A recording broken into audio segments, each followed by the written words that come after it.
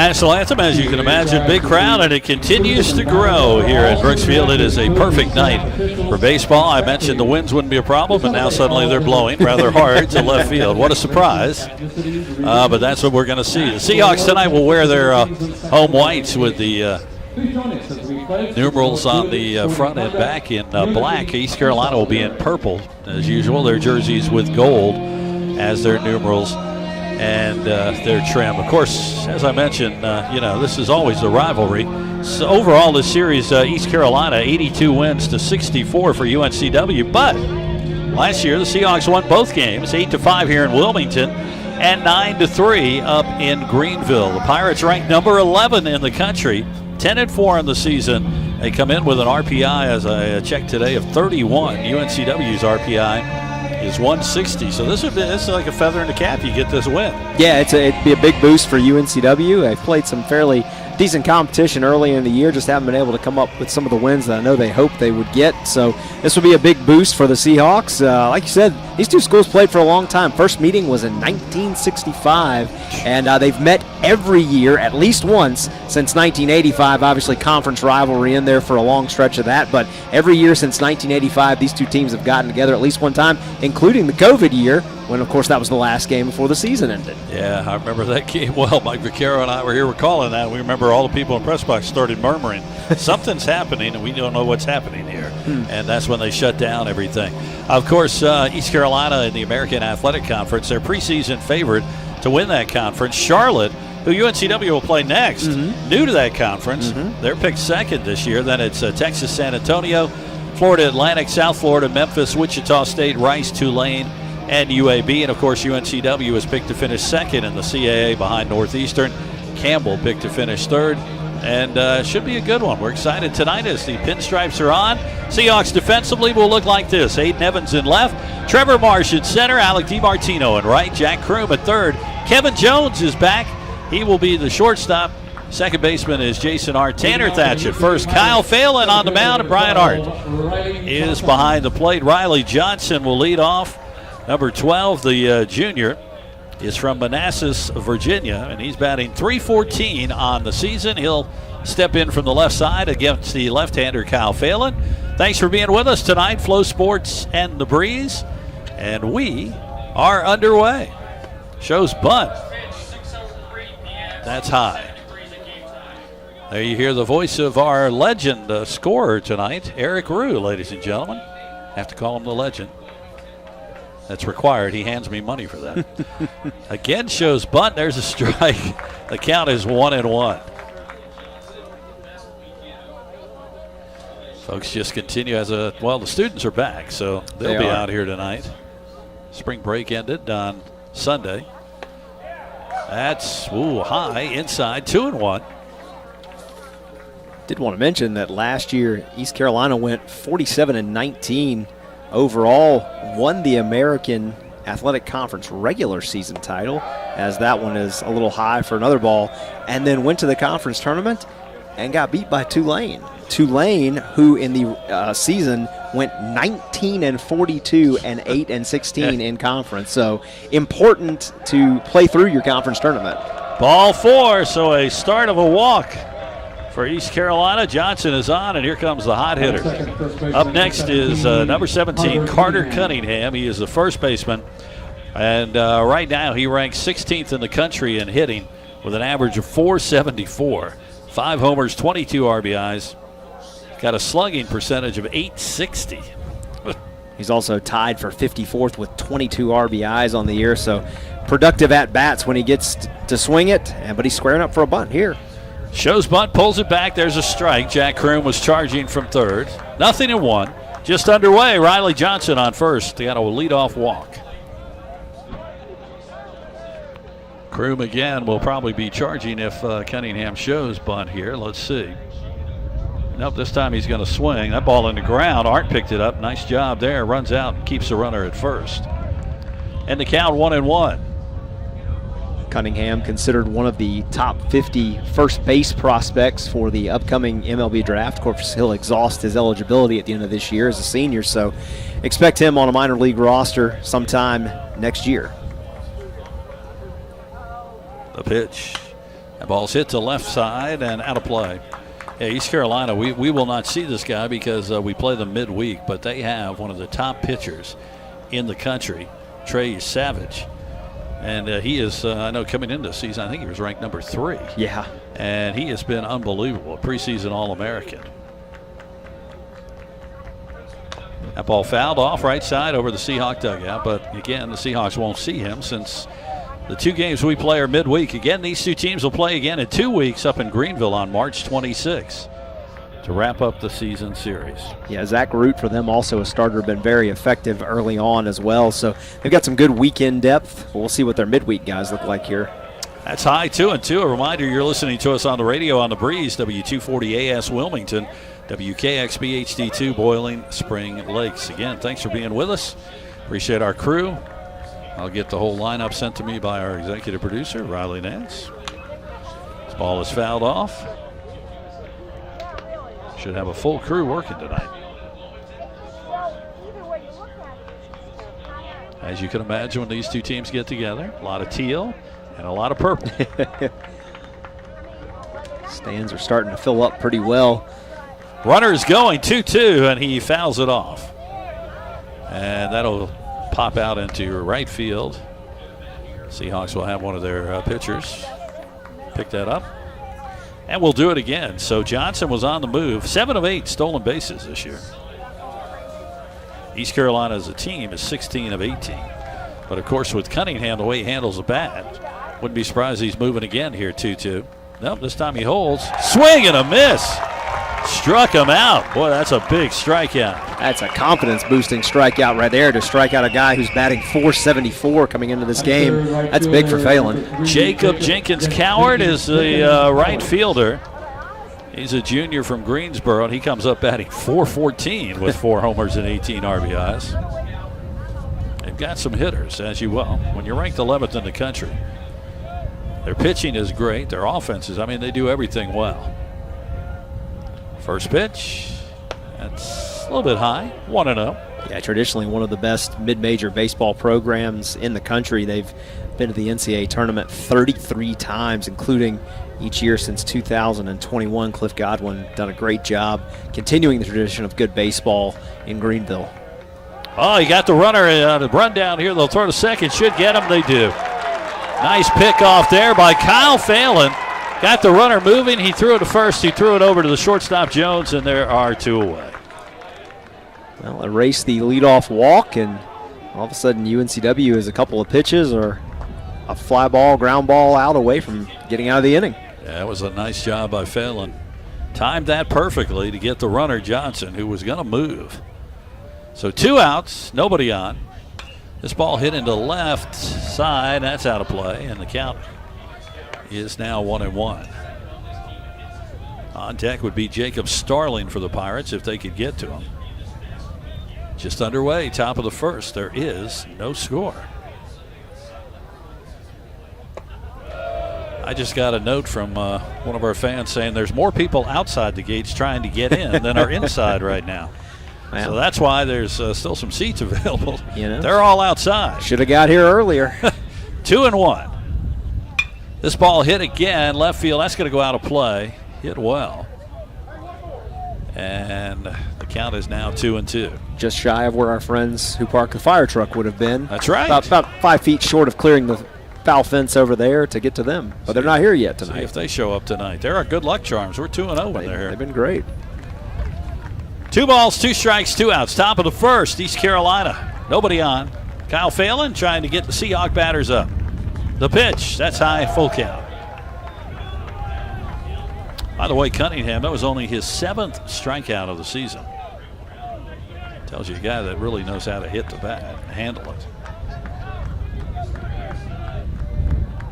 3-2 pitch, here we go. Fouled off over the press box. That'll get out towards all those people waiting to get in, so they might get a souvenir. Yeah, somebody getting the gift before they even get in the ballpark.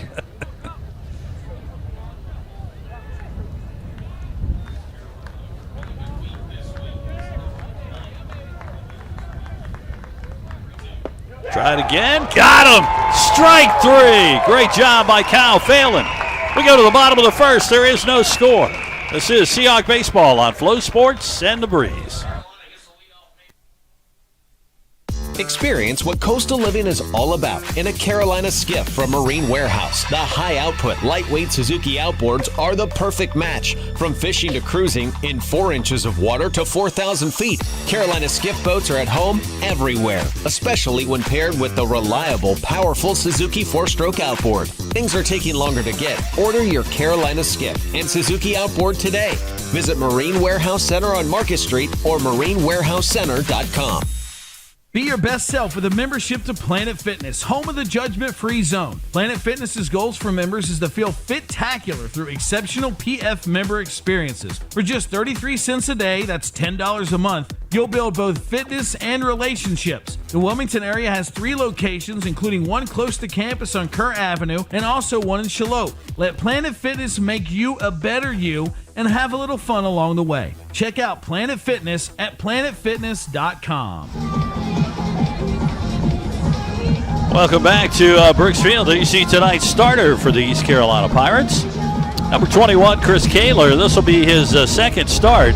His 6th appearance, 7 innings, 5 hits, 3 runs, 3 earned, 4 walks, 12 strikeouts, has an ERA of 3.86. He's a senior out of Coral Springs, Florida, transferred from George Washington. Well, nice job by Kyle Phelan there in that first inning. Absolutely. That's what that young man was looking for. Set a tone early on, get a couple of strikeouts, make a good pickoff move right there to clear the bases, and that's exactly what UNCW wanted coming into this one. Pirates defensively look like this. Bristol Carter in left, Riley Johnson in center, Jacob Jenkins Coward in right, Dixon Williams at third, Joey Barini, the shortstop, Jacob Starling at second, Carter Cunningham at first, Justin Wilcoxon the catcher, Chris Kaler is the pitcher. And the leadoff hitter is the left fielder, Aiden Evans, the sophomore, bats .256 on the season.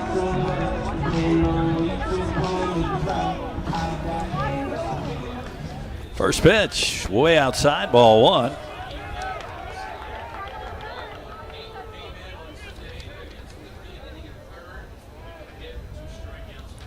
That ball hit to the second baseman. Starling picks it up, throws to first. There's 1 away.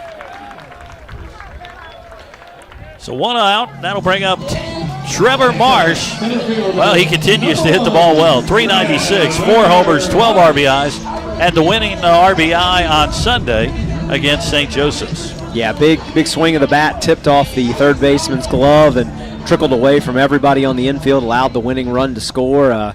Just the third hit of the game for UNCW there against St. Joe's. So he continues to be good and get on base and swing a good bat so far, and that's what this offense needs right now. First pitch is a ball.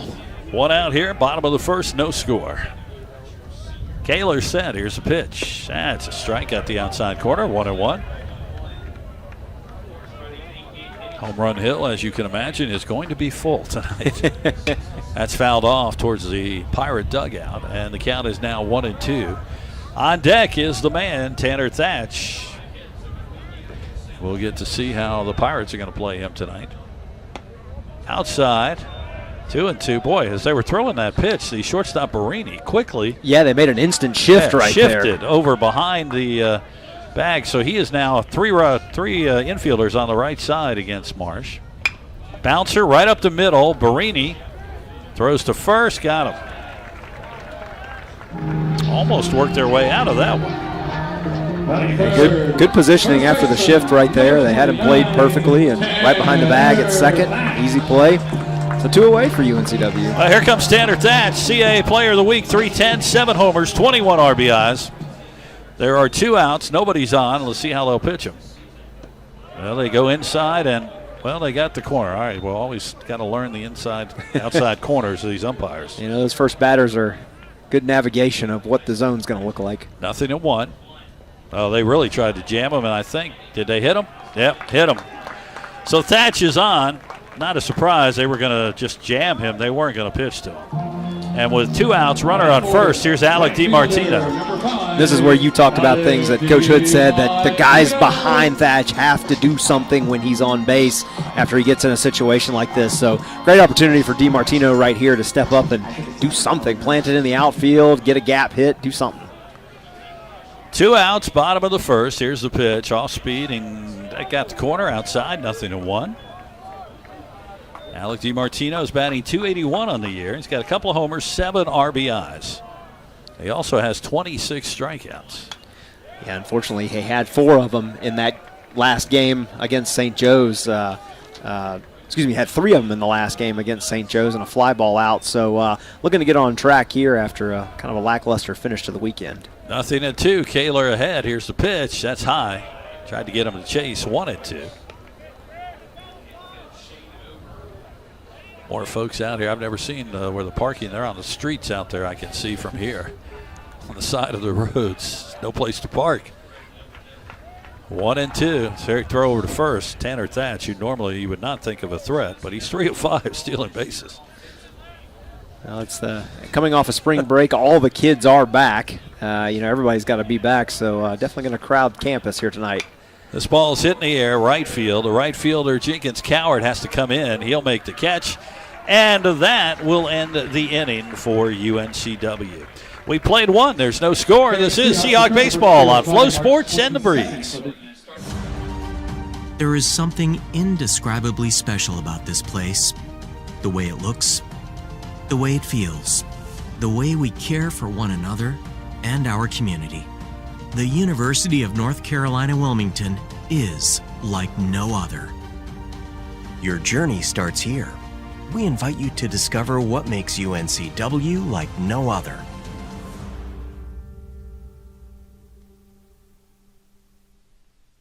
This is where everything starts. It's a place of new beginnings, new opportunities, and a new identity.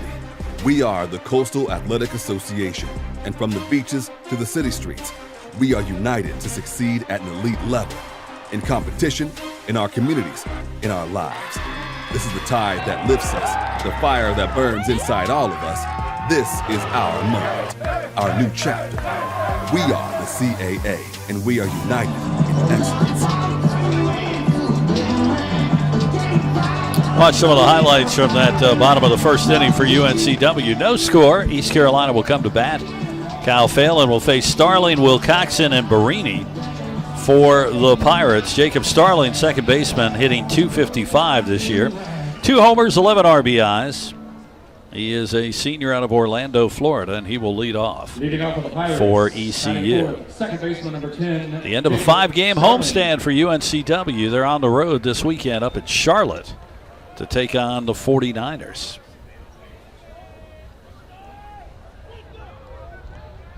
Kyle Phelan, couple of strikeouts in inning number 1. Look good. Here's the first pitch. Outside and high, 1-0.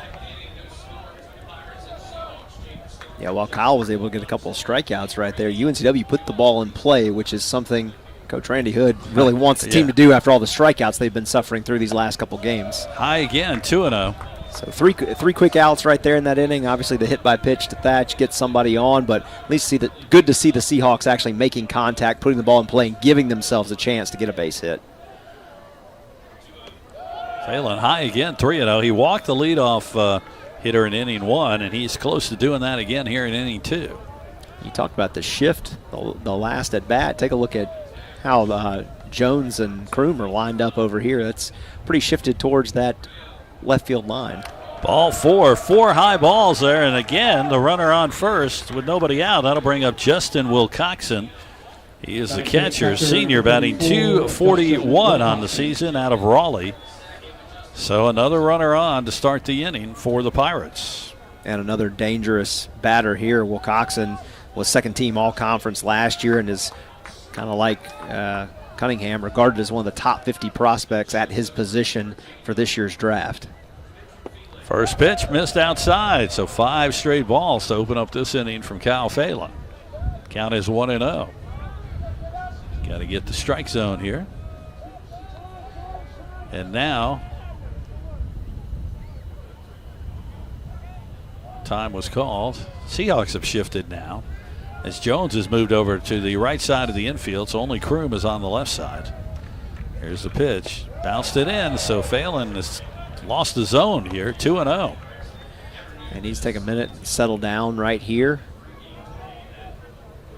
Kind of find his focus after that great start. Nobody hurt, just needs to get back to putting it in the zone. 2-0 pitch. That's a strikeout the inside corner, 2-1. Listen to exactly what Alex told him to do. Good job, Coach R. I get the thumbs up. Thank you. 2-1. And they'll throw over to first. Ooh, bounced that into Thatch. That wasn't even close to him. Tanner had to be awake to catch that one. Well, showing that he's good at defense as well as offense right there. That's what you want from your first baseman. Does a good job of corralling that one. Starling 2 for 2 stolen bases this year. This ball is lined. That's going to be a base hit left field. Runners on first and second for the Pirates. So he goes the opposite side of the shift right there. Not that it would have mattered, but everybody thought he was going to go to the right side of the field. Deposits one and left. Barini now will come up to shortstop, batting 190 on the season. Has not had a sacrifice, but you got to wonder if he's going to lay one down here.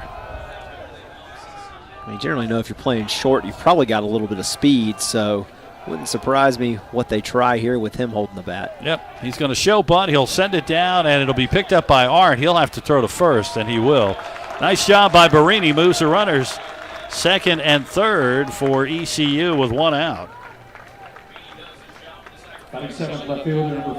That'll bring up Bristol Carter. Carter's the left fielder. He is a freshman out of Oak Ridge, North Carolina. So far this year, he is batting .333. This is his 8th start. Does have 4 RBIs. Yeah, one of 2 underclassmen in the starting lineup for ECU. Everybody else is juniors and seniors.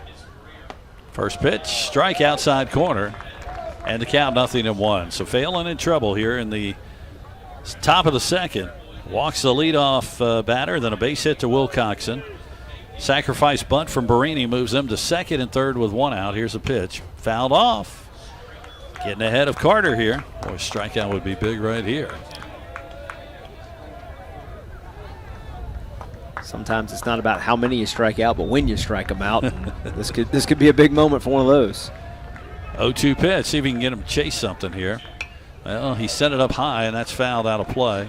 And the count remains 0-2.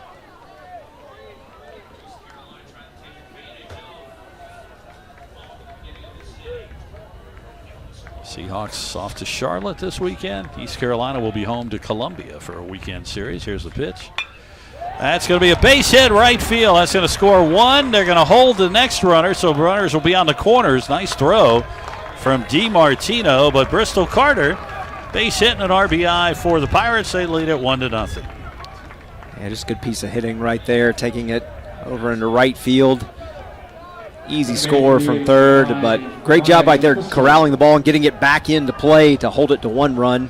So chance to get out of it with only 1 run damage right here if could roll a ground ball for a double play. You see how quick here DiMartino comes up on the replay and gets that in. So first and third with 1 out. Here's Ryan McChrystal, the DH. He's going to throw down the squeeze. Phelan will send it home. They'll get the runner. Well, I think we're going to get a replay on this. I would not be surprised. Umpire's going to call him out, but they're going to already, Cliff Godwin is asking them to look at it. And just with the naked eye, this is going to be close. It's going to be. He looked like he might have gotten his leg underneath the tag. Yeah, it was as quick a flip as Phelan could do. May have hesitated for a split second, and that might have given the runner time to slide in under the tag. So we're going to have to hold here for a second. The umpires will get together, and then they'll say they're going to go under the hood here. This will be a replay. And here they go. They'll make the – yep, here they go. They're going to go look at it. Challenge from East Carolina. Now the call is out at home, so of course you've got to see something that is clear and obvious to change this one. Now we will not see the replay until after the umpires see it. Right now it's runners on first and second with 2 outs for the Pirates and the score 1-0, but we'll see if this is overturned or if they hold with it. Again, I just naked eye for me to look at it, but it looked like it's going to be awfully close. It looked like he might have gotten his leg underneath there. The question is there enough evidence to overturn it? Do you see something clearly enough to say that, yes, the foot got to home plate before the tag got to him? going to be interesting to see what the angles look like and what the umpires see, and hopefully we'll get to see the replay after they get a chance to look at it. Well, we'll wait on them, of course. It'll take a few minutes. Our crew tonight got Riley, our executive producer. Joy's on replay, Ryan on graphics, Seth, Claire, and Cole are on cameras. So we will see what the umpires decide. Right now it's 1-0 East Carolina. Starling led off the inning with a walk, then a hit from Will Coxon, first and second. Barini sacrifice bunt, moved him to second and third. Carter with a single, drove home a run, put runners on first and third. Then McChrystal tried to do the squeeze, and the runner at third, Will Coxon, called out by the umpire, but there's a challenge from the Pirates. So right now there are 2 outs, runners on first and second. It'll either stay that, or it'll be 1 out, runners on first and second, and 2-0 East Carolina. So we wait for the umpires to come back. Once I see that gate coming up, well, they're opening the gate, so that means they're coming back. Let's see what they decide. Here they come. They run out, and he says, oh, I think they're going to say, I don't know, Randy Hood.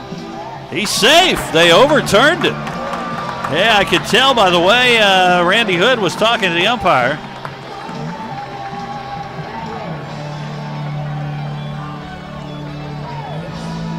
Well, they've had an opportunity to look at it, and here's the replay for us.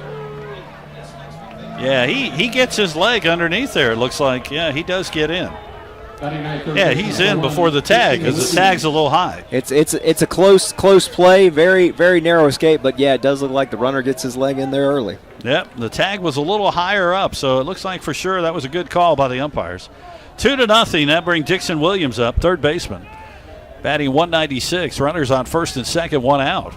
Oh, and he's hit. Bases are loaded.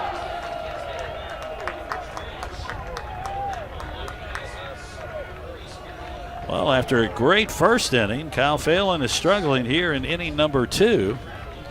Seahawks are going to get somebody up. That'll bring the top of the lineup. Randy Hood's already coming out. Now, I didn't notice if I guess this reliever maybe has already been throwing a lefty. Yep. They're going to make a Pepsi pitching change. We'll take a break.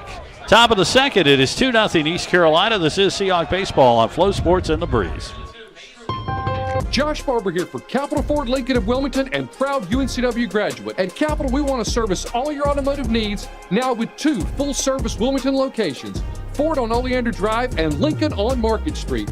We have you covered with new and pre-owned sales, vehicle maintenance and repair, mobile service, parts, and even collision repair. So come see us on Oleander Drive or Market Street for the largest selection of new Fords and Lincolns in eastern North Carolina. Or check us out online at capitalfordofwilmington.com. And remember, go Seahawks. At Pawn USA, we buy, sell, trade, and loan money on almost anything. Buying? Come check out our amazing inventory at our 5 convenient locations. Selling? We can give you cash or a loan for your items on the spot. Find the Pawn USA nearest you in Wallace, Charlotte, Leland, and in Wilmington, and we'll work with you for an enjoyable and beneficial experience. Ask about our free layaway plan and check us out at pawnusa.net and on eBay. There's always a new find at Pawn USA. Well, new pitcher for UNCW. It is Case Stroop, the senior from Apex, transferred in from Brunswick Community College. And for Stroop, this will be appearance number 4. He's only pitched an inning, walked 5, struck out 1. He has no ERA, but you certainly don't need him to come in and throw walks here. There's actually 2-0 East Carolina. Bases are loaded. Boy, Kyle Phelan, Alex, great first inning, just couldn't find the zone here and then got in trouble. Yeah, he looked really good there to start after issuing that first walk in the first inning. Got a pickoff move and then struck out 2 guys, so things seem to be rolling along pretty good, but wheels have kind of come off here in the top of the second inning. Walk, single, sack, bunt, single, and then squeeze play, scores a run, no out. So, and then a hit batter. So it's going to be Stroops to handle from here on out. And like you said, he's got an interesting stat line with a perfect ERA, but 5 walks and only 1 hitting pitch. So we'll see what he can do with what he inherits. Bases loaded. Seahawks really could use a double play ball to get out of this and hold it to 2-0. You don't want to see the Pirates put up a huge number here, which they're certainly capable of doing. Top of the second, 2-0. Already 3 hits now for East Carolina. And the bases are loaded. as it again will be the top of the order, Riley Johnson, who walked his first time and then was picked off in the first inning. Yeah, and UNCW can't afford to fall into a deep hole. We know their offense has not been as potent as we would like it to be. Looking on here as watching the game, so he's got some stuff to do right here. Stroop does to keep this margin where it is if UNCW wants to have a chance to chip away at this lead. Carter at third, McChrystal at second, Williams at first for the Pirates. Here we go, 1 out, bases loaded. First pitch is a called strike. Nice pitch. Case Stroop in relief of Kyle Phelan, who Seahawks I know will be disappointed did not last as long as they were hoping. Here's the pitch. Fouled off left side, count 0-2, so he gets ahead of him. On deck is the dangerous Carter Cunningham. And this is one of those situations for UNCW. The midweek schedule gives you an opportunity to build up a pretty impressive resume. So Seahawks are taking this game seriously. This isn't just a Passover game. This is one that they really want to win because it bolsters them later in the season. Grounder, second baseman Arndt flips to Jones for one, over to first, double play. Oh no! They call him out at first, and again we might have another replay. Oh my goodness gracious. Randy Hood coming hot off the bench. It looked he easily got him at first here. But Randy Hood talking to the first base umpire Jason Johnson. So the call is safe at first. So they're going to have to go under the hood again. I really don't even know why you would have to. It looked to me like he got him. I thought so too, but I guess we're going to get 2 replays in 1 inning, which all right, this is an interesting start to the ball game. Oh, my goodness. Our executive producer, Riley Nance, got to be thrilled. This is what he wants. Who'd you say is working replay tonight? Joy is on replay. Joy's getting the full-on experience down there. So now Cliff Godwin talking to the umpire. Well, the call is safe at first, which means the score would be 3-0, but we got to wait and see. Otherwise, this inning is over, and it's 2-0. That ball was hit to Arndt. He flipped to Jones, who quickly threw to first. Last time we saw Kevin Jones out of the field, that's kind of why he's been sitting. He was a little slow in making decisions, but that was a quick turn. He quickly got that over to first. Yeah, it didn't stay in his glove very long. He was out with it, got it over to Thatch at first as quickly as he could. Now, the runner was hustling down the line. It was a close play, but it looked like the ball beat him there by at least a step, maybe a half a step at worst. So UNCW should be out of this inning. I would think this should not take long as a replay. We might have 2 overturned calls in 1 inning. We had gone a long time without having any of them overturned, and now it seems like we're getting them pretty regularly. So we wait on the umpires again as we wait for. Once we see that gate open, we know something's happening. Again, we cannot see the replay until the umpires are finished with it. So that's why if you're watching on Flow Sports, you're not able to see it yet. We will look at it after they get their call and they come back. They want to look at every angle they can. We do have cameras here behind home plate, and we have one on the first and third base lines. So we wait. The runner who ran down there is Riley Johnson. Now, for sure, Williams was thrown out at second. Here come the umpires. Literal information gatekeeping. And they say something to Randy Hood, and he is out. That'll end the inning. So the Seahawks turn the double play, and the inning is over. We go to the bottom of the second. It's 2-0 East Carolina. This is Seahawk Baseball on Flow Sports and The Breeze. Football there. Football there. Football everywhere. What? How is that a flag? He landed on him after the sack. That's roughing the passer. Huh. Okay, what if he hit him high? Roughing the passer. And low? Roughing the passer. Well, what if he couldn't stop his body like a human, so he ends up trampling him, and then he's like, oh no, and he tries to go back, and he tramples him some more, and he's like, I'm so sorry, I'm a buffalo. I don't know my strength compared to you. Wait, what? Come on, ref, let the boys play.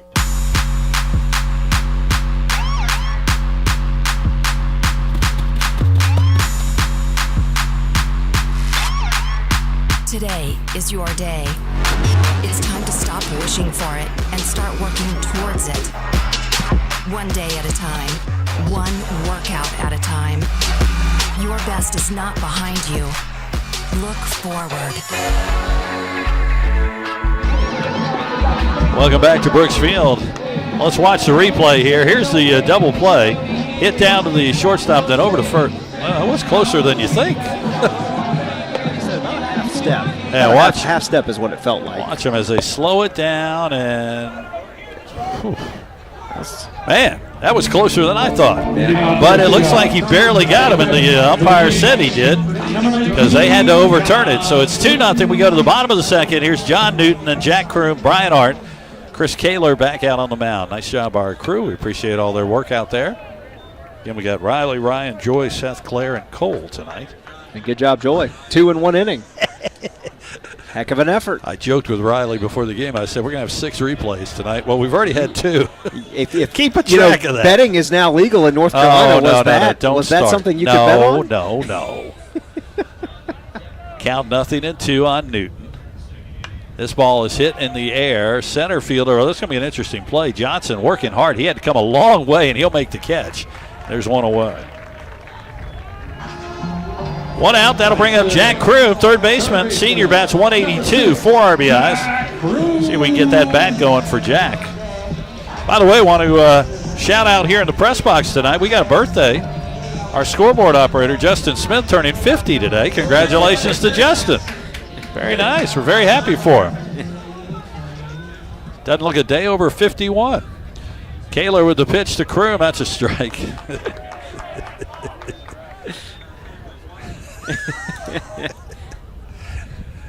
This pitch, another strike there. Third baseman Williams had come in case Kroom decided to lay something down. Now he'll back up. Count 0-2.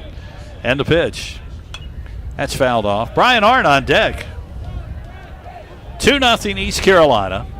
A couple of overturned calls in the top of the second. One that gave the Pirates a run and one that took away a run.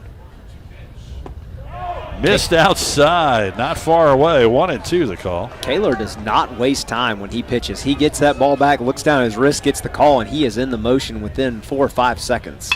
That's lined up the middle. Base hit, Jack Kroom. There you go. Seahawks have their first runner with 1 out, and here's the hero from Sunday, Brian Hart. Folks, if you were with us Sunday, it was an amazing game against St. Joseph's. The pitchers for St. Joseph's had a no-hitter into the bottom of the ninth. They had a reliever on, Matt McShane, who was just mowing Seahawk batters down. Brian Hart came up, 12 pitch at bat, 2 outs, 2 strikes, and he hit a home run to left field to tie it. I had never seen something like that. And boy, the deflation that hit St. Joseph's after that was tough. And then Seahawks went on to get a couple more hits and win the game. Yeah, and UNCW fortunate to be in that ball game, scored 2 runs to take a 2-0 lead without getting a hit, and then had to do what they did there in the bottom of the ninth. Throw over to first, then Kroom is back. Hart hits .209 on the season. He has 3 homers now, 7 RBIs. On deck is Kevin Jones. 1 out, and Kroom is the runner at first. Kaler set. Here's the pitch. That's a nice pitch. Inside, got the corner, 1-1. So they pitched him out on the first pitch, a little off plate, inside on the next one. See where they come back with pitch number 3. All right, you're the batter. What do you guess? I'm going to say inside again. I'm guessing something off speed. 1-1. And the pitch, I was wrong. Went outside, 2-1. There's not a surprise.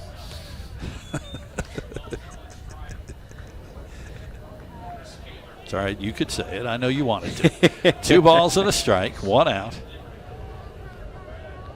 There's Kroom faking he was going to go, and Hart takes a strike. It's 2-2. 2-0 Pirates. We're in the bottom of the second inning. Again, these 2 teams will play again. The second game of the series in 2 weeks, March 26th up in Greenville. Throw over to first. That time Kroom didn't even have to dive. He got back. Such a good rivalry between these 2 teams. Always fun when the ballparks fill up at their respective stadiums and fans get to get after it a little bit. 2 balls, 2 strikes.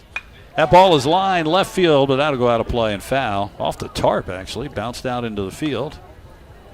Banana ball, that would be a base hit probably. 2 balls, 2 strikes. Speaking of that, did you see they had Clemens and Oswald pitch for them the other night? I did not. Bananas. 2-2 the count. That's high. Full count. Yeah, that was something. Watch those 2 go out there. I think Clemens is like 62 years old. So full count, runner on first. Let's see what Jack Kroom they decide to do here. The pitch. He's going to move. Swing and a miss. Throw down, and that'll be a stolen base. That throw was a little bit wide. So Kroom moves over. Hart will strike out. There's 2 away. Brings up Kevin Jones, the shortstop. Junior bats 175 on the season. Been out of the lineup for a few games, and he's back in. Junior from Roseville and Lenore Community College. Started to pick up the pace a little bit more offensively. Kind of struggled there early on, up to 7 hits on the year. So we'll see. They need some more offensive production, which I believe is why he's back in. Off speed, got that one inside. 0-1 the count. Seahawks with the runner in scoring position, Jack Kroom. They trail 2-0. Like to at least get one back here. Base hit would certainly get Kroom sent home. That's outside, and Will Coxon tried to frame it, and the umpire said no. 1-1. Yeah, Dylan Schaefer's defense has been pretty solid out there for UNCW. Just hasn't got the bat going at shortstop. So seeing if Jones can bring a little pop to tonight's lineup. 1-1. Swing and a miss. Count now 1-2. Foul tip that into the glove. Yeah, we had Schaefer and then Dobos for a game out at shortstop. 1 ball, 2 strikes, 2 outs. Bottom of the second. Pirate fans trying to make noise. Runner moving. It's a ball, and Kroom is going to steal third. Third baseman Dixon Williams was not even on the bag because he was farther back. So Kroom moves over to third. So 2-2. Any kind of wild pitch pass ball could get a run home. Oh, man, chance to manufacture runs right here. The pitch. Swing and a miss. Struck out Jones. That'll end the inning and end the threat for UNCW. We completed 2. It's 2-0 Pirates. This is Seahawk Baseball on Flow Sports and The Breeze. Hey, grab me 1 too.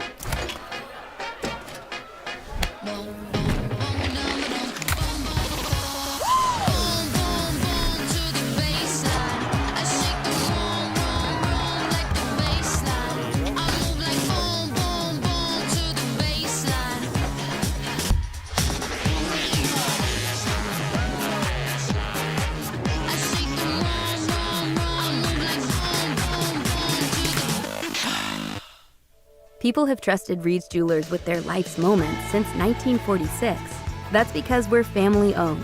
We treat everyone who walks through our doors or visits our website as a part of our family. We have a beautiful selection of jewelry and watches for any occasion. We offer free shipping and returns, as well as multiple payment options to make sure you find the perfect gift. See why people have trusted Reed's Jewelers to celebrate their life's moments for over 75 years. Welcome back to Brooks Field. We go to the top of the third. 2-0 East Carolina on top. Case Stroop will come back out and face Cunningham, Jenkins, Coward, and Jacob Starling. A surprise visit from our executive producer normally of Seahawk Baseball. Hope Hardwick is here with her little baby, Cooper, her husband. Congratulations to her family.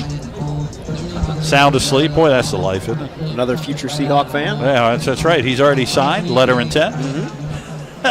He'll be your starting catcher in probably, 2040 something? I don't know what that would be, yeah. All right, so Case Drew. Carter Cunningham struck out his first time. Let's see if he can hold the Pirates down here because it's 2-0 East Carolina. They scored both runs in that top of the second where we had 1-run score on an overturned call and 1 run taken away. Again on an overturned call. 2 replays already. Yeah, big opportunity for Stroop right here as he inherits a clean inning, and we'll see what he can do.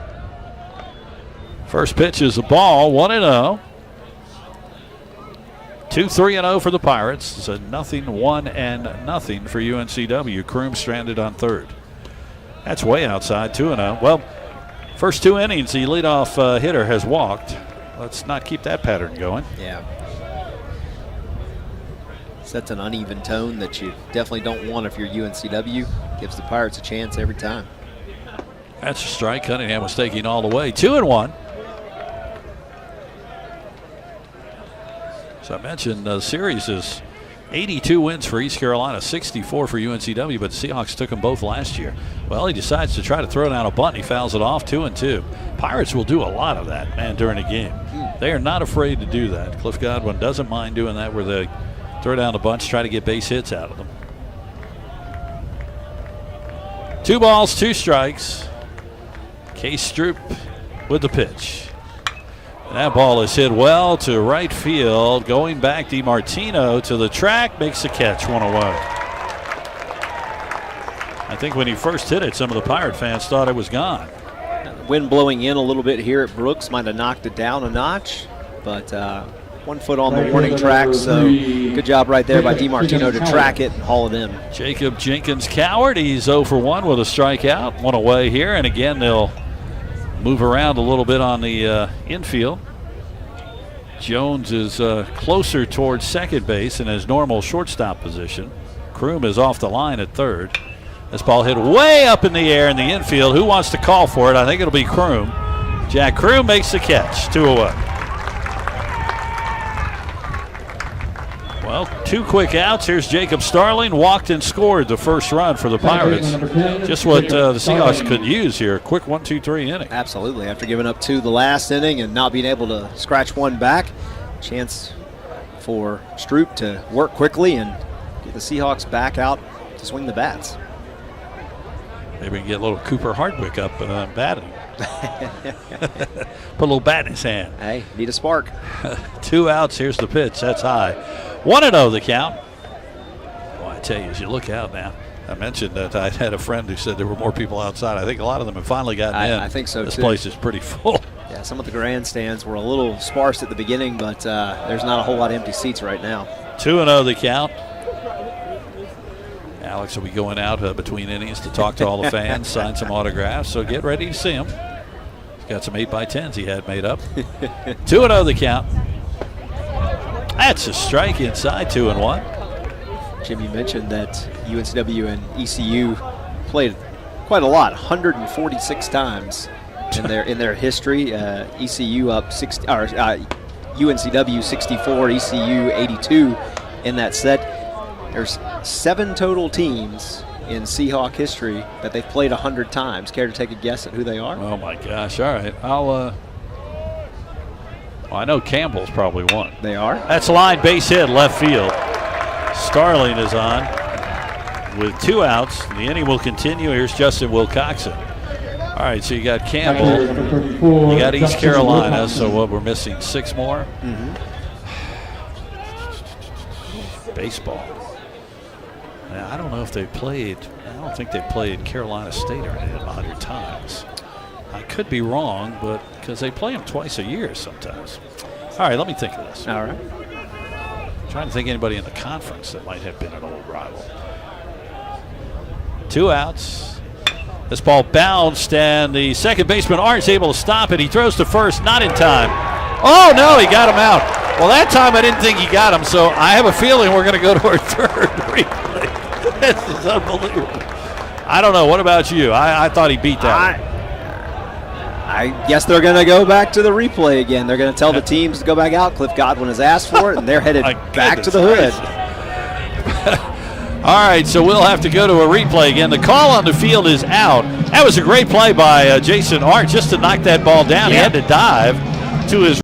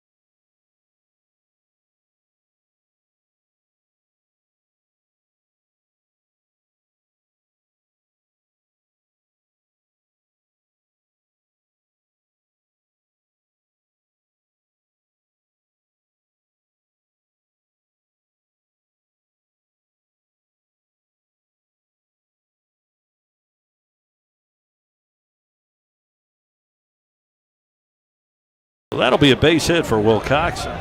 It's unbelievable. Let's look at the replay here. Three calls, all overturned. And watch it first here. They're going to throw it, and yeah, he did beat it. I mean, there's no doubt I see right there. Yeah, his foot's on the bag. Good job by our crew here. Now this will bring up Joey Barini. Runners on first and second. Well, 2 quick outs and now 2 hits. East Carolina trying to get another run home. Seahawks trying to get out of this. Barini a sacrifice bunt his first time up. And the pitch. That's a strike, 0-2. So we got everybody except for one? Except for one. In-state? Another rival. Another rival. Yeah, we have so many. Already said Campbell. Already very said, familiar rival. Ah, of course. Very familiar rival. Appalachian State.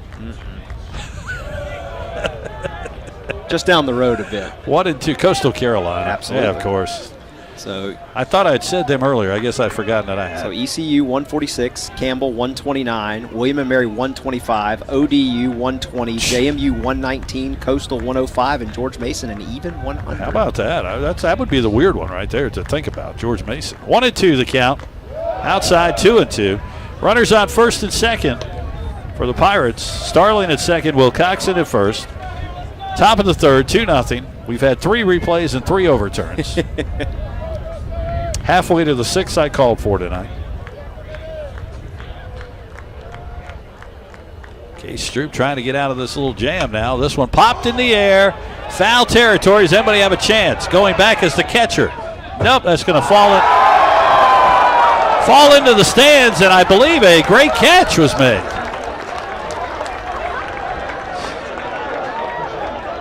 What happened? Oh, it went in the garbage can. You're kidding. Oh, it actually went in the recycling bin. Look at this. They're going down to get it. Yeah, the young man picks it out of the recycling bin. That's great. Unbelievable. 2-2, the count with 2 outs. Well, we're seeing it all tonight. Swing and a miss, struck him out. Strands to a couple.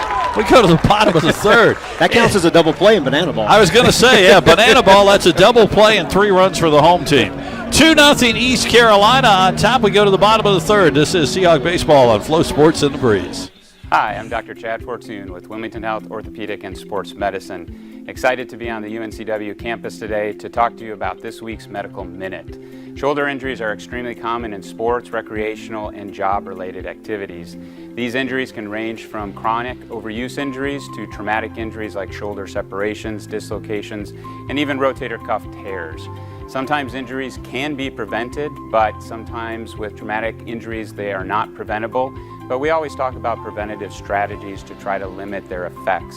One of the biggest things to consider is rotator cuff strength as well as upper back strength, in addition to good posture throughout your day. As always, if these symptoms persist, please come see us at Wilmington Health Orthopedic and Sports Medicine. Our goal is to support you with easily accessible world-class care for all your orthopedic and sports medicine needs.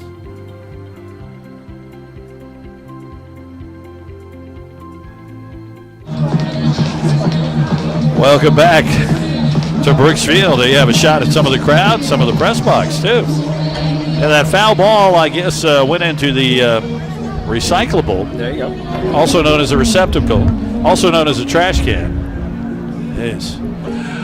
Good job by Stroop there, though, Alex, to get out of that. 2 quick outs. And then East Carolina got a couple of hits, but Seahawks get out of it, and they come up down 2-0. Yep, that's a chance to respond right here. No damage done in that inning, so good response right there by Stroop. Before we jump on, I wanted to finish up that little line of trivia right there. Yes. You were talking about some bigger foes.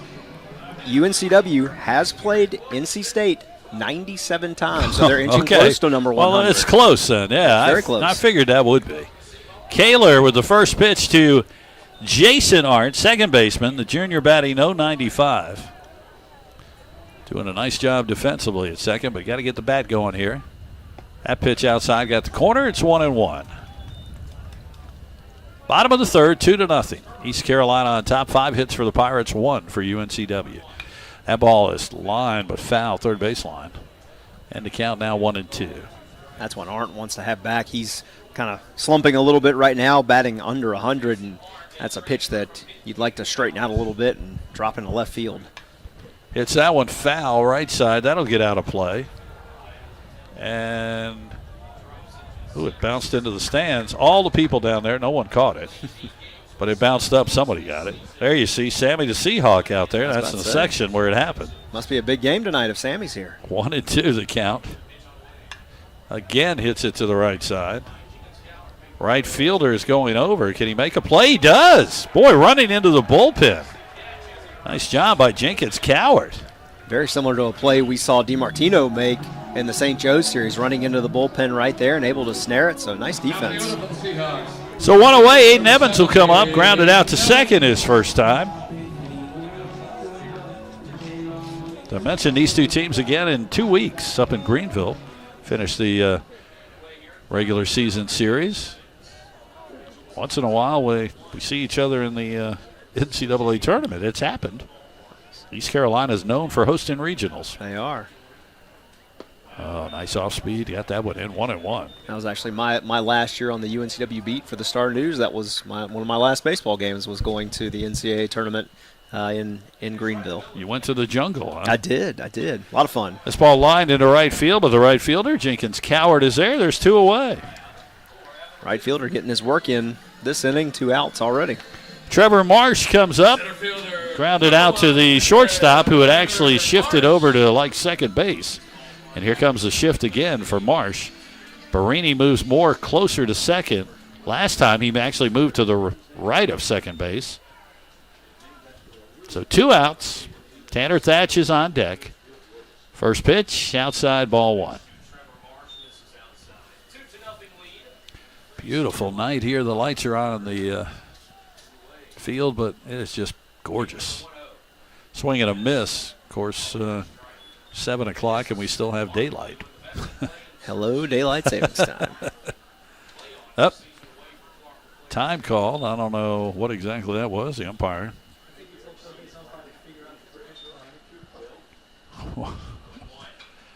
This ball is hit left field. That's out of play. 1-2. Reminder, you're listening to us on the radio on the Breeze, W240AS Wilmington, WKXB HD2 Boiling Spring Lakes. Thanks to Doug back there. 1-2 the count here with 2 outs on Marsh. That's high, 2-2. Like to get him on so we can get Tanner Thatch up here. That would get the excitement going in this ballpark. He fouls this one off, stays alive at 2-2. As you see on that picture, some of the fans, this place is packed. Look at Home Run Hill. I haven't seen that many people there in a long time. Yeah, a lot of kids getting their slides in. 2 balls, 2 strikes. Bouncer up the middle right. Barini again, in the perfect spot.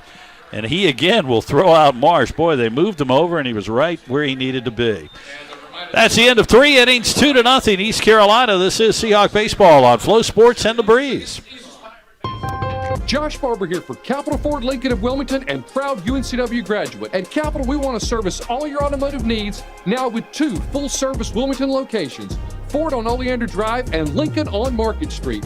We have you covered with new and pre-owned sales, vehicle maintenance and repair, mobile service, parts, and even collision repair. So come see us on Oleander Drive or Market Street for the largest selection of new Fords and Lincolns in eastern North Carolina. Or check us out online at capitalfordofwilmington.com. And remember, go Seahawks. The Ogden Tap Room opened its doors in the summer of 2013. The goal? Create a family-friendly restaurant and bar where the locals gather to eat, drink, and celebrate special occasions. 5 years later, it's just that. We open daily for lunch and dinner, and the bar is well known for its state-of-the-art draft system. We also have a wonderful patio that's perfect for live music and events. Come join us at the Ogden Tap Room. We'd love to share our great food, drinks, and service with you. Welcome back to Brooksfield. Beautiful view there of the sky. We go to the top of the 4th, 2-0 East Carolina. And Alex Riley will take us through. There's Hope and her husband Corey and little baby Cooper. Our youngest Seahawk fan. Yeah, Hope again, our executive producer. And Alex, it's all yours. All right, well, we got a 2-0 ball game here at Brooks.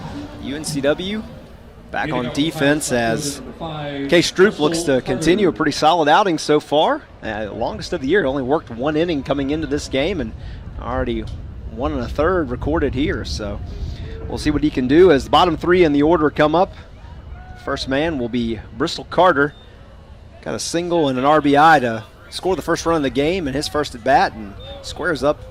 Looks like he's trying to drop down a bunt, but that one is going to scoot away from Brian Arndt for ball 1. As we said before, they do that a lot. So you got to be awake defensively, the Seahawks, to see East Carolina possibly do that again. Seen a couple times they show that early and then pull back and go with the swing. It's right there, no show on the bunt, and that one's in there for a strike.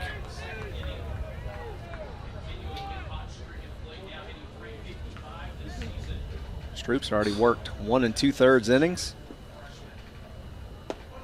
As that one must have been low, I'm guessing.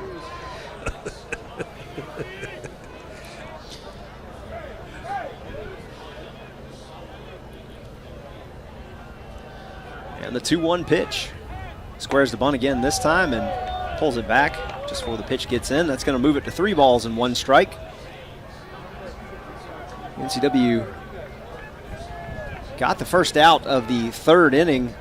That was the first time they had been able to retire the first batter, but pitch away right here as that one is in for a strike. So that'll make it a full count. UNCW trying to keep the leadoff batter from reaching for the 2nd straight inning. Cliff Godwin, the coach, also coaches third base for East Carolina. He likes to really be involved out there. And that one is inside, brushes him back off the plate. So for the 3rd time tonight, the leadoff batter for ECU has drawn a walk. That'll bring up number 9, Ryan McChrystal. He laid down a bunt that ended up allowing run to score safely on a slide to home plate. Made it a 2-0 game in the top of the 2nd. He is squaring to bunt as UNCW's infield comes charging in. Ball's down and in the dirt for ball 1. Right-hander throws for UNCW now into the bullpen. As you mentioned, for Stroop, this is longer than he's pitched so far this year. Effective thus far, 26 pitches in, 7 batters faced. And again, squares the bunt, but that ball is going to be high, so 2-0 count as Jack Kroom walks over to the mound, calls time, and wants to take a moment to settle Stroop down, give the reliever in the bullpen an opportunity to warm up. Connor Kane throwing in the bullpen for UNCW, and looks like might have the change here. Yeah, when Randy Hood comes out normally. Let's see. I don't think he's made the call yet. He's not made the signal yet, but coming out to talk to all the infielders and have a little discussion. Probably just a little bit of a stall tactic to give Connor a chance to warm up a little bit more here. Of course, he comes off that great performance against St. Joseph's, where he just mowed down their batters in the 8th and 9th on Saturday. Umpire walks out, and Stroop's going to get the chance to continue. Well, you got lefty on lefty here. Nothing hurt with the one out, or with the leadoff walk. Maybe just talking a little strategy. Make sure you get the sure out if he's going to bunt. Find the bag and get the sure out, so at least get one on the board. And squares, but pulls it back, but it's in there for a strike, so that'll pull the count to 2-1 here for Stroop.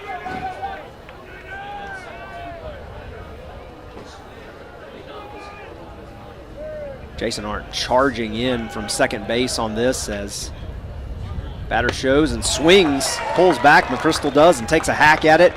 Misses completely, so that's going to be a 2-2 count now. That's when you were the guy charging, you're like, oh man, he's swinging all of a sudden here. Well, ECU's shown that propensity to kind of do that, pull you off, give you that early look with the bunt, but definitely going to be swinging away here. He does and lifts it to center field. Marsh is tracking it just shy of the warning track and hauls it in for the out. Runner is going to tag from first, so it's going to allow him to advance into scoring position. Boy, that was a great throw from Trevor Marsh. It looked like it took a weird bounce off the grass there, or else that might have been even closer. Yeah. Big challenge right there from ECU. Testing Marsh's another arm. challenge. Yeah. What? No, don't do that. Riley easy. just fell over. That'll bring up Dixon Williams, the 9-hole hitter. He was hit by pitch his first time up. And he's going to swing at the first pitch he sees and fouls it to the backstop for an 0-1 count. So top of the fourth, UNCW trails ECU 2-0. 1 out here as leadoff runner stands on second base. And Dixon Williams is at the plate. And he's going to swing again, quickly making it an 0-2 count. So chance for Stroop right here to pick up his second strikeout. It'll be the fourth time ECU has struck out this game if he could get this one here.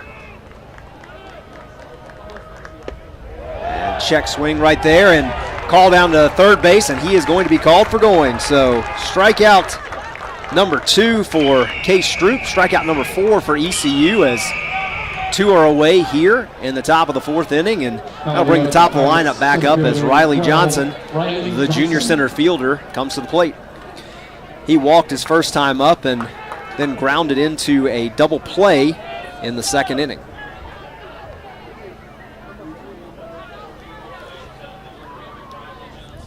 First pitch is going to be low and a little bit inside for ball 1. Got to feel like it's big for UNCW here if Stroop can get the out and let Kane stay in the bullpen, warm up a little bit longer, and not have to use him. As the 1-0 pitch is a little off the plate, so count moves to 2-0. That'd be big for his confidence, too, moving forward if he could get out of this. As you said, stretching him out more than he's used to. And as you get into conference season, you got to have these guys ready. Absolutely. 2-0 pitch. That one is, I'm going to say it, right down Broadway. That's going to be called a strike. And we learned about that on Sunday. We did. That's right. Arch, I can't remember his name now. Arch McFarland. Sounds right. 1939. Sounds First right. Announcer to ever use that. The 2-1 pitch. And squares the bunt. ECU trying to do anything right here to keep the Seahawks off balance, but it is chopped foul, and count's going to move to 2-2 here with 2 outs in the top of the fourth inning.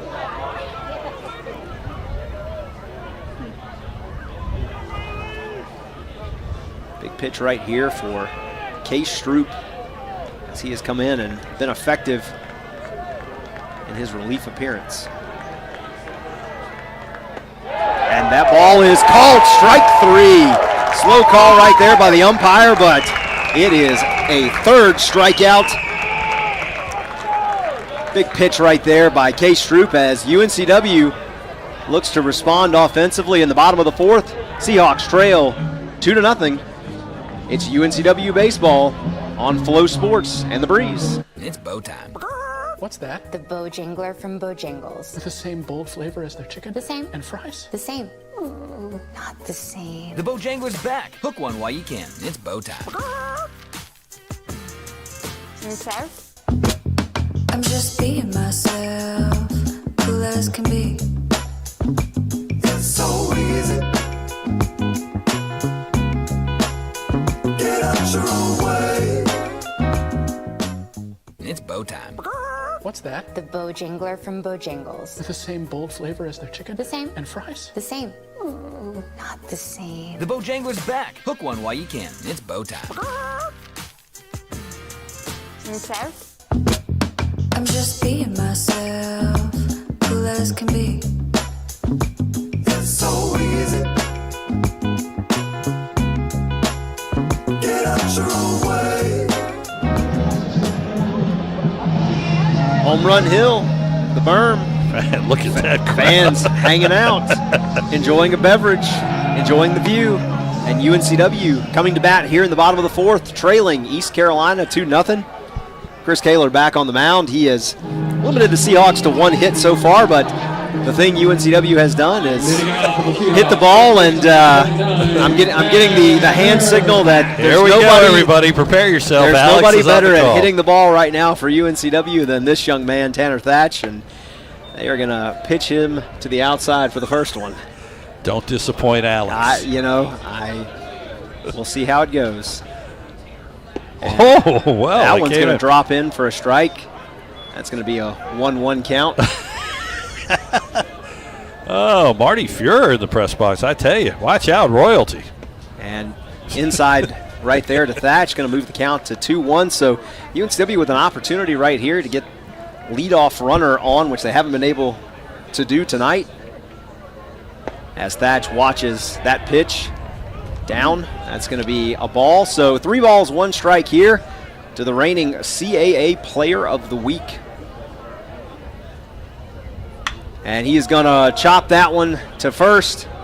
Unfortunately, Carter Cunningham is going to field that one cleanly, and 1 is away. So the pride of Perquimans not coming up with a big swing tonight thus far. Fans are looking at Alex and throwing him hand signals.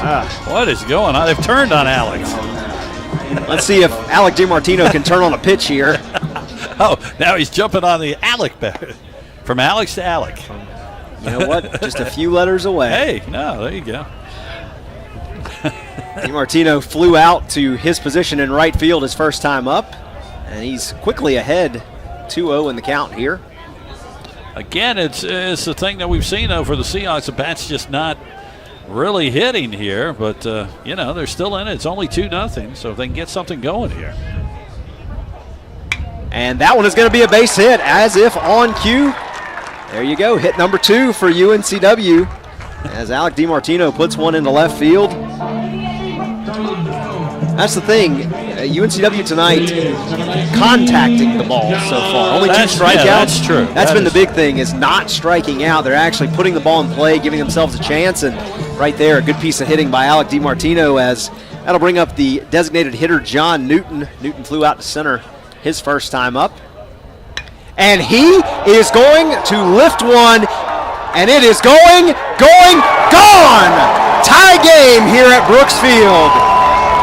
John Newton with his first home run of the season, and the Seahawks have knotted the game at 2-all on a 366-foot blast to the berm. I do love calling home runs. It is a blast. It's the Alex Riley touch. You get him on the mic and something will go out. And we got a pitching visit right here as a new ball game is underway at Brooks. Here's the replay here. What a swing. As soon as he, you see there it is. As soon as he hit that one, you knew it. For a second, I thought the left fielder was acting like he might have a chance, but yeah, there you go. Home run hill, very happy. Absolutely. Actually, I'll be honest with you. I think an ECU fan got it and threw it back in. Well, that's I saw it roll in that left field. So I think they got it and chunked it back. So hopefully John Newton got his first home run ball. Hopefully somebody picked that one up for him. Austin Knight making that mound visit for East Carolina. So 2-2 here, as we said, all it takes, even though the bats weren't hitting, a couple of hits, and look what happens. And Kaler is still on the mound, and Jack Kroom is at the plate. And first pitch to Kroom is going to be on that outside corner for a strike. It's a crowd going for UNCW right now. And Kroom is going to look at second pitch. Going to be a little high and away for ball 1. I believe I heard Jaden Winter is throwing, yes, for East Carolina. And Kroom's going to chop that one, but it is going to bounce over in foul territory in front of the UNCW dugout. Move the count to 1-2. I have to keep a stat on how many home runs are hit while Alex is on the microphone. And that pitch right there, high, evens the count at 2-2. His face lights up as soon as that happens. You man. know? I like it. You got to love it. What a great game. And Kroom's going to lift that one over our heads here in the press box for a foul ball. Counts 2-2. I'm surprised you didn't say the Wizard of Waxhaw. I like it. As that one is. You may have that if you want for your next one. That one is hit into the screen. So count's going to stay at 2-2 here for Jack Kroom as he's looking to lift his average above 200 with a base hit here. And he is going to watch that one and spin just off the plate. That's going to bring it to a full count, 3-2.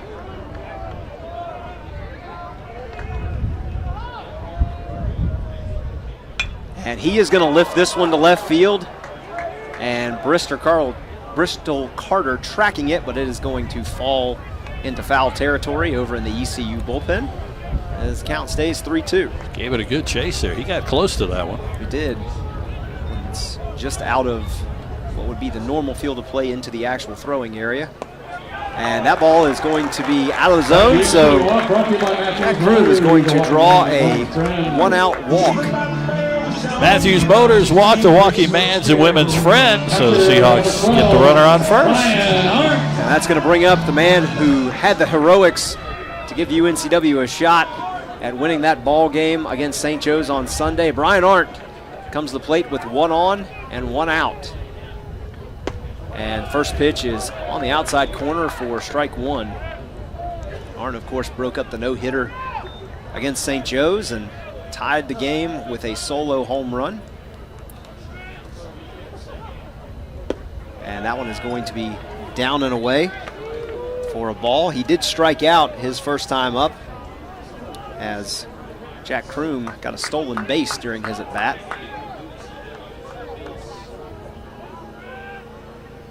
The 1-1 pitch. And he's going to lift that one foul down the right field line and out of play. So down in the count here, 1-2.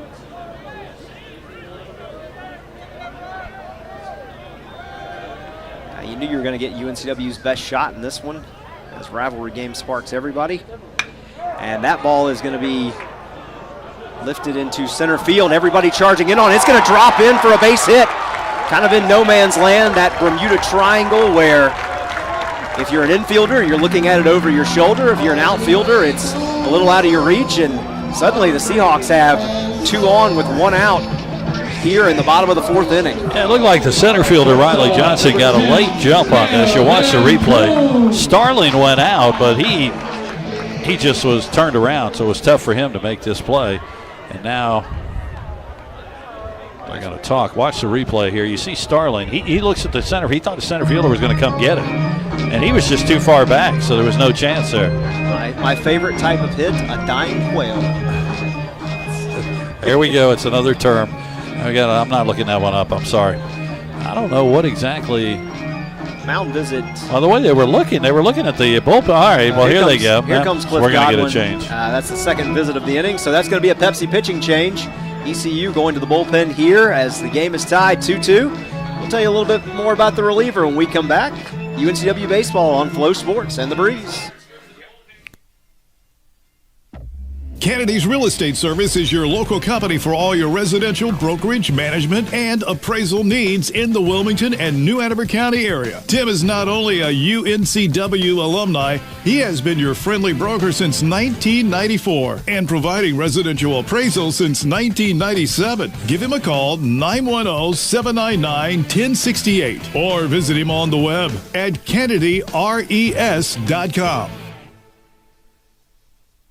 Dr. Christopher Branco of Oleander Chiropractic wants you to know that you don't have to be a UNCW athlete to be treated like one. Stop by Oleander Chiropractic on Oleander Drive in the Arboretum behind Port City, Java, and you'll get the best care in a safe, comfortable family atmosphere. Dr. Branco has 15 years experience and is the official chiropractic consultant of UNCW Athletics. Oleander Chiropractic is open Monday through Friday with morning and evening appointments available. Most insurance is accepted. For help, tips, and coupons, visit OleanderChiropractic.com. New pitcher for ECU as they have gone to the bullpen. Be the junior right-hander, number 32, Jaden Winter. Winter comes in. This will be his 7th appearance of the year. All in relief. He's got a 1-1 record, 7 2/3 innings worked, 8 hits, 8 runs, 6 of those were earned. He's got 10 strikeouts to 6 walks and a 7.04 ERA. So one of their top relievers this year in terms of appearances and innings worked, is coming in, and he inherits 2 on with 1 out here in the bottom of the 4th inning as UNCW has knotted this ball game up on John Newton's 2-run blast earlier in the inning. So fresh game for Winter as we'll see what he brings. Yeah, and as we said, we said at the beginning of the inning, all right, bats aren't really hitting, but all it takes is a couple of hits. Well, that's what's happened. A couple of hits, UNCW has got it tied, and now after the dying quail to center field, they got runners on first and second. And here's a chance now, right now, this is a big at-bat, I think, for Kevin Jones. Again, he played a lot early at shortstop. He's been out of the lineup a few games because he had a few defensive problems, but he's back. They really need to see him get his bat going. Boy, would this be a big chance right here. Yeah, his defense has been clean in terms of fielding, getting the ball, just a little bit slow in getting rid of it. A couple of key plays that he kind of had those moments of a lapse. But his bat has been the most effective of the guys they've played at shortstop, and he's only batting in the mid-100s, which, not great, but we'll see if he can get his 8th hit of the year today, and it would be a big one. As he steps in and is going to be the first batter that Jaden Winter is going to face.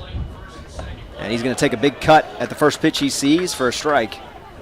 Might have swung at a high fastball there. He asked the umpire. I think the umpire said that was a little high. So the 0-1 pitch. And he is going to rip that one into right field. And that is going to score 2 runs. And Jones is going to be in with a double. UNCW down 2-0 when the inning started. Looky here, they're up 4-0 now. Well, I tell you, that might be a turning point for that young man in the season again. Watch this, beautifully placed. He went with the pitch, right field. Right fielder had a long way to run, Jenkins Cowart. The Seahawks were running the runners home, and now it's 4-2. And Jones' speed made that an easy double, as that's where the throw went. And that'll bring up Jason Arndt, who his batting average has dropped down to .091. So if Kevin Jones needs a hit, Jason Arndt needs one too. Let's see if he can get it and bring home another run. He squares the bunt, and that pitch is going to be on the outside for 0-1. He figures, East Carolina, you've been doing it all night, showing the bunt. Why not me? Absolutely. Actually, I guess that pitch was called a strike. Must have been a delayed call, so Arndt facing the 0-1 count as that one bounces. No chance of that one being a strike, so that'll even the count at 1-1. Nope, it's 2-0. Oh, okay. It's 2-0, you're right. So 2-0 count. It's the birthday boy. He's had too much cake. 2-0. They're having a party on the second floor back here in the press box. Arndt's going to lift that one to center field. Lazy Nobody fly ball. sees it. And lost it in the light there for a second, but able to make the play is Riley Johnson, and that'll put 2 away here. Man, that would have been dangerous because the second baseman said he didn't see it. The center fielder didn't see it. The right fielder was coming hard. He was the only one that saw it until the last minute. It's that time of the night where the sky is sharp blue and a little bit hard to find the ball sometimes. As top of the lineup comes back up, Aiden Evans. He's 0 for 2 on the night with a ground out and a fly ball to right. And the first pitch he's going to see is going to be high and away for ball 1. But again, UNCW, big response here in the bottom of the 4th with 4 runs already. As we've already seen a batter get hit this year and score from second base on a pickoff throw, and that one right there hit Jones in the back as he slid back into the bag. Trickled away, but no damage right there for the Pirates.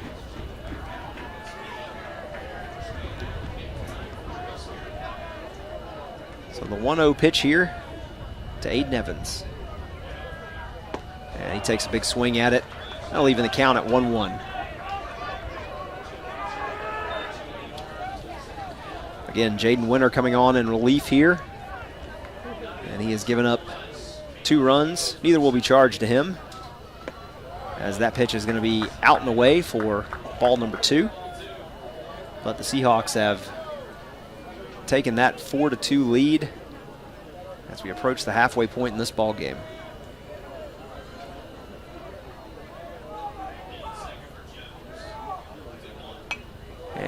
Evans is going to poke that one over the fans and into foul territory. That'll even the count at 2-2.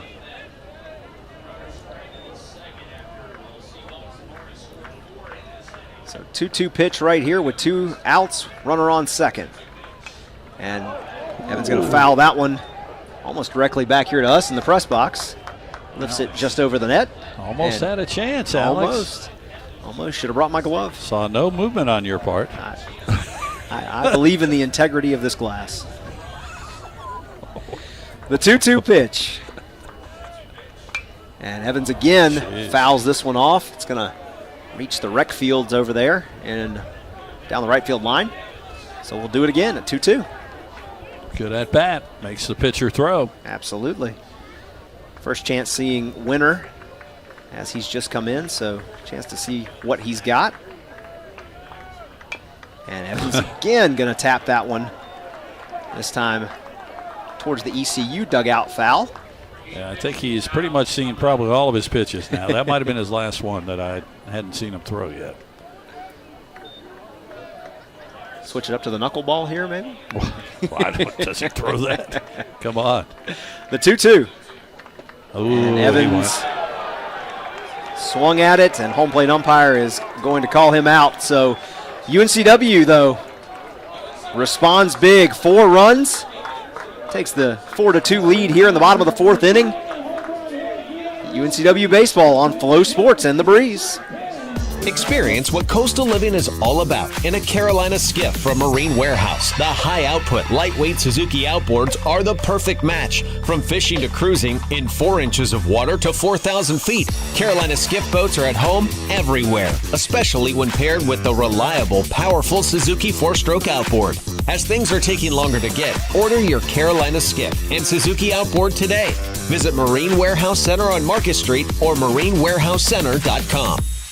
Be your best self with a membership to Planet Fitness, home of the judgment-free zone. Planet Fitness's goals for members is to feel fit-tacular through exceptional PF member experiences. For just 33 cents a day, that's $10 a month, you'll build both fitness and relationships. The Wilmington area has 3 locations, including one close to campus on Kerr Avenue and also one in Shallotte. Let Planet Fitness make you a better you and have a little fun along the way. Check out Planet Fitness at planetfitness.com. Back here at Brooks Field as a Carolina sunset out there towards right field.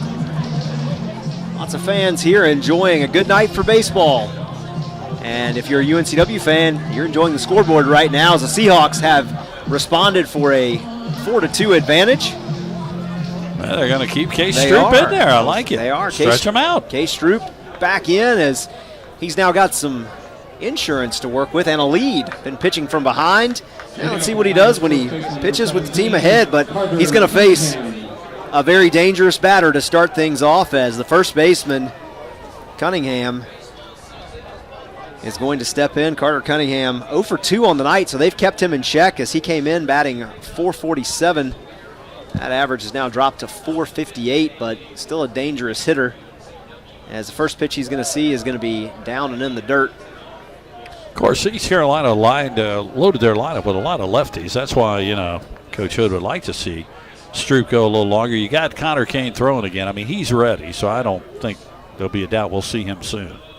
As the 1-0 pitch is high, and that's going to be ball number 2.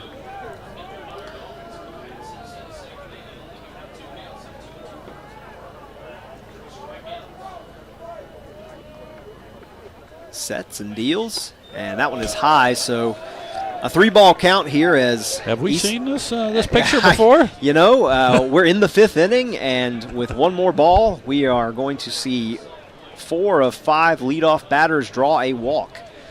That'll be ECU's secret to getting runners on base as the 3-0 pitch is in for a strike. That'll extend the at-bat. See what Stroop can do here. 3-1 pitch. And that's going to be inside, so ECU again a leadoff walk for the 4th time tonight. Second straight inning that's happened. And that's going to bring up the 3-hole hitter, the right fielder, number 3, Jacob Jenkins-Cowart. He also bats from the left side.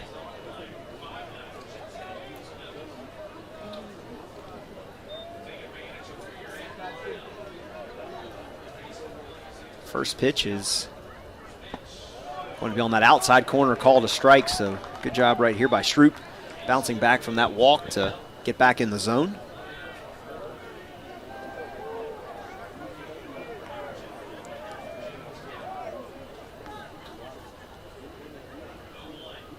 Next one fouled, and that's going to be 0-2 here as Jenkins Cowart, also a dangerous hitter for the Pirates. He came in also batting above 400, but with a 0-for-2 night thus far, his average has dropped to an even 400 right here. As he faces the 0-2 pitch from Stroop. And swings at it. That'll be his second strikeout of the night. And that is strikeout number 4 for Case Stroop, as one is away. I tell you, if this holds, of course, we got a long way to go, and now I'm not surprised we're going to see Connor Kane, I would think. But Coach Hood is going to talk about this is going to be a big moment in the season for Case Stroop. Absolutely. He's shown tonight that he can come in and do the job, which is what they need, because as we get into conference play, you're going to need those arms. Absolutely. You're talking about a young man who had only pitched one full inning prior to tonight, and with that last strikeout, he's now worked 3 full, so he's tripled his total number of innings worked this year, and that's a big effort by him, and he's going to get a rousing ovation from his teammates and the UNCW faithful as Connor Kane's going to come in, and we'll give you a little bit more about this young man when we come back. UNCW Baseball on Flow Sports and The Breeze. Get ready, Carolina. The Great Outdoors Spring Sales event is on. Discover great savings on a great selection of Ford vehicles, like Ford Explorer, the best-selling SUV in America, Ford Bronco and Bronco Sport, or the powerful Ford F-150. Great adventures and big savings are calling. Get to the Great Outdoors Spring Sales event today. Drive away with 1.9% financing for 72 months with up to $4,150 package savings, plus no payments for 90 days on select Ford trucks. Only at your Carolina Ford dealer. Game day at Walk-Ons is just different, and it starts with the way our teammates prep each dish from our scratch menu. No shortcuts. We are hand-cutting every single mozzarella log straight from the block, hand-peeling, stuffing, and bacon wrapping each voodoo shrimp, hand-carving ribeyes for our steaks and po' boys, and hand-slicing, then tossing our boneless wings and our house-made sauces. With wall-to-wall TVs and food like this, why would you want to watch anywhere else? That's game day. Walk on. Well, if you want to compete with the best, throw the best. And this young man has been the best out of the UNCW bullpen this year. That's number 11, Connor Kane. The Holly Springs native has worked 9 1/3 innings so far this season. Still has a perfect ERA with a 1-1 record. Also picked up a save. This will be his 7th appearance. He's allowed no hits, 1 run. It was not earned. Given out 3 walks and struck out 10. So big spot right here for him as he comes on with 1 out here in the top of the 5th inning, and UNCW holding a 4-2 lead. The Pirates do have a runner on first base, and he will face number 10, Jacob Starling, who tonight is officially 1 for 1 with a single, but also drew a leadoff walk in the 2nd inning. And we'll see how Mr. Kane does here against the Pirates. Yeah, last game, of course, he was spectacular against St. Joseph's on Saturday. Came in 2 innings. He mowed down 6 runners. He got the win because, of course, he was pitching the 8th, and then, of course, that's when Tanner Thatch hit that 2-run home run. Then he finished it off. That game before that, he struggled, and we talked to Coach Hood about that. I was talking to him after the game. He's like, that's the Connor Kane he wants to see. He's got to get ahead of batters and just come in and throw strikes. Well, his first pitch is not going to get ahead of this batter to start, as that one's a tad bit high. It'll be 1 ball and no strikes here. Again, as he is facing number 10, the second baseman, Jacob Starling. Kane, second pitch is going to be high and in a little bit as the count moves 2-0.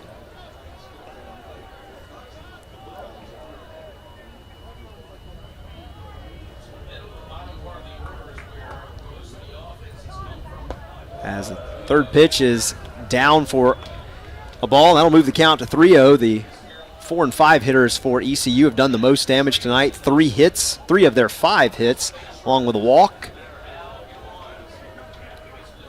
As Starling trying to draw his second walk of the night, and he will on 4 pitches, as that one is high and in. So ECU here in the top of the 5th with 2 on and 1 out as catcher Justin Wilcoxon comes to the plate. Yeah, that's not the Connor Kane you want to see. That's not what we saw on Saturday. He's coming out with the 4 balls, so got to get him into his groove here quickly, or else this could turn out to be not a good inning. Now, UNCW already got another arm warming up in the bullpen down there, trying to hold on to this 2-0 lead. As first pitch to Wilcoxon will be in there for a strike. Again, as I mentioned earlier, Wilcoxon, one of those guys that Pirates are counting on. He's a top prospect this year at catcher, one of the top 50 in the country. Expect his name to be called during the draft process as he fouls off the second pitch he sees, and that's going to make it an 0-2 count. Umpire feels that ball bounce back to him off the screen. That was nice. You don't see that often. Yeah, it bounced right back to him. Protected Arndt's head right there because it was headed for the back of his face mask.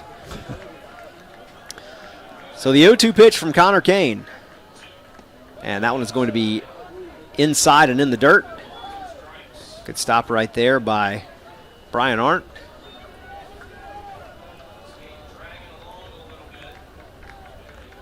So again, 2 on, 1 out here in the top of the 5th inning for ECU as Connor Kane delivers the 1-2 pitch.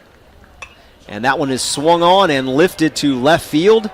Aiden Evans tracking it just in fair territory, throws it in to Jack Kroom at third for the second out as runners are forced to stay put. What more to get for Connor to get out of this? Get the hitters back up. Yeah, lefty throwing for UNCW again, not a surprise because, again, this lineup is full of left-handers. And that'll bring up number 8, Joey Barini. Barini with a sac bunt in the second, struck out in the third. And he swings at the first pitch he sees. Sounds like Luke Craig is warming up down in the UNCW bullpen. Luke, I am your father. May the force be with you.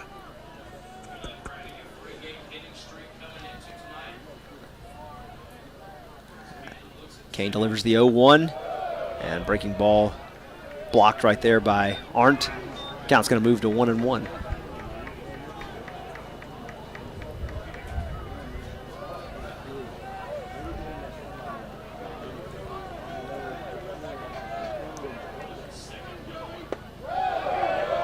One pitch is on the inside corner of the plate, but must have been a little bit low. Going to be called a ball as count's going to move to 2-1 here for Barini.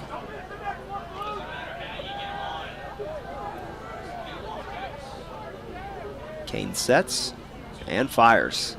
Swing right there by Barini. Chops it foul. Going to even the count at 2-2 as UNCW a chance to get out of the inning unscathed.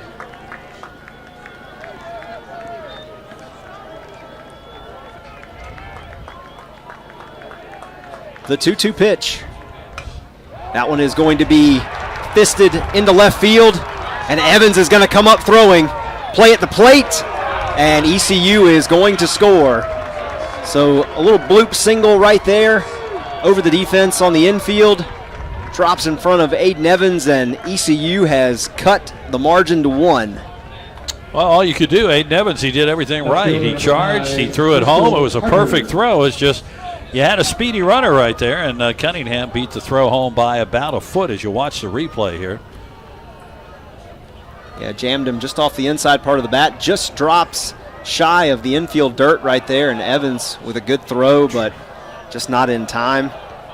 As that'll bring up Bristol Carter, the left fielder. First pitch is going to be on the outside part for a ball. You got to expect this back and forth nip and tuck from these two teams. Wouldn't have it any other way. As the 1-0 pitch is in there for a strike. So it's a laid back call. It is El Casual.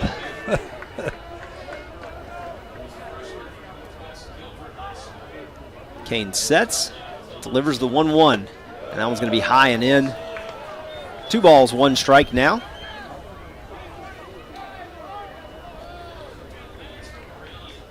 Bristol Carter also doing some damage tonight. He got the RBI single in the second that gave the Pirates the early lead. And this time he's going to tap one to Jones. Jones going to pick it up and get the fielder's choice over to Arndt at second base for the out. So UNCW does give up the run, but they still hold the lead. 4-3 here as we move into the bottom of the 5th inning. UNCW baseball on Flow Sports and The Breeze. Dr. Christopher Branco of Oleander Chiropractic wants you to know that you don't have to be a UNCW athlete to be treated like one. Stop by Oleander Chiropractic on Oleander Drive in the Arboretum behind Port City, Java, and you'll get the best care in a safe, comfortable family atmosphere. Dr. Branco has 15 years experience and is the official chiropractic consultant of UNCW Athletics. Oleander Chiropractic is open Monday through Friday with morning and evening appointments available. Most insurance is accepted. For help, tips, and coupons, visit oleanderchiropractic.com. Josh Barber here for Capital Ford Lincoln of Wilmington and proud UNCW graduate. At Capital, we want to service all your automotive needs now with 2 full-service Wilmington locations, Ford on Oleander Drive and Lincoln on Market Street. We have you covered with new and pre-owned sales, vehicle maintenance and repair, mobile service, parts, and even collision repair. So come see us on Oleander Drive or Market Street for the largest selection of new Fords and Lincolns in eastern North Carolina. Or check us out online at capitalfordofwilmington.com. And remember, go Seahawks! Back here at Brooks as ECU has cut the margin to 1 on that single right there. So Seahawks holding the 4-3 advantage as we move into the bottom of the 5th inning, and UNCW going to be facing a new Pirate pitcher as number 28, Eric Ritchie, coming on here for ECU. He is number 28, Eric Ritchie. He is a left-handed pitcher, a sophomore, and on the year, this will be his 7th appearance. He's worked 6 full innings, 6 hits, 7 runs, 6 of them earned, given out 4 walks and struck out 9. He has a 9.00 ERA. All of his appearances have been in relief. Well, Connor Kane came in, a little struggle there with that walk, and then the bloop single really wasn't a hard hit ball. So, it was a good pitch, good job of the hitter. So hopefully he can settle down. Of course, now you got a lefty that's been throwing because there's going to be more lefties coming. We'll see how long Coach Hood wants to go with Connor Kane, but you got some big hitters coming up, so let's see if the Seahawks can get that run back. Top portion of UNCW's lineup as first batter we'll see for the bottom of the 5th inning will be Trevor Marsh, UNCW's leading hitter, but tonight held in check 0 for 2 with 2 ground outs to second. They've defensively played him just right as he has grounded back up the box twice to the second baseman. First pitch is a ball. His average was hovering just below 400 prior to the game, now at 382. He was hitting 396 when the night started. Marsh swings at that one and chops it. Looks like it hit the catcher. He's going to walk it off. Umpire's going to go out and talk to the pitcher, give catcher Justin Wilcoxon a chance to collect himself. And he's showing Marsh where it hit him. So, they got all the pads on, but it hit right on the top side of that pad on his left knee there, so that's uncovered. Yeah, tough spot right there. Is going to be in the squat position all night, so hopefully just a little bump and he'll be okay.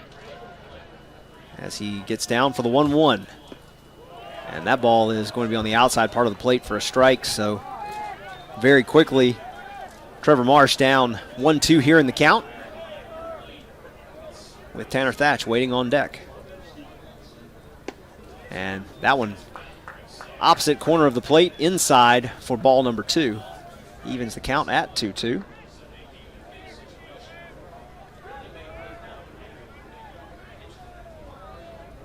Ritchie sets and delivers. And Marsh is going to foul that one out of play down the left field line. Somebody out by one of the food trucks might have gotten a souvenir. So we'll do it again at 2-2.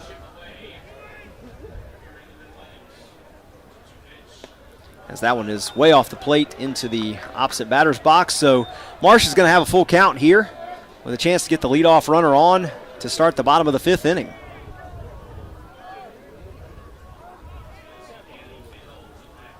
The 3-2 pitch. Marsh went around, called it home plate, and that is going to be strike number 3. So Eric Ritchie effective in the first batter he faces as he gets Trevor Marsh to check swing for the strikeout. And that'll bring up Tanner Thatch as Jim looks at me. And hey, you know. You never know. Can it happen again? Will they pitch to him? The Riley magic. Will it happen? And they are going to pitch to him as that one is on the outside corner for a strike. Thatch crowding the plate a little bit. He's used to being jammed. And so far the Pirates have not really come inside on him. As he faces the 0-1 pitch.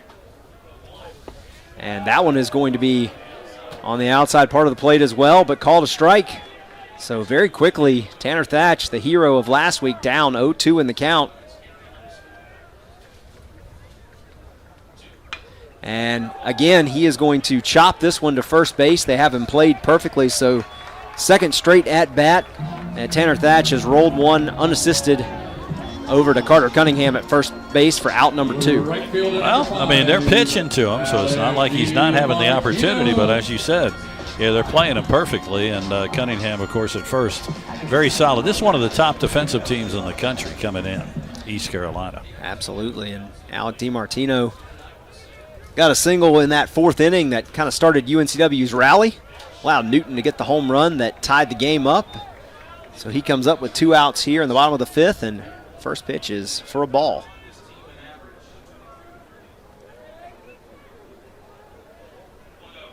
Ritchie delivers the second pitch, and that one is in there for a strike. Say this about ECU's pitchers, they work quickly. Quick set, quick delivery.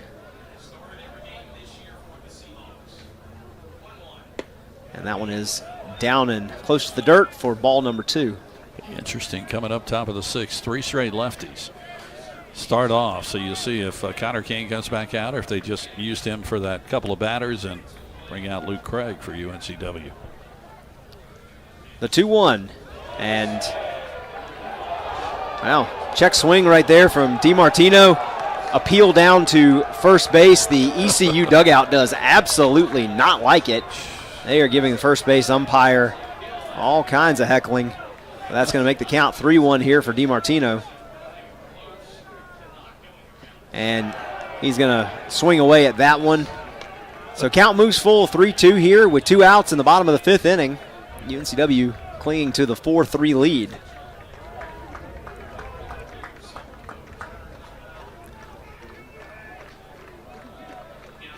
And DiMartino is going to swing away at strike number 3. So Seahawks, 2 strikeouts and a ground ball in the 5th inning.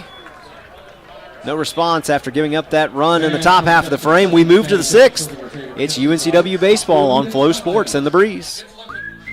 Now at Hardee's, 2 hand-breaded chicken tender wraps are only $5. Choose your favorite flavors for endless combinations.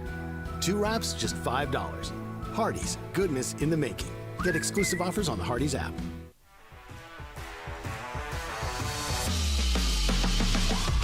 Heath Altman with Alpha Mortgage. As a former Seahawk, I know the importance of teamwork. So whether you're here at Trask Coliseum or at beautiful Brooks Field, take comfort in knowing that my team has you covered. From downtown to the suburbs to the beach. Give Alpha Mortgage a call. And go Hawks!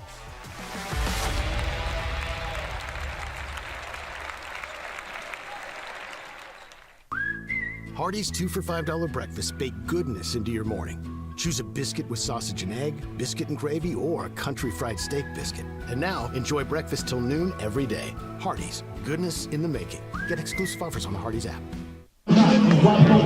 Back here at Brooks Field, Connor Kane back on the hill for UNCW after coming on in relief in the top of the 5th inning. He was able to get 2 outs, but unfortunately also gave up an RBI single to Joey Barini.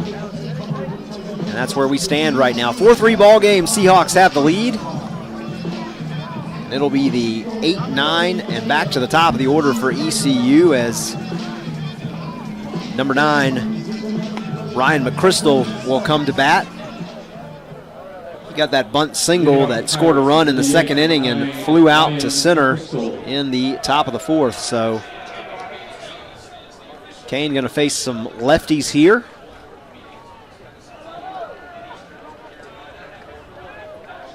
With the Seahawks holding the 1-run lead. As the sun has officially set and the lights are on here at Brooks for a nice night of baseball. First pitch is going to be low for ball 1.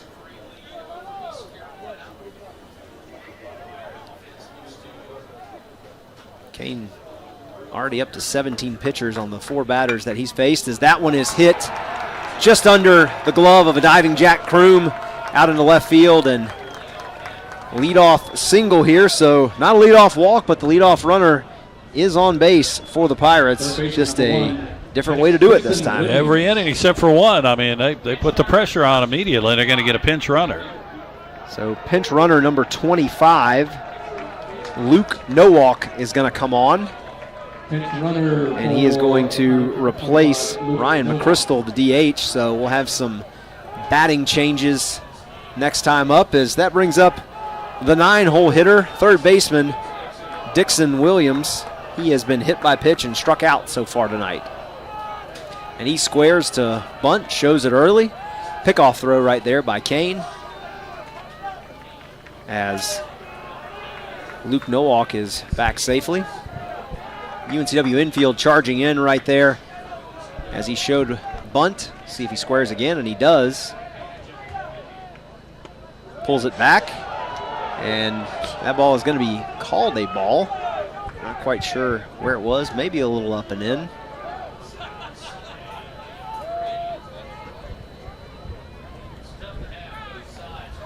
Luke Craig again throws for UNCW. Runner goes. Arndt's going to come up throwing, and that throw is going to be just high. So stolen base right there by the pinch runner, Luke Nowak. And ECU has the tying run in scoring position here in the top of the 6th inning. And 2-0 count. I mean, he still might be throwing the bunt down here to move him to third. Absolutely. UNCW defense going to be playing awareness. As we'll see if he's going to square. Williams is going to square again.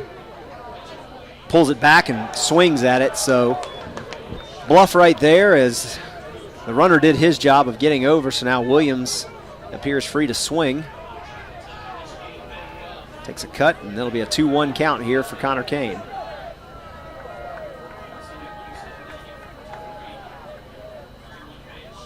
Williams chops this one foul, so count evens at 2-2.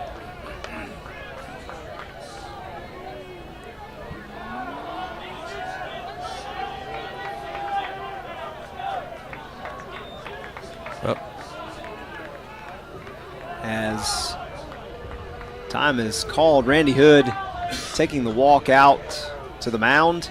Can't imagine that you would make the change here in the middle of an at-bat with a 2-2 count, but he's taking the slow walk out to have a conversation with the UNCW infielders.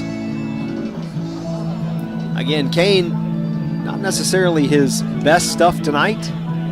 He's already put 3 on with a walk, a single, and 2 singles. But he did get 2 outs there in the 5th inning to keep the damage to only 1 run. Umpire going to join the Seahawks on the mound and see if it's a change or if we're breaking up the conversation. Elsewhere in the CAA today, just give you some score finals. Northeastern 10-0 over Sacred Heart. Maryland-Baltimore County beat Townsend 12-4. Hofstra beat Fairleigh Dickinson 3-1. Virginia 6-2 over William & Mary. Charleston Southern beat Charleston 7-5. Davidson leads A&T 4-1 in the 7th. Lafayette 5-4 over Campbell in the 7th. Oh, he is going to make the change. He absolutely is. And Randy Hood himself never signaled for it. The umpire walked out and asked, and Randy never made an arm motion or anything, just said something, and umpire called to field ump to let the bullpen know. And that's going to be a Pepsi pitching change, as Luke Craig is going to come on. Want to just stay with it or go to the break? Stay here. Right, we'll just stay with it. Luke Craig Coming on here in relief, he's going to inherit an interesting situation as runner is on second. He's going to inherit a 2-2 count to the 9-hole hitter, Dixon Williams. Craig on the year, this will be his 8th appearance. He's already worked 13 1/3 innings. Most innings by any UNCW pitcher that's not a starter. Giving up 9 hits, 4 runs, all 4 of them were earned. He's issued 8 walks and 15 strikeouts, got a 2.70 ERA, so he hasn't even gotten into his warm-up tosses yet as he and Arndt are having a conversation here on the mound. Umpire kind of giving him a stare down like, fellas, let's get back to playing baseball. They're talking for a long time here. Again, the runner, as you said, on second. So they're discussing, well, I mean, again, it's tough coming in with a 2-2 count. Yeah, I mean, you got to throw a strike pretty early here, or else you get right behind and maybe walk a batter. Again, I'm a little surprised, again, as I mentioned, this is a lefty-oriented lineup for East Carolina tonight. They were facing Phelan. So I was a little surprised almost to see Connor Kane come back out because, first of all, you know, you got the weekend series coming up with Charlotte. Might want to save him. He had a couple of batters, but he came out, and, yeah, he just didn't have his good stuff tonight. And then the decision made here with a 2-2 count, kind of interesting to pull him. Yeah, it's playing chess right now here at the ballpark as it's all strategy for both teams.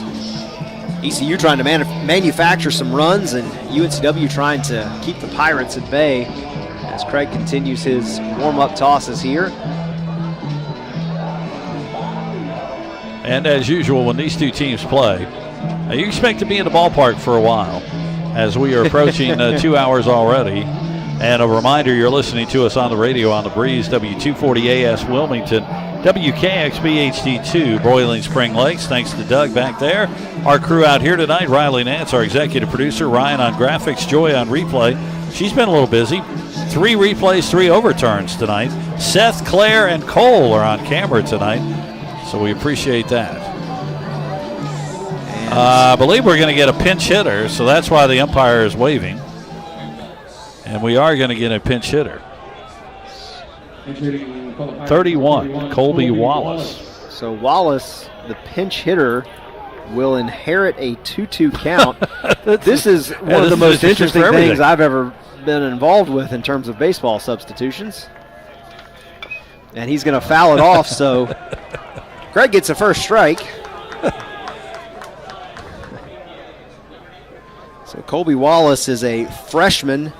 He can be an infielder or a right-handed pitcher. He's from Bisco, North Carolina. It's a little strategy right here to put a right-hand batter in. And he is going to hit that one to Jones at short. Jones is going to throw across the diamond and get the out. So great defense right there. Jones played it perfectly, scooped the ball up, kept the runner at second with the look back, and gets the sure out over at first. So one away here in the top of the 6th inning. Just a normal at bat. Yeah. Just come in with a 2-2 count and foul one off and put one in play, and there you go. So that'll bring the top of the order back up as Riley Johnson, leadoff hitter, comes back, and he is going to lift this one into left field, hooking foul. Going to land just shy of the ECU bullpen, so a long strike to start his at bat. Aiden Evans was playing a little close to the line, so he gave it a run, but, I mean, yeah, he wasn't going to get to it. But didn't have much arc on it, kind of dying off there into the bullpen. So very quickly is Luke Craig ahead in the count here.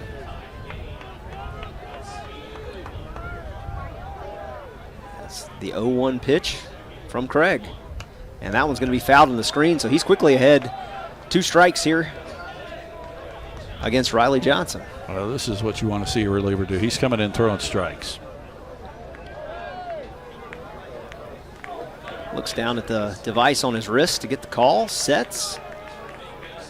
Ball in the teal glove and throws home. And that one is ripped foul towards the ECU dugout. Hard hit ball, but it's going to stay an 0-2 count here.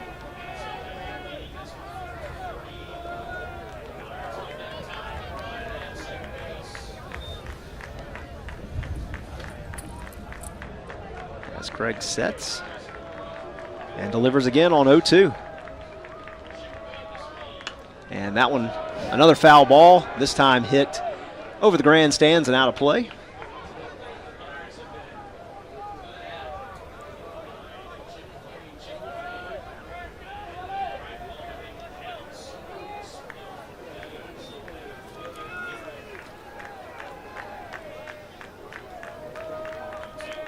And swing and a miss right there. Greg comes in and gets the strikeout. Runner stays at second base, and 2 are away here in the top of the 6th inning. Nice job by Luke Craig, and now got to face the big guy. Absolutely. Going to be the most dangerous man in the ECU lineup.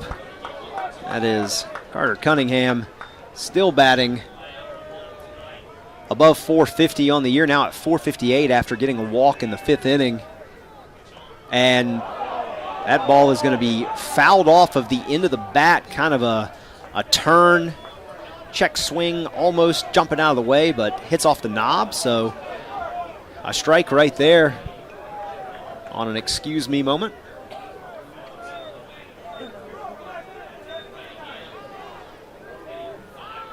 Craig sets and delivers. And check swing right there as Carter Cunningham is down 0-2 here with 2 outs in the top of the 6th inning.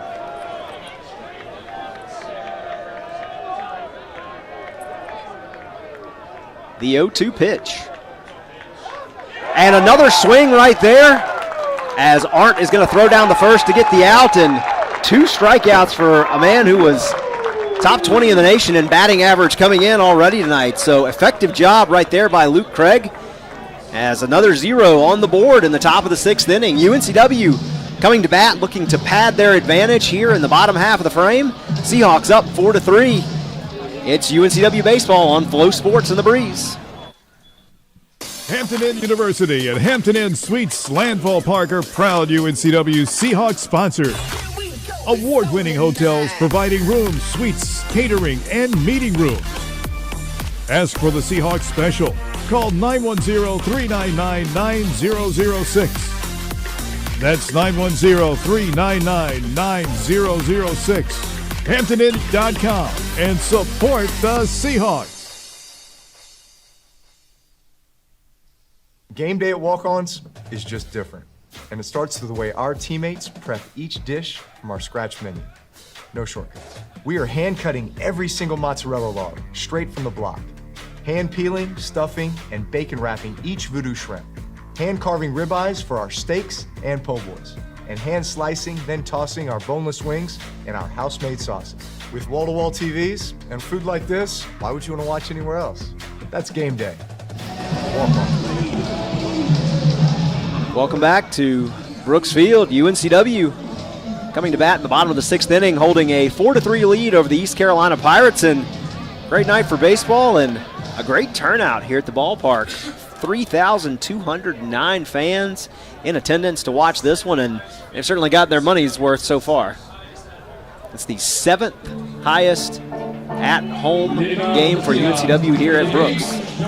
So big evening tonight as John Newton comes to the plate, the man who tied this ball game earlier in the 4th inning with a 2-run shot. First pitch he's going to see from Eric Ritchie is going to be a strike.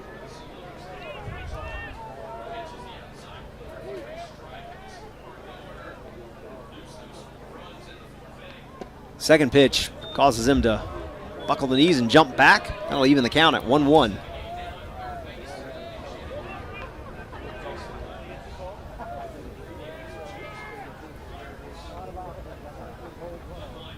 And Newton takes a swing at that one, chops it off the plate for strike number 2. Again, UNCW holding that 4-3 advantage. Seahawks have 5 hits on the night. ECU with 3 runs on 7 hits so far. As Ritchie sets and delivers. And Newton is going to watch strike 3 right there. Right on the outside part of the plate, so first out of the inning for the Seahawks as Jack Kroom, a man who has a pretty good night going right now. Comes to the plate. He singled in the second inning and drew a walk in the fourth, so he's 1 for 1, reached base twice, and he is sitting just shy of a 200 average at 196. And takes a big swing right there on the first pitch.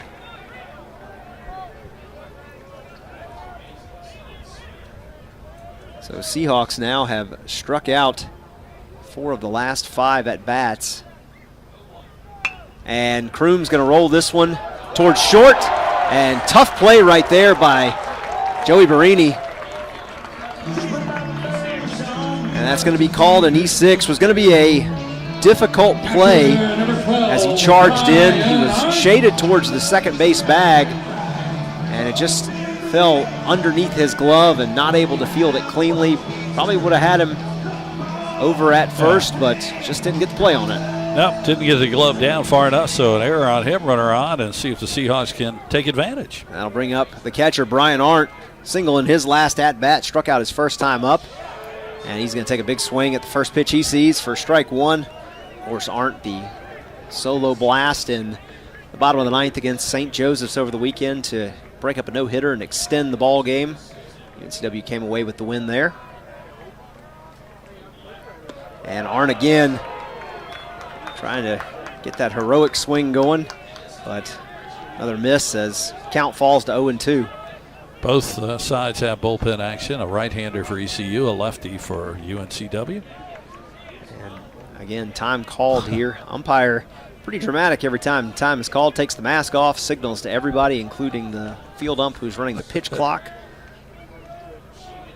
As the set and the 0-2 pitch. And Arndt's going to chop that one over to third. It's going to be a fielder's choice. Dixon Williams fields it, gets the force to Jacob Starling at second base, but not able to complete the double play, as that'll keep one on for UNCW and the inning alive. Actually, that's, of course, Colby Wallace, who just came in for East Carolina. Sorry, you are correct. So he had to make that play, which you always see. Somebody comes in, the ball's going to find you. Now bring up the hero that's given UNCW this lead. That's Kevin Jones. As runner goes, and it's going to be... Well, I'm about to say we might get our fourth. So stolen base opportunity right there from Brian Arndt. He is called out, but looks like the ECU fielders are going to be told to go back to your positions until the umpires have a chance to look at it, as Randy Hood is out to discuss the call, asking, hey, why can't you get it the first time? I've been pretty good with my naked eye. He got in.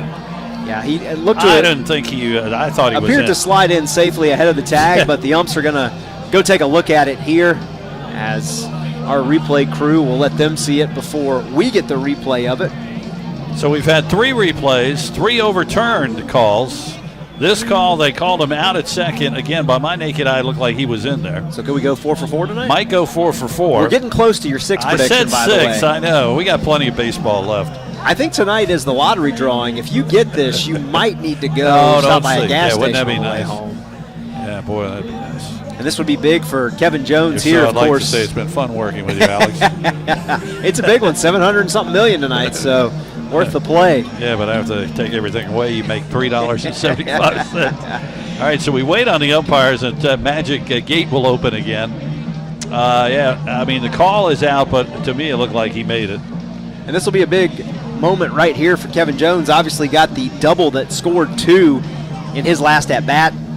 That swing gave UNCW the 4-2 lead, now a 4-3 lead, but another runner in scoring position, and young man finally busted through with a big base hit, so definitely want to see if he can do it again. Well, let's see what happens here. If we go 4 for 4 on calls being overturned, or if this is the first one they say they will stick with. They're taking a little longer on this one. This one they'll have to take a look at a couple angles. Again, Arndt took off on that first pitch, and it looked to me like he was in there, but I'm not the one that's looking at replay yet, so Umpires have to make the call. Hard to believe Arndt your catcher. If this call is overturned, he would be 4 for 4 on the year on stolen bases. Not something you see from the guy behind home plate. Normally not known for their speed. No, you don't expect it, so that's why it's a surprise. Exactly. Especially on the first pitch. Exactly. You know, take immediately and go. So we still wait. All the fans are kind of moseying around.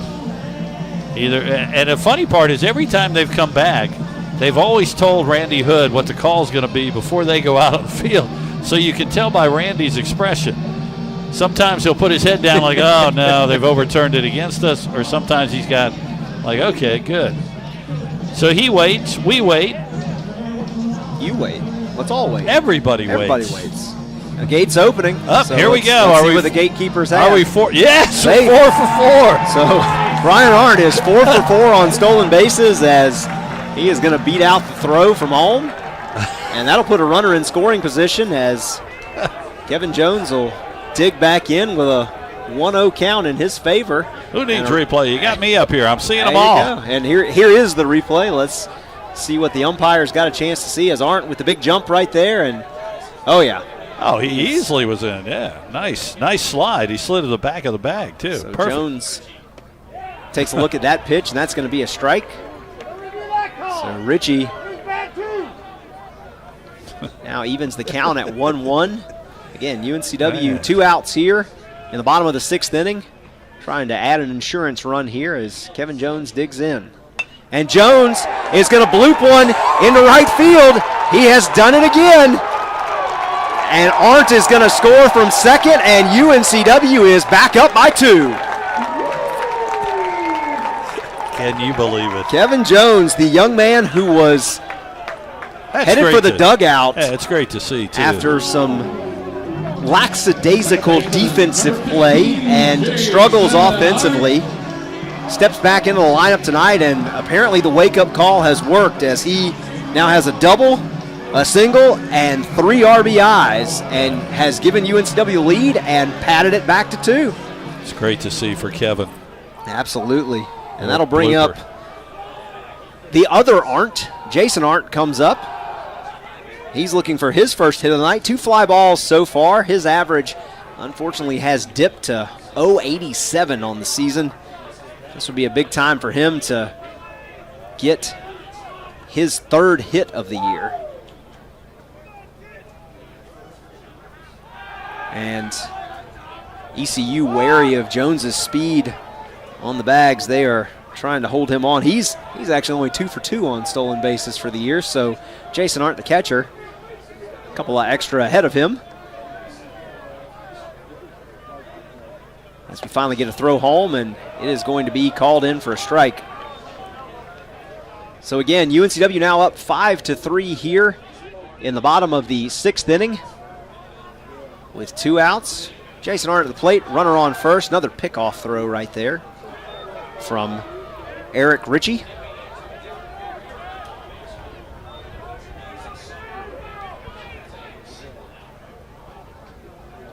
As Arndt faces the 0-1 pitch, and that one is going to be down and in. Count moves to 1-1.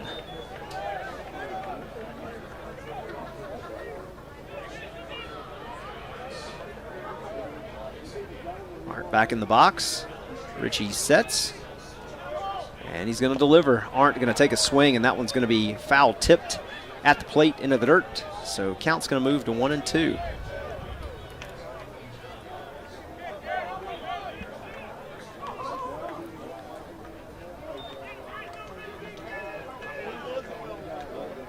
So the 1-2 pitch here to Jason Arndt. Instead, yet another pickoff throw over to first as Jones is back standing up.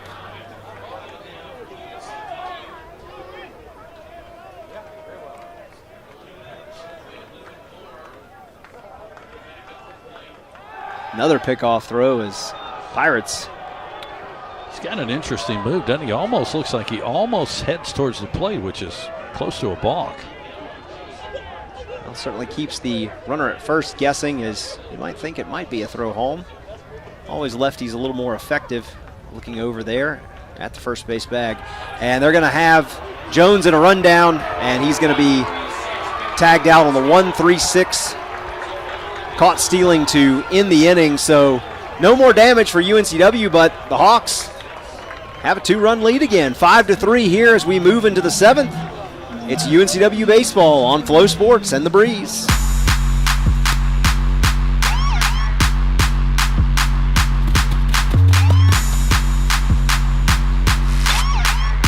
Today is your day. It's time to stop wishing for it and start working towards it. One day at a time, one workout at a time. Your best is not behind you. Look forward.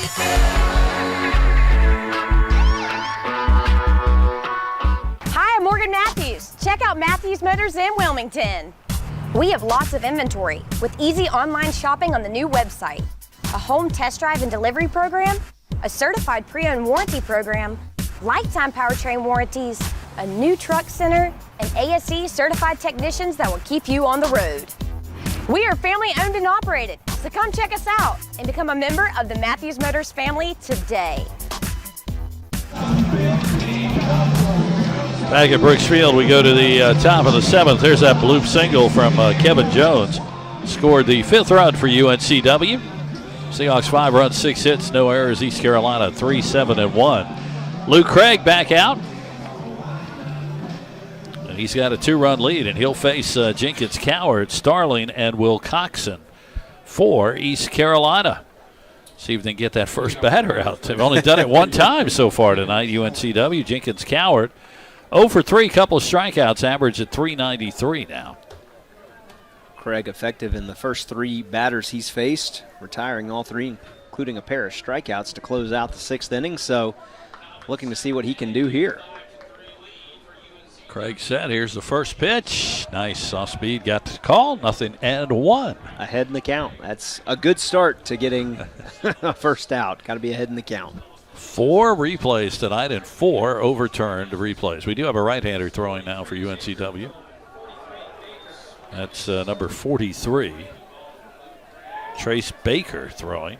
0-2 the count. 4 for 4 on overturns.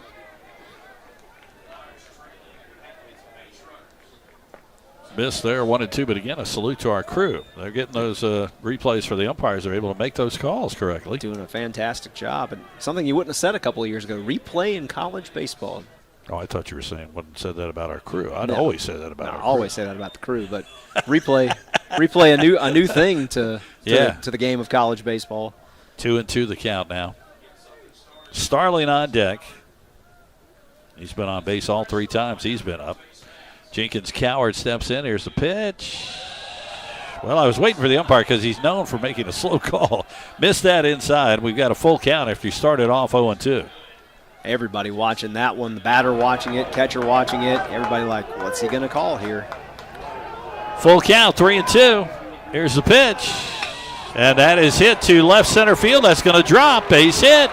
Marsh up with it quickly. And again, the leadoff runner is on for East Carolina. Every inning except for 1. That'll bring up Jacob Starling. He's had a hit, 2 walks, and scored a run so far tonight. Back-to-back innings with singles. To start things off, it was walks at the beginning of the game. Now the Pirates starting to get some hits, so UNCW doing a good job of damage controlling things, only giving up 3 runs, but certainly be a lot easier if the leadoff guy wasn't getting on. Starling, Luke Craig takes a look at first. He's ready. Here's the pitch. Right up the middle, base hit. Runners on first and second. That hit a weird thing on the. Did you see that pop up again? Mm-hmm. Yeah, went straight up the box, bounced off the mound, hit on the grass and then on the dirt, and took a high hop into the outfield. No fielder was going to have a chance to make a play on that one, but definitely a funny hop. But the Pirates have something going here in the top of the 7th inning. So that'll bring up Will Coxon. He's 2 for 3, scored a run, his average at .263. Runners at first and second, nobody out.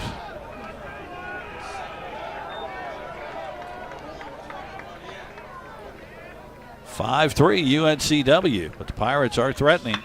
He hits that one to right field. DiMartino goes back, jumps, it goes over his head. Goes to the wall. The runners had to hold. Now they got runners all over the place. They'll throw home. Bases are loaded. They had runners in weird spots for East Carolina because they had to wait on that to see if he caught it. I think it might have actually hit DiMartino in the glove. I think he might have leapt up and almost caught it. It's going to be a base hit, but it looked like he at least knocked it down, kept it from going any further to the wall, so holds everybody on. Nobody scores on that one, and bases are loaded. Well, here's the replay. Kelly Seacrest's going to go out and talk to Craig. There's nobody out, bases loaded. He hit that well. There's DiMartino going back. Yeah, I'm not sure. It looks like it might have just gotten over the top of his glove. But then, the runners had to hold, and the runners, the guys on first and second were kind of right next to each other as they were rounding the bases, so they didn't know where to be because you don't want to be caught off base, and you would have had to go back. Everybody kind of in no man's land right there, but fortunate for UNCW that everybody held up, and instead of giving up a run, it's just bases loaded right now. And it's still an opportunity to get out of this with no to minimal damage, but it's going to take some effort right here from Craig and the UNCW defense. There you see the reliever, Baker, throwing in the bullpen. Barini comes to bat. He's 1 for 2 with an RBI strikeout, 205 average.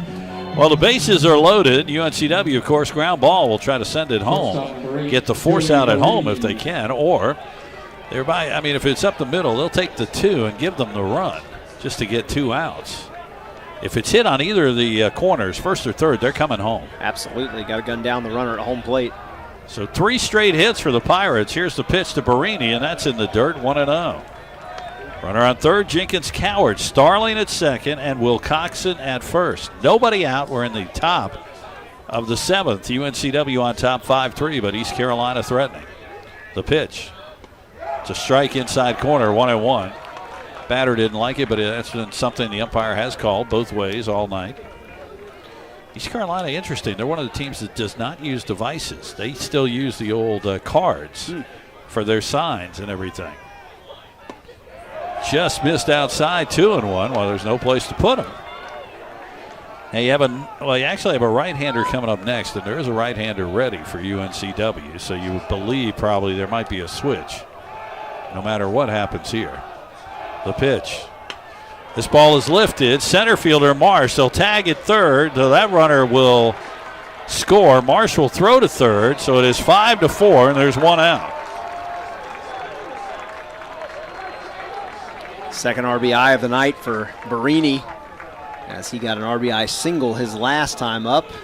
So that run in the last inning, big for UNCW as they maintain the 1-run advantage. Well, Bristol Carter, the right-handed batter. Let's see this. Coach Hood he's going to stick with Luke Craig, it looks like. Thought he might try to match righty on righty here. Runners on first and second. Nice job by Trevor Marsh. Got that ball into third. Didn't allow those runners to move. Here's the pitch. Oh, it hit him. It hit him, I think. Yeah, bases are loaded again. My goodness gracious. Got his shoe. I think the top of his shoe. And now they're loaded back up for Ryan McChrystal. Nope, that's right. That's right. We got Nowak who came in, that's right, to replace.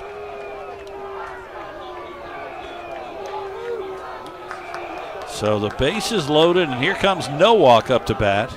Now here comes Randy Hood. Now you got a right-hander against a left-handed batter. So Nowak on the year, a 160 average. He has started 9 games, made 11 appearances overall. And he is looking, and I believe he's going to make the move. Yep, we'll take a break here. Pepsi pitching change. Top of the 7th. Well, if you like baseball, you got everything in this one. 4 overplays. It's 5-4. Bases loaded for East Carolina. Top of the 7th. Only 1 out. We'll be back. This is Seahawk Baseball on Flow Sports in the Breeze. Experience what coastal living is all about in a Carolina skiff from Marine Warehouse. The high-output, lightweight Suzuki outboards are the perfect match. From fishing to cruising, in 4 inches of water to 4,000 feet, Carolina skiff boats are at home everywhere, especially when paired with the reliable, powerful Suzuki 4-stroke outboard. As things are taking longer to get, order your Carolina skiff and Suzuki outboard today. Visit Marine Warehouse Center on Market Street or marinewarehousecenter.com. Be your best self with a membership to Planet Fitness, home of the judgment-free zone. Planet Fitness's goals for members is to feel fit-tacular through exceptional PF member experiences. For just 33 cents a day, that's $10 a month, you'll build both fitness and relationships. The Wilmington area has 3 locations, including one close to campus on Kerr Avenue and also one in Shallotte. Let Planet Fitness make you a better you and have a little fun along the way. Check out Planet Fitness at planetfitness.com. Fifth pitcher of the night for UNCW. There you see him. It is number 43, the sophomore from Winterville, North Carolina, Trace Baker. And this will be his 5th appearance. 4 innings, 5 hits, 4 runs, 4 earned, 6 walks, 4 strikeouts. He has given up 2 home runs.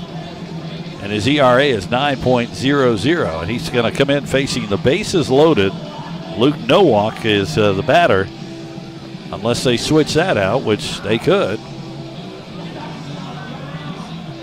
But now he's still standing there. I mean, yeah, you're bringing in the righty to face the lefty. And now another lefty starts to throw for UNCW. So it's not a surprise. This is what you get with these kind of games between these two. I mean, they'll use whoever they need to. Both teams really want the win. Seahawks trying to take out number 11, East Carolina. Would be a huge win for them. Pirates just trying to keep it going. Yeah, absolutely. The only guys you're not going to see tonight are going to be your weekend starters. Everybody else, the potential to run out on the mound and throw, especially in relief. So, big opportunity for the Seahawks here. I believe we have Cole Benton warming up in the bullpen. Yeah, so the bases are loaded. The inning started with a hit for Jenkins Cowart, then a single for Starling, a single for Wilcoxon. Sacrifice fly from Barini scores a run. Runners on first and second. Then Bristol Carter is hit by a pitch, and they're loaded up again with 1 out. We've had 16 hits. We've had 4 replays, and they've all been overturned. And here's Nowak.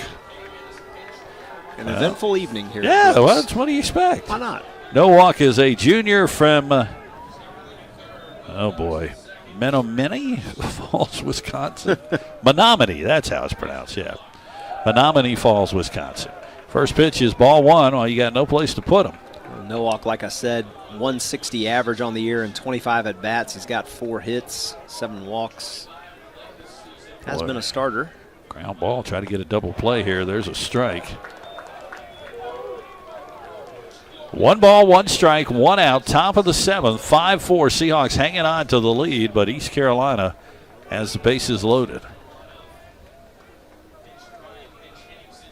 The pitch.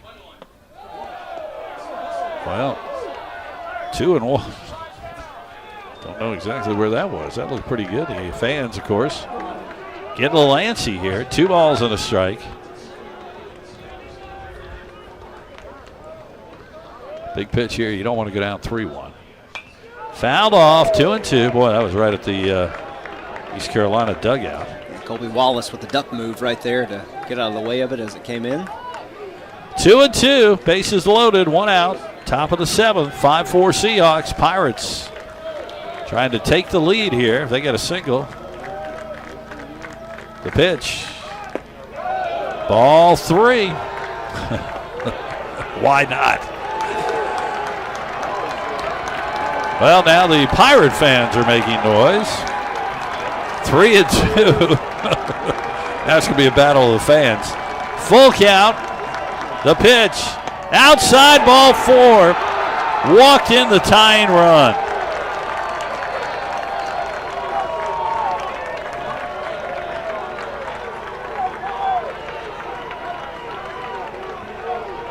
That'll bring up Colby Wallace. Third baseman, number 31, Colby Wallace. Now well, that's just not what you want to see from Baker coming in.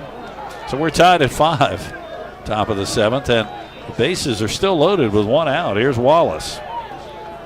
Well, new ball game, just got to reset and go out there and get some outs, but a little control right here. Issue for Trace Baker as that one's in the dirt.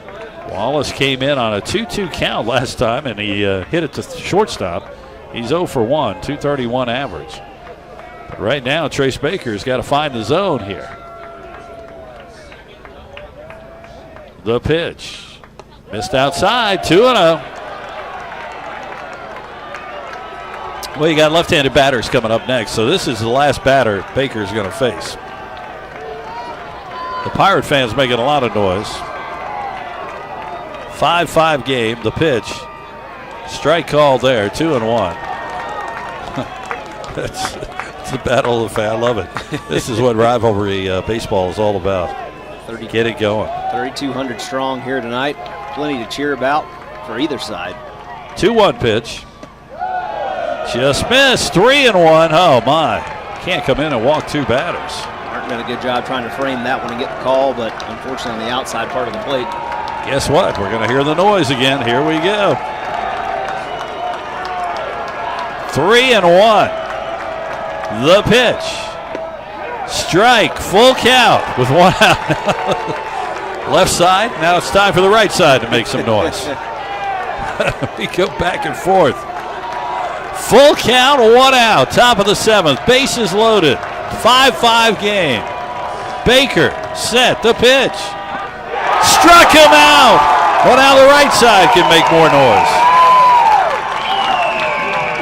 2 away. Here comes Riley Johnson. I can't believe we're going to see Baker stay. Well, let's see. Randy Hood is still talking. If he doesn't get out there, then I will let him face him. And no, he's going to leave him in. Stay on the top All step right, of the dugout. so Baker will take him. Strike called here. I mean, he's already pulled a guy mid at bat, so well, that's true. Not uncalled for. So Riley Johnson tonight 0 for 3, a walk, 2 strikeouts, 296 average. We're tied at 5. Bases loaded, 2 outs, top of the 7th. Here in Wilmington, Jim Whitmire, Alex Riley, glad to have you with us. Flow Sports in the breeze. Now he shows bunt, pulls it back. The count 1-1. He was going to try to squeeze. That would have been interesting. I mean, I'm fine with seeing everything tonight. 1 ball and 1 strike. Will Coxon is the lead runner. Swing and a miss. Strike 2. Well, now the right side needs to make noise. Here we go. Let's load them up on the right. They're standing. Oh, this is a great atmosphere. There we go. 1-2. The pitch. Fouled off. We'll do it again. 1-2. Gotta love it.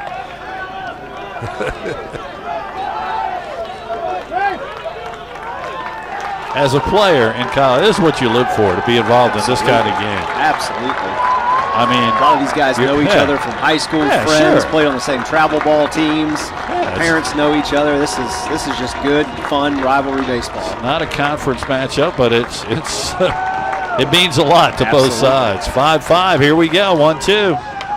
Up the middle, little blooper going back. Art will make the catch and get out of it. It is time to stretch here at Brooks Field. We are tied at 5. This is UNCW Baseball on Flow Sports and the Breeze. Hey, grab me 1 too.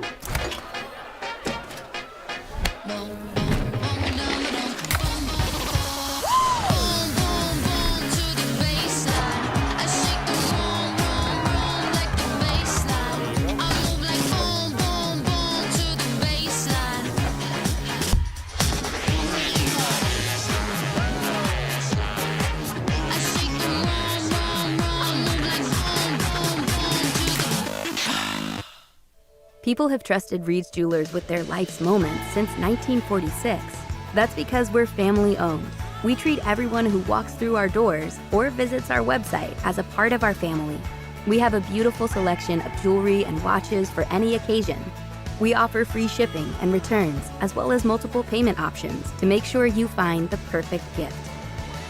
See why people have trusted Reed's Jewelers to celebrate their life's moments for over 75 years.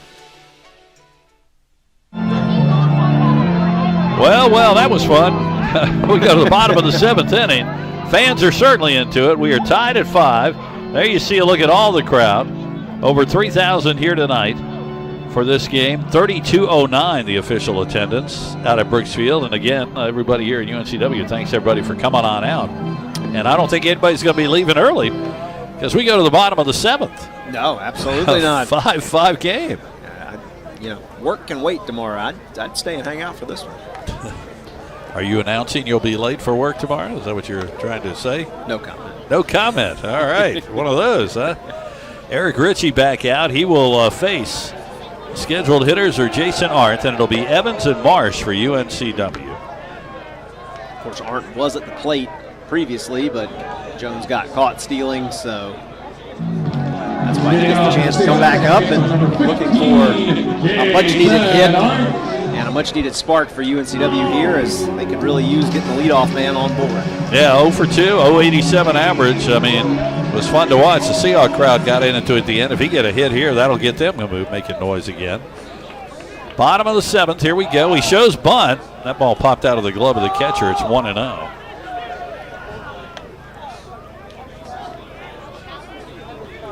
Five game.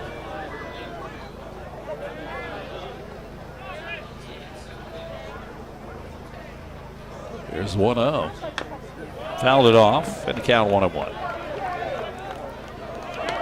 East Carolina has now left 11 on base tonight. UNCW's left 3. Seahawks done a really good job of damage control, considering on the leadoff runners they've got on. And he tried to bunt again, and he missed it. 1-2. Just tried to surprise him because he saw Cunningham, the first baseman, back up a lot, and he was trying to send it down that first base line. That's one of those, you can get it past the pitcher, you'll be safe. 1-2. Ball outside, 2-2. Well, and again, Jack Kroom did that a couple of games ago, was having some struggles at the plate and laid down a bunt. It's kind of sparked him. He's back up to right around a 200 average after being down in the 140s or so.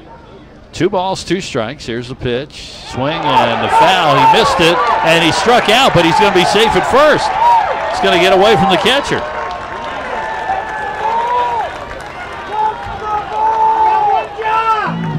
So that gets the runner to first. Can I say it? Go ahead. Jason Arndt on first is music in my ears. Jason Arndt, the country music artist. All right, here we go. You know what? It's been a while since he's been on, so I've been saving that one to use it. So. Struck out swinging, reaches on the pass ball. Runner on first, nobody out. And now, they're going to come in, and the infield's going to talk. Is there a pitcher warming there? And a right-hander has been throwing for a while down there. No coaches. Yeah, there's still somebody throwing out. Well, this is how they did it the last time, though. They had the infield come out. They talk for a while, and then Cliff Godwin comes out. Aiden Evans is a scheduled hitter. So back to the top of the lineup for UNCW. So let's see if this is what happens again. This is how they did it last time. No, it looks like this time I don't see anybody moving out of the dugout for East Carolina. They're also talking about Arndt over at first base. Unlike his brother, he's 1 for 1. His brother's already moved on 4 for 4, right? And now they're going to move, right? So. All right, so now we're going to get the Pepsi pitching change. Well, that's what happened last time. So we'll take a break. Bottom of the 7th inning, Seahawks, East Carolina. We're tied at 5. UNCW has a runner at first. We'll come back. It's a Pepsi pitching change. This is Seahawk Baseball on Flow Sports in the Breeze. Now at Hardee's, 2 hand-breaded chicken tender wraps are only $5. Choose your favorite flavors for endless combinations. 2 wraps, just $5. Hardee's, goodness in the making. Get exclusive offers on the Hardee's app. All-Star Flags is the Cape Fear source for all of your flag-related needs with high-quality American-made flags and poles. We also specialize in custom flags and banners, including the championship banners hanging within Trask Coliseum. All-Star Flags offers full-service installation on flagpoles, both residential and commercial. Visit our showroom and browse through our selection of U.S., state, military, sports, and international flags. Or check us out online at allstarflags.com. All-Star Flags, quality in every star. Hardee's 2 for $5 breakfast bake goodness into your morning. Choose a biscuit with sausage and egg, biscuit and gravy, or a country fried steak biscuit. And now, enjoy breakfast till noon every day. Hardee's, goodness in the making. Get exclusive offers on Hardee's. Welcome back. There you see the new pitcher on the mound now taking warm-ups for the Pirates. It's the right-hander junior from Leesburg, Pennsylvania, Wyatt Lunsford Shankman. This will be his 9th appearance, 15 2/3 innings, 11 hits, 3 runs, 2 earned, 6 walks. He struck out in his 15 2/3 innings, 32 batters. I'd say that's effective. 1-1 record, ERA of 1.15. He also has a save.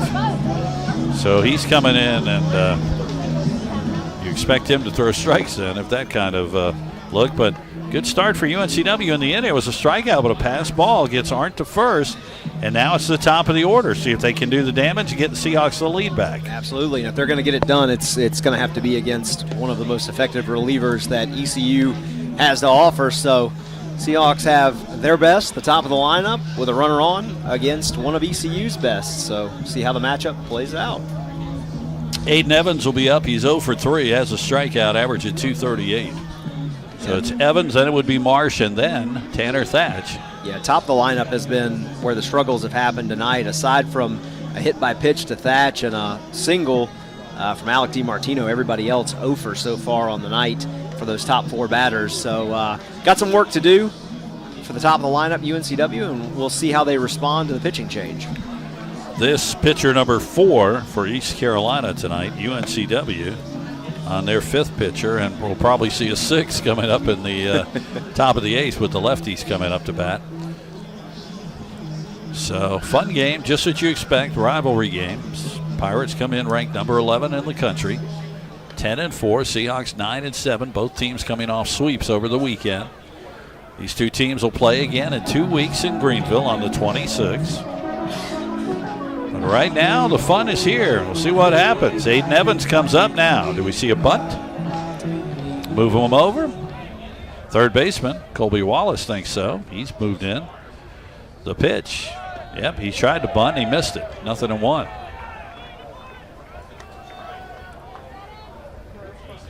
So trying to move Arndt over into scoring position is Aiden Evans. Interesting to see if that was a real strategy. It is, because he's squaring again. Pulled it back that time. Count is 1-1. Wallace charging from third. ECU's gone with that show bunt on the first pitch, second pitch, and then pull it back and swing a couple times tonight. So we'll see what Evans does here. 1-1. He fouls that off in foul territory, 1-2, so now he'll have to swing. Well, I say have to. The other night, UNCW on two strikes had Dylan Schaefer still bunting. He was effective. He got it done. Absolutely. So the count 1-2. Here's the pitch. Well, they're going to try it again, and he fouled it off, and he'll strike out. Well, didn't get it done. One away. That'll bring up Trevor Marsh. That's frustrating. You know, you watch bunting in pregame warm-ups. They run it as part of batting practice, and it just looks so easy. You just look like guys just lay it down, but get into a game, and it really is an art, one of the most difficult things to do. So here's Trevor Marsh. He is tonight on the evening.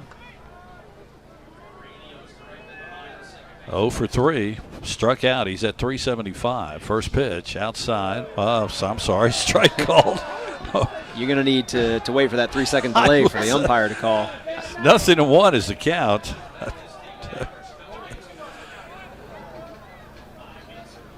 Jason Arndt barely has a lead at first. Well, if that first one was a strike, that one is. Yeah, 0-2. Outside part of the plate getting the calls right now, so up to Marsh to protect at this point. 0-2, bottom of the 7th, 5-5 game. The pitch, same pitch. Well, that's way outside. Fans asking if the umpire thought that might have been 1-2. Folks are all a little bundled up now. Supposed to get in the upper 40s tonight, so temperatures will drop. And back up to near 80 the rest of the week here in Wilmington. This ball bounced up high in the air. It's going to be a tough play for the shortstop, Barini. He can't do anything with it. That's a base hit. Well, that was perfectly done. He bounced, I don't know if he meant to, but he bounced it way up in the air. And there was no chance for Barini. And a smart move that he held on to. High chop right there. Had no play at it. Marsh, obviously when you're the center fielder, you got a little bit of speed, and that's going to bring up an interesting batter. Well, here we go. First and second. One out, bottom of the 7th. Here's Tanner Thatch. Last couple of times up, he's hit it to first base, grounded out. The pitch. They jammed him that time, 1-0. Tanner's average at 300, 0 for 2. He was hit by a pitch his first time up, and then 2 straight ground outs to Cunningham at first. Wyatt Lunsford Shankman came in on relief. The pitch. That's a strike. Got the inside corner. It's 1-1. 1 out. Runners on first and second for UNCW. Bottom of the 7th. We're tied at 5. Seahawks trying to get the lead back after East Carolina scored 2 in the top of the inning. The pitch. Missed high outside, 2-1. Well, they pitched to him tonight. It's not like they've really tried to pitch around him. No, they're giving him stuff in the zone. Might be a little bit closer to the outside or inside part, but it's in the zone. 2-1. That's a strike. Yep. 2-2. Boy, Randy Hood. And the third base coach really upset. Boy, UNCW all over the home plate umpire right now. 2 balls and 2 strikes. Yeah, Chris Moore letting him have it out there. Yeah, he is. There he missed 3. That one looked even better than the ones that missed. It's 3-2. Now East Carolina's all over the umpire. Full count. 1 out. The floating strike zone. Bottom of the 7th. Tanner Thatch, reigning CAA Player of the Week. At bat. The pitch. Swing and a miss on an inside pitch. That might have been ball 4. He wasn't going to take a chance because he had been called. No. So he took a swing at it. Now, with the way they've jammed him and some of those inside pitches have been called, almost had to swing at that one. Couldn't risk it. Well, here's DiMartino, 1 for 3. Scored a run, struck out, 284. Going to take a 2-out hit. Now, again, you got Jason Hart at second. Not a lot of speed there, so. First pitch in for a strike. Wyatt Lunsford Shankman trying to pitch around a little bit of trouble here for the Pirates.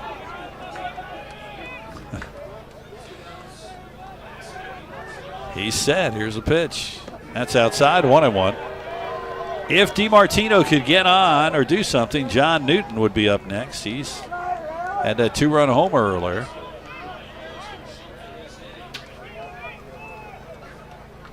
One and one the count.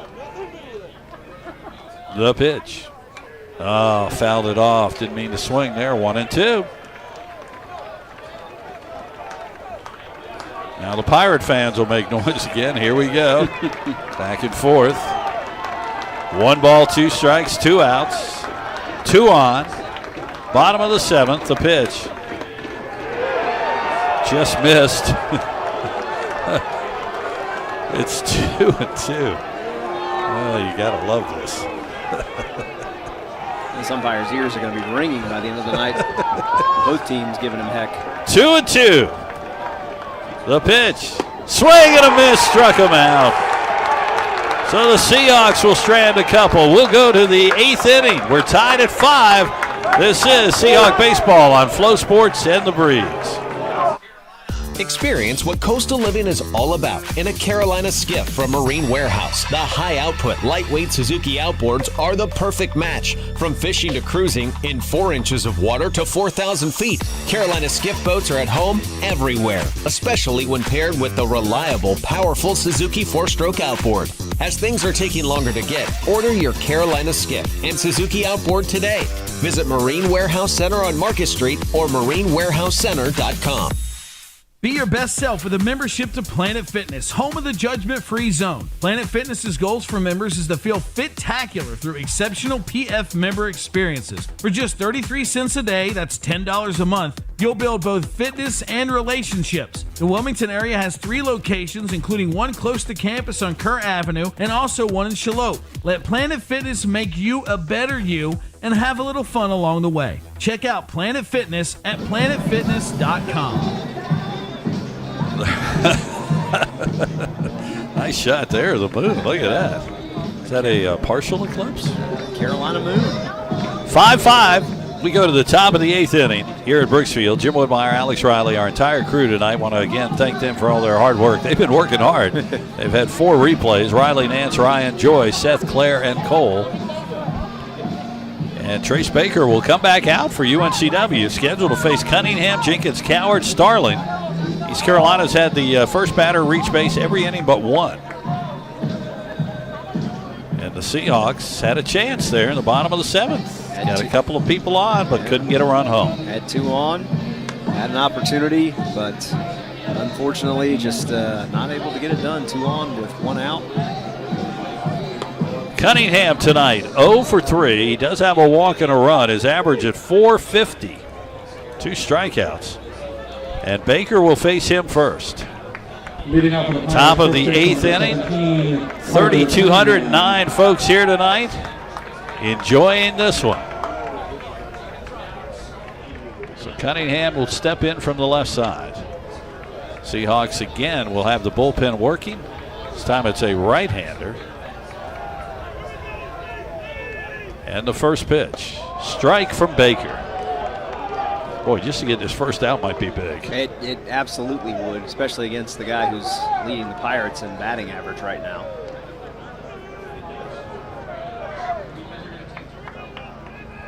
.01 pitch. Fouled off, 0-2, so Baker's in front.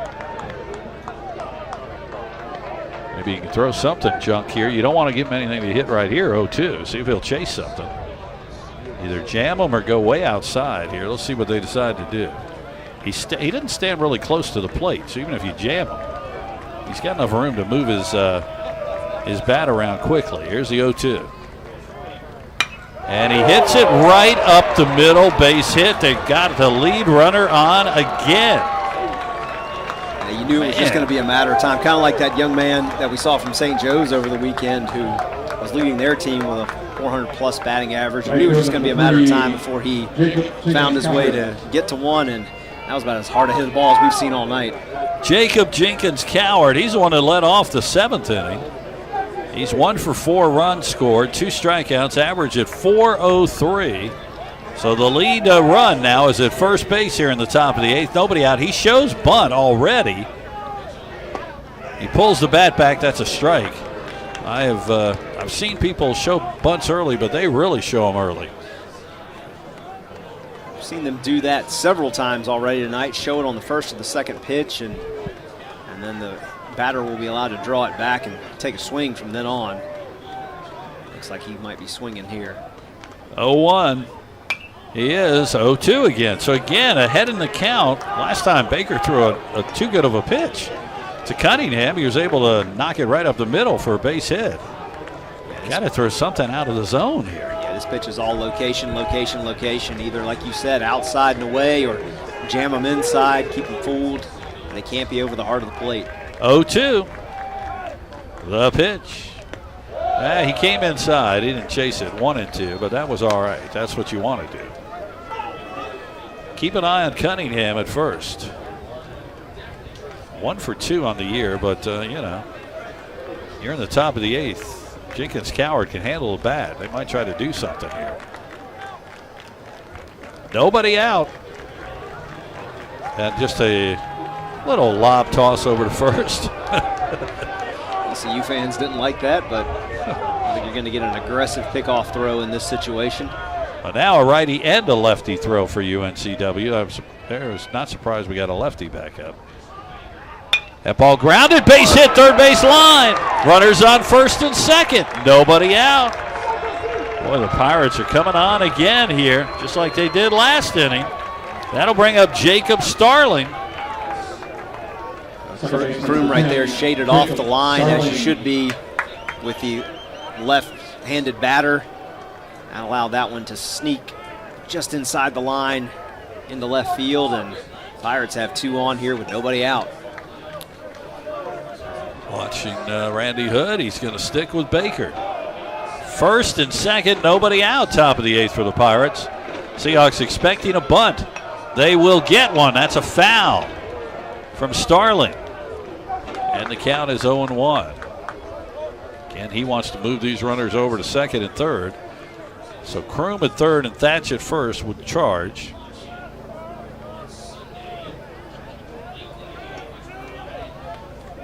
Second straight inning. The first 2 batters have gotten singles for East Carolina. And they put the pressure again on the Seahawks here in top of the 8th. Boy, Thatch is way down the line. That time he was going to swing. You got to watch out there. That's definitely what ECU likes to show. They said, like to show that early bunt and then let their batters swing away with it just to play a little mental head game with you. Cliff Godwin been around long enough to know how this works, and good strategist. 1 ball, 1 strike. Again, Thatch starts to head down the line. Starling swinging, and that ball is outside. Well, now the Seahawk bench is really upset. They're like, that was called a strike earlier. Boy, the players are all over them. This is Donald Goler has heard it from both sides tonight. 2-1 the count. I guess can't the good news figure is it out. nobody's happy? Yeah, I can't figure out the strike zone. It has not been consistent. 2-1. Here's the pitch. Now that's a strike, and that was pretty much the same spot, was it not? 2-2. Yeah, it's frustrating for both sides tonight. I'd have an easier time figuring out a Rubik's Cube than this guy's strike zone. 2 balls, 2 strikes. The pitch. Way outside. Now it's a full count. Trace Baker. You don't want to walk, the bases loaded. And now again, you'll hear the noise from the Pirate fans. Both sides are trying to make noise. Baker set. Here is the pitch. Struck him out. 1 away. Big pitch right there by Trace Baker. Facing that full count, comes back in. The pitch right on the inside part of the plate gets him to swing. And 34, Justin Wilcoxon. Justin Wilcoxon, who's been hot. Yeah, he's 3 for 4. Yeah. 276 average. Trace Baker. Well, now they're going to send Brian Hart out to talk. I don't know if this is a tactic to see what's happening in the bullpen here. You do have a lefty. You also have a righty. So let's see what Coach Hood has decided. He's disappeared. Normally he's up top there. He's disappeared in the dugout.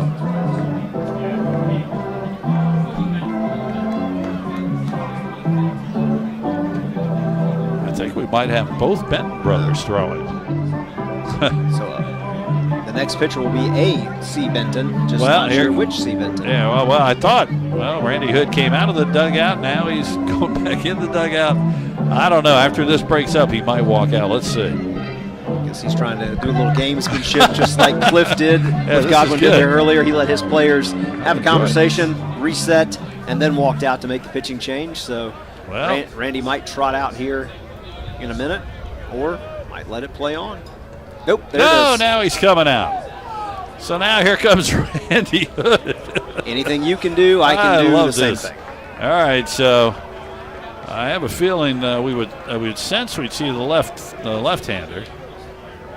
Well, now he points. Let's see. He pointed to the right-hander. Now, which one does he want? Even the umpire wasn't sure. It's going to be the right-hander. So he's going to bring in Cody Benton to face the left-handed hitter. Let's just keep it here. It's 5-5. What a game we've had tonight. East Carolina got out early, 2-0. Seahawks 4-2. Got 4 runs in the 4th inning. East Carolina got 1 back. The Seahawks added 1. It was 5-3. And then top of the 7th, East Carolina ties it. And now they've got runners on 1st and 2nd. 1 out. And now we've got Cody Benton coming in to pitch. His 4th appearance of the year, and he's worked 2 2/3, giving up a run. It was earned. 4 strikeouts to 1 walk and a 3.38 ERA. So big opportunity right here for him with 2 on and 1 out and a tie ball game. Yeah, this is fun to watch these coaches match everybody up. We've had 4 replays tonight. All have resulted in overturned calls. 2 of them have taken away runs. A lot of gamesmanship between these two, which you expect. It's like we've talked about all night. It's a rivalry game. It's heated. You've got fans here who on both sides who have been very passionate about this. I mean, like we talked about at the top of the game, this is the longest standing rivalry for UNCW in baseball. They've played 146 times, these two schools, and every time it seems to come down to the wire, so no surprise this is where we are tonight. You're listening to us on the radio on the breeze, W240AS Wilmington, WKXB HD2 Boiling Spring Lakes. Thanks to Doug as we about to go over 3 hours on this one. Not a surprise. And we still got a lot of baseball to go here, even though we're in the top of the 8th. It's 5-5. Runners on first and second. Again, East Carolina, the inning started with a single from Cunningham, single from Jenkins Cowart, and Starling struck out, and now it'll be Will Coxon, who is 3 for 4 on the night. And Cody Benton has the honor of trying to take care of this, and his brother, I believe, is still throwing in the bullpen. If one Benton isn't enough, you got two. So the umpire is telling Cody, I think, one more warm-up toss, and then we're going to get this thing back going. Again, big crowd out here tonight, 3,209. Seahawks after this will be on the road this weekend. They'll go to Charlotte, 3 games. Then they go to North Carolina before they come home. The weekend of the, I believe it's the 22nd. To open CAA play. Yep, against Elon. Another North Carolina rivalry. So that'll be the next time UNCW will be back here. So here's Will Coxon. Runners on first and second. And Cody Benton comes in. 1 out. Top of the 8th inning. We're tied at 5. 10 runs, 19 hits total so far. Swing and a miss on the first pitch. 0-1. That's exactly what you want from relief pitcher. Come in and throw strikes. Fill up the zone. Make guys guess. Give them something different. See if you can get the out. The pitch. Oh. Well, okay. Ball, 1-1. The mystery of the strike zone. Of course, Cody transferred from East Carolina, so you know he'd like to do his best against this team. That ball is hit right side. Base hit down the line. That's going to go to the wall. That's going to score 1. They are going to send the other runner all the way from first, and the runner moves to second. East Carolina gets a couple of runs home. It's 7-5. Double for Will Coxon. And just a mistake pitch right there. Left it out where the hitter could put it right down the right field line. As you watch the replay here, just a really good swing right over the heart of the plate, over Thatch's head, and probably about maybe a foot inside the line as it gets towards the UNCW bullpen. So Joey Barini steps up. Pirates are now up 7-5. They have come back from a 5-3 deficit to take this lead here in the top of the 8th. First pitch is a ball high. So Barini so far 1 for 2, couple of RBIs, a strikeout, 205 average. My goodness. 7-5 Pirates. 4 runs in the last 2 innings. Bouncing ball to Thatch. He will just step on the bag at first. Runner moves to third. There's 2 away. Nice play right there by Thatch just to get the out. Left fielder number 5. And put UNCW 1 out away from getting the opportunity to respond as Bristol Carter comes to the plate.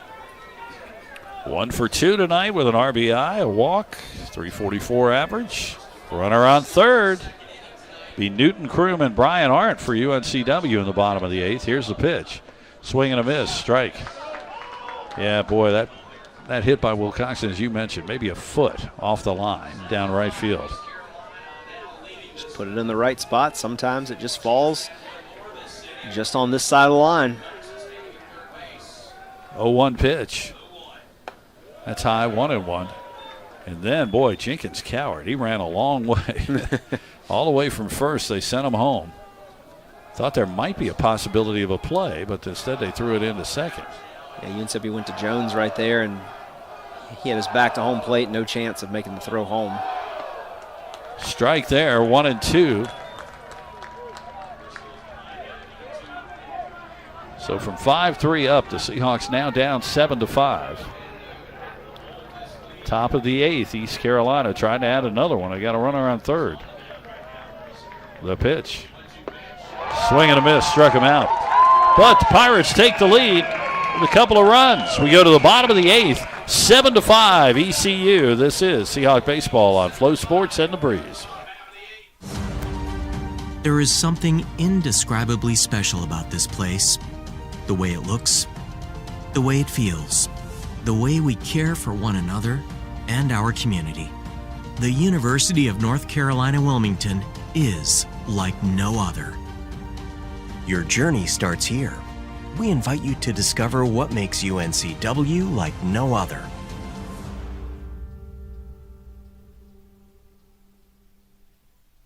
This is where everything starts. It's a place of new beginnings, new opportunities, and a new identity.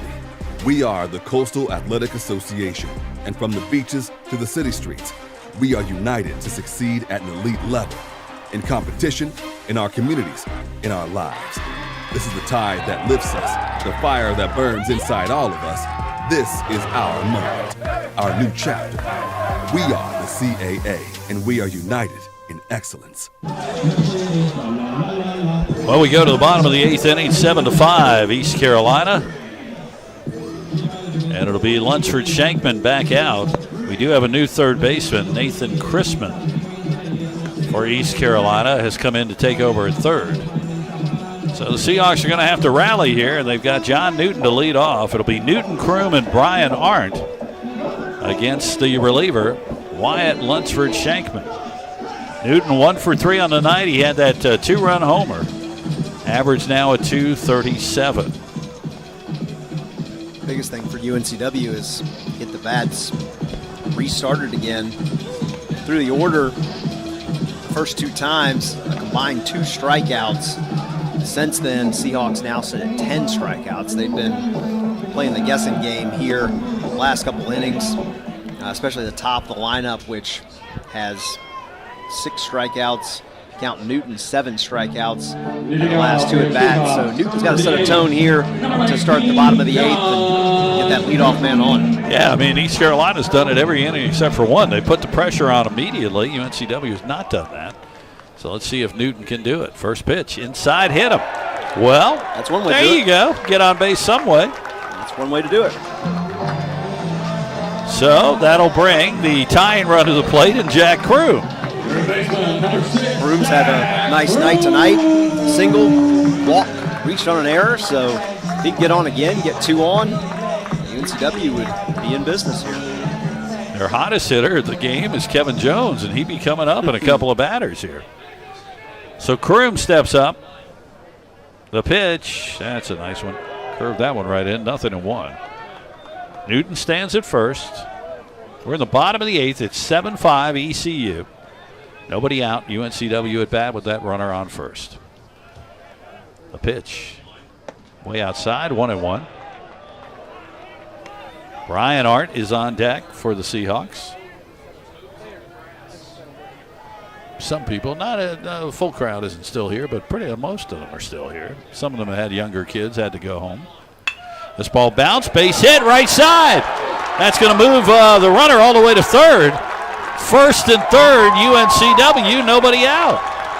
Heads up running by there by John Newton. Ball's hit to right field, going the opposite way. Turn the Jets on, get over to third. Big swing right there by Jack Kroom. Great job. Yeah, watch the replay. Pops it, puts it right through the infield. And no chance that we're going to try to throw. And now we're going to get a visit from the pitching coach. So this is not the guy who would make a change. So the Seahawks have runners on first and third. Nobody out here. They're down 2. Brian Arndt coming up. He is 1 for 3 tonight. Scored a couple of runs. Has a strikeout. Also has a stolen base. They want to talk strategy. Danny Beal starts to throw now, or he is throwing for East Carolina. Yeah, they want to talk strategy with Arndt at the plate. I mean, obviously not his best evening with only 1 hit in 3 at-bats tonight, but they know he got a good swing against St. Joe's that changed the dynamic of that ball game. So you got to be wary of his at-bat. And an opportunity right here for him to get UNCW at least 1 run and pull within 1 run. All we need for him to do is foul off a few pitches. Because if he gets it up to 12, then I'll feel good. 12 is the magic number.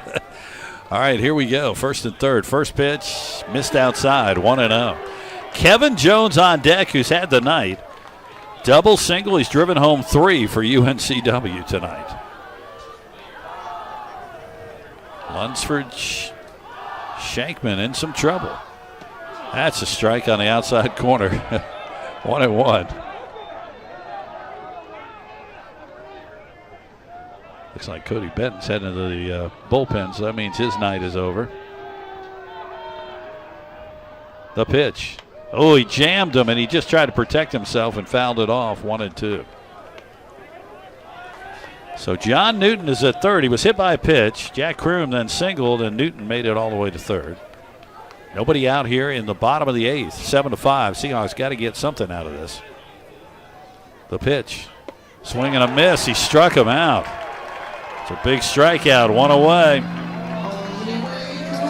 Man, that's where you need to get that bat on the ball. Put it in play.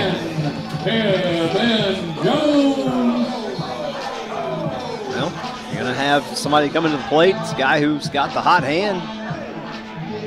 Why not Kevin Jones? 2 for 3, 3 RBIs, a strikeout, has a double and a single, 209 average. First pitch, missed low and outside, 1-0. But again, that's where we've talked about, where you just want to just put it in play. Bat on the ball. Nobody out. Get it in the outfield. At least get that run home. The Seahawks were effective at doing that early, but as the innings have wore on, less and less. That's a strike. Ooh, looked a little high. 1-1 the count.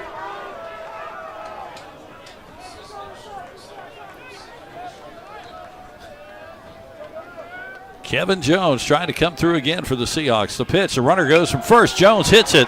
Center fielder will make the play. Johnson, runner's going to have to get back. Here comes the runner from third. Throw home, not in time, and that will score a run. Jones has got his 4th RBI, and it is 7-6. Another effective at bat. The fire truck's here, and it's lit up. Oh, okay. They hadn't been here all night. Where have they been? The fire department have showed up, and UNCW's back within a run as Kevin Jones continues to have a pretty good night for the Seahawks. All right, so we were going to have Arndt, but we're going to have a pinch hitter. Kevin Novobilski will come in to bat for Arndt. With 2 outs, runner on first is Jack Kroom. So Novobilski will come in to bat. He has pinch hit a couple of times recently. See if he can come through with something here. Watch Kroom, maybe if he tries to take off. First pitch, strike on the outside corner. Yeah, he's an intriguing prospect for UNCW. Had a really strong start to his collegiate career at the D2 level up in New Jersey. Has come down here to give it a shot at the D1 level and got a couple of pinch hit opportunities so far. Only 1 hit, but he does have an RBI on the season. So see if he can do something here in the bottom of the 8th. Well, they got Kroom. He was leaning. Yeah, I think he might have been getting ready to take off. He got back, and he is a little slow to get up, a little shaken up here. Not sure exactly what happened to him. He is bent over. Looks like the slap on the back of the leg. Well, now they're going to check and make sure he's okay. The umpire wants to make it. They're checking. He says he's fine. Yeah, he was leaning. I was wondering if he might decide to try to take off, try to get to second, and it looked like he was, and that's what Lunsford Shankman was thinking too. 0-1 the count. He'll throw again over. That time he stood up. Check out it, throws his hands up in the air at him. 0-1 with 2 outs. We're in the bottom of the 8th. It's 7-6 East Carolina. The pitch. Oh, that hit him. Wait a minute. Yes, all right. Now East Carolina's going to come out and say that it was a check swing. Hang on. The home plate umpire is saying, I made the call. He's hit by a pitch. This is the second base umpire was ready to bet. I think he had already said it was a strike. So Novobilski will be at first. Man. All right, now we're going to have, it looks like, a pinch runner. Dylan Schaefer will run for Novobilski. This umpiring crew is going to just want to finish this game. This has not been a good night for them. They're going to need an escort to get back to their cars. Yeah, it's not been. I mean, it's been an inconsistent strike zone. I mean, you can say that, and then both sides have not been happy with some of these. Now the umpire came up immediately and said he was hit, but the umpire that's out there behind the pitching mound looked like he was going to call a check swing. And that's what Cliff Godwin was upset about. Well, the umpire behind home plate thought he saw the ball hit Novobilski and was ready to call it. Well, Aiden Evans will come up now. The tying run is at second. Evans is 0 for 4. Base hit, and they will send Kroom home, and we could have a play at the plate. So, fifth replay possibly. You know, you're inching closer to your prediction over there, Nostradamus. First pitch is a strike from Lunsford Shankman. Well, we've got everything you wanted in this rivalry game and more. And we've still got another inning, at least, to go. 7-6, ECU. Here's the pitch. Inside and high, 1-1. Trevor Marsh is on deck. Yeah, if he gets this through the infield, there's no doubt Kroom is coming home. They're going to run him home no matter what. You got to test it, absolutely. The pitch. Swing and a miss on an outside pitch. That was way outside, it looked like. And now East Carolina's fans will start making noise again as they're one strike away from getting out of this. 1 ball, 2 strikes, 2 outs. Aiden Evans, the pitch. Same pitch. He didn't go for it that time. 2-2. Now, if they thought that was a strike, come on. 2-2 the count. To be fair, this night has made me question what I think a strike is. I mean, well, that was the exact same spot where he swung at the last one. So 2-2. Here's the pitch. Hits it foul, and we'll do it again. Why not? 7-6. There you see our friends from the fire department out there enjoying. Where you been, guys? They must have been busy. They must have. Good to see you out there. Wave if you're listening. Oh, that pitch inside almost hit him. 3-2 full count. Now the runners will get the advantage because they'll be on the move. Now the Seahawk fans stand. Big pitch right here for Evans. My goodness. Time call by who? Evans. No, the umpire's pointing to himself. All right. 3-2 will do it again. That just gives them more time to make some noise. Absolutely. 3 balls, 2 strikes, 2 outs. Runners going. The pitch. Fouled it off. We do it again. And a fan caught it. Did they? Direct line. Nice catch. Bare-handed.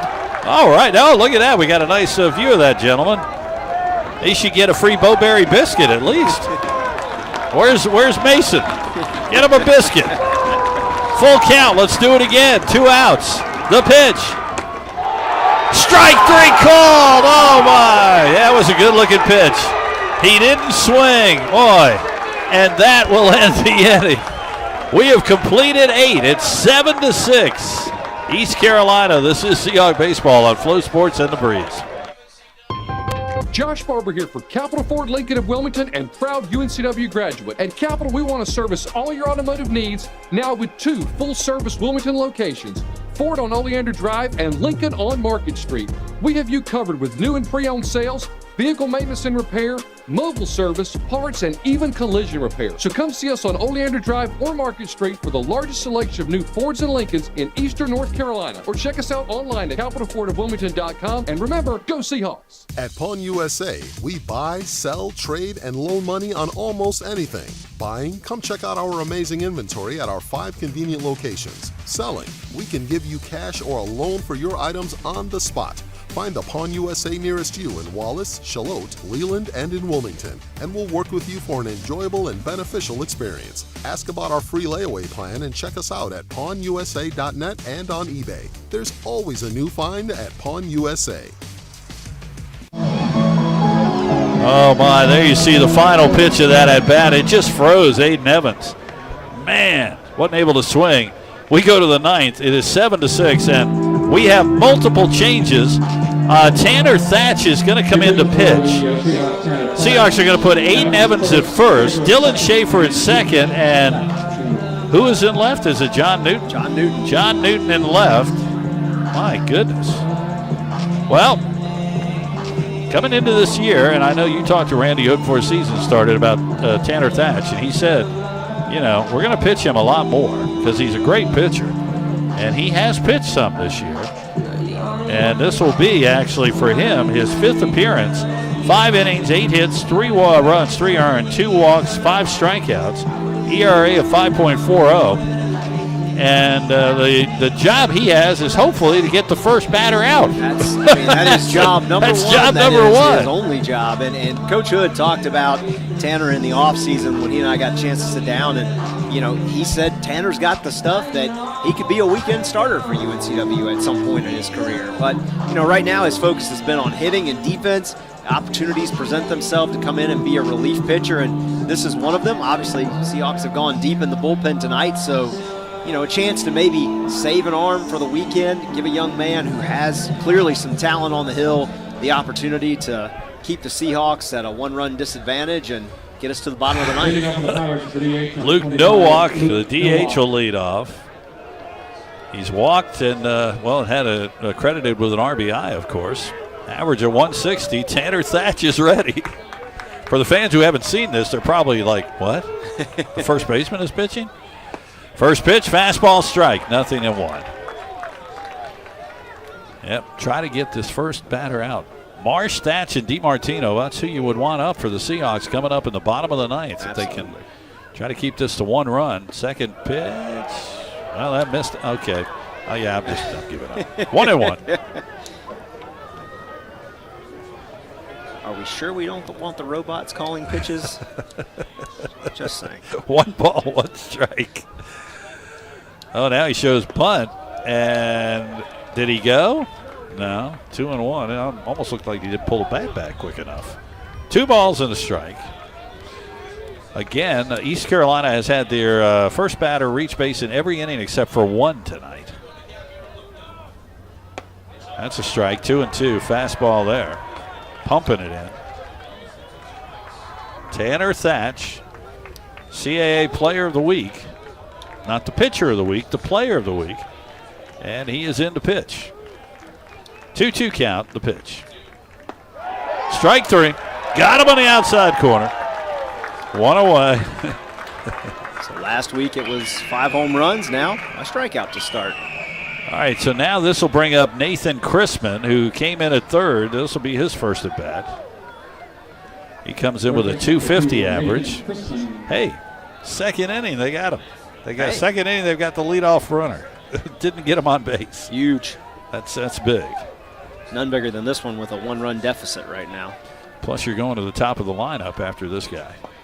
First pitch inside, ball 1. Boy, he's throwing some heat. 7-13-1 for East Carolina, 6-8-0 for UNCW. 3,209 folks here tonight have seen it all. It's been a fun one. That's high. He almost went, but it's 2-0. Now, I guess, I did not see, but I guess Tanner went to the bullpen between innings to throw, or did he just come out and just take his warm-up toss? I'm not sure. So I don't remember seeing him down there. 3-0. Now Tanner Thatch is asking the umpire where the ball is. Yeah. Well, everybody's asking him. 3 balls and no strikes. Well, they didn't get the lead runner batter on, but East Carolina's trying to get the second guy on. Strike call, 3-1. Pretty much right now just throwing fastballs. Challenge the hitters. Pick your spot. Here's the 3-1. Grounder, shortstop Jones. Throw to first, 2 away. First play for Aiden Evans over at first. 2 down, top of the lineup. This will bring up Riley Johnson. Top of the order for the Pirates, center fielder number 12, Riley Johnson. And on the night for Riley, he is 0 for 4. He does have a walk, 2 strikeouts, average at 291. So that's trying to get him 1, 2, 3, and then time for the Cardiac Hawks to appear. Would be the first 1-2-3 inning of the night for UNCW as well. Came close there in the third with 2 outs, but then gave up a couple of singles. First ball, a pitch is a ball. The pitch. He shows bunt. That's high, 2-0. Well, not a surprise. They've seen that all night from him. Pirates again come in with a 10-4 record. They're ranked 11th in the country. UNCW at 9-7. Both teams coming off 3-game sweeps over the weekend. 2-0 pitch. Inside, got the corner, 2-1. East Carolina goes home after this. They'll play Columbia at home for 3. Seahawks again on the road at Charlotte this weekend for 3. That's a strike. 2-2. Charlotte, of course, new to the American Athletic Conference, which they're picked to finish second in that conference behind East Carolina. Yeah. So you know they've got a quality ball club. So 2 balls, 2 strikes, 2 outs. Seahawk fans make noise for Tanner Thatch. The pitch. Outside, full count, 3-2.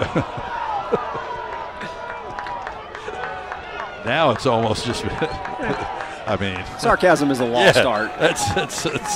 There's a lot of it now. 3-2.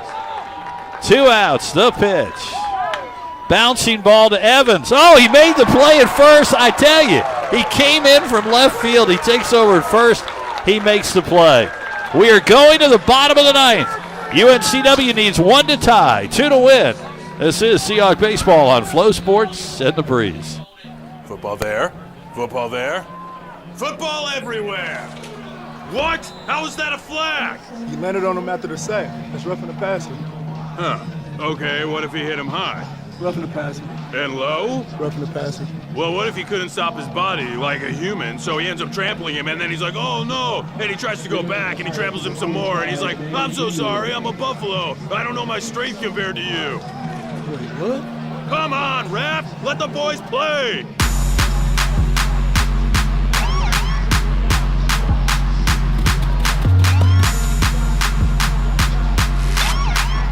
Today is your day. It's time to stop wishing for it and start working towards it. One day at a time, one workout at a time. Your best is not behind you. Look forward.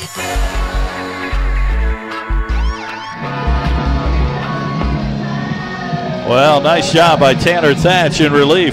Gets the Pirates 1-2-3. We go to the bottom of the 9th. It is 7-6. And East Carolina will bring in a new pitcher. It's number 45, Danny Beal. This will be his 9th appearance. 9 1/3 innings, 7 hits, 7 runs, 7 earned, 3 walks, 6 strikeouts. He has 2 saves, 1-1 record, 6.75 ERA. And he is a senior from Winston-Salem. So it'll be his job to try to get the Seahawks. Trevor Marsh, Tanner Thatch, Alec DiMartino. 1 to tie, 2 to win. And as we learned on Sunday, it's not over until the 27th out. We learned that easily on Sunday. Man, what a game that was, and what a game this has turned out to be. If you're a UNCW baseball fan and you've been in the park here at Brooks the last couple games, you have certainly gotten your money's worth. All right, we need to have some heroics here. We're going to light up the fire truck, and we'll all go home happy. What do you think? I'm good with that. That would be nice. So 7-6 East Carolina. Seahawks had to have a 5-3 lead. East Carolina scored 2 in the 7th and 8th to take the 7-5 lead. UNCW got 1 back. Now here we go with Trevor Marsh. 1 for 4 tonight, 386 average. His job to get on base in front of Tanner Thatch. Ultimately the hero from that St. Joe's game with the game-winning RBI single on the infield. So first pitch in the dirt from Beal. He's familiar with the pressure cooker. Beal has had a wild pitch, hit 2 batters, had a balk. Just to give you the whole line. All right. Again, the shortstop, Barini, moves closer to second. Outside, 2-0. Well, they'll certainly take a walk to get him on, whatever it takes. Absolutely. Last inning was Newton getting hit by a pitch. Got to get leadoff runners on. ECU's been able to do it and capitalize. UNCW struggled with it, but last time it worked out in their favor. 3-0 to Trevor Marsh. Well, you take one, at least one, maybe 2 here. You can set the bat down for this one. Now the Seahawk fans make noise. 3 balls, no strikes. Here's the pitch. That's a strike, taken all the way, 3-1. See what he does here now.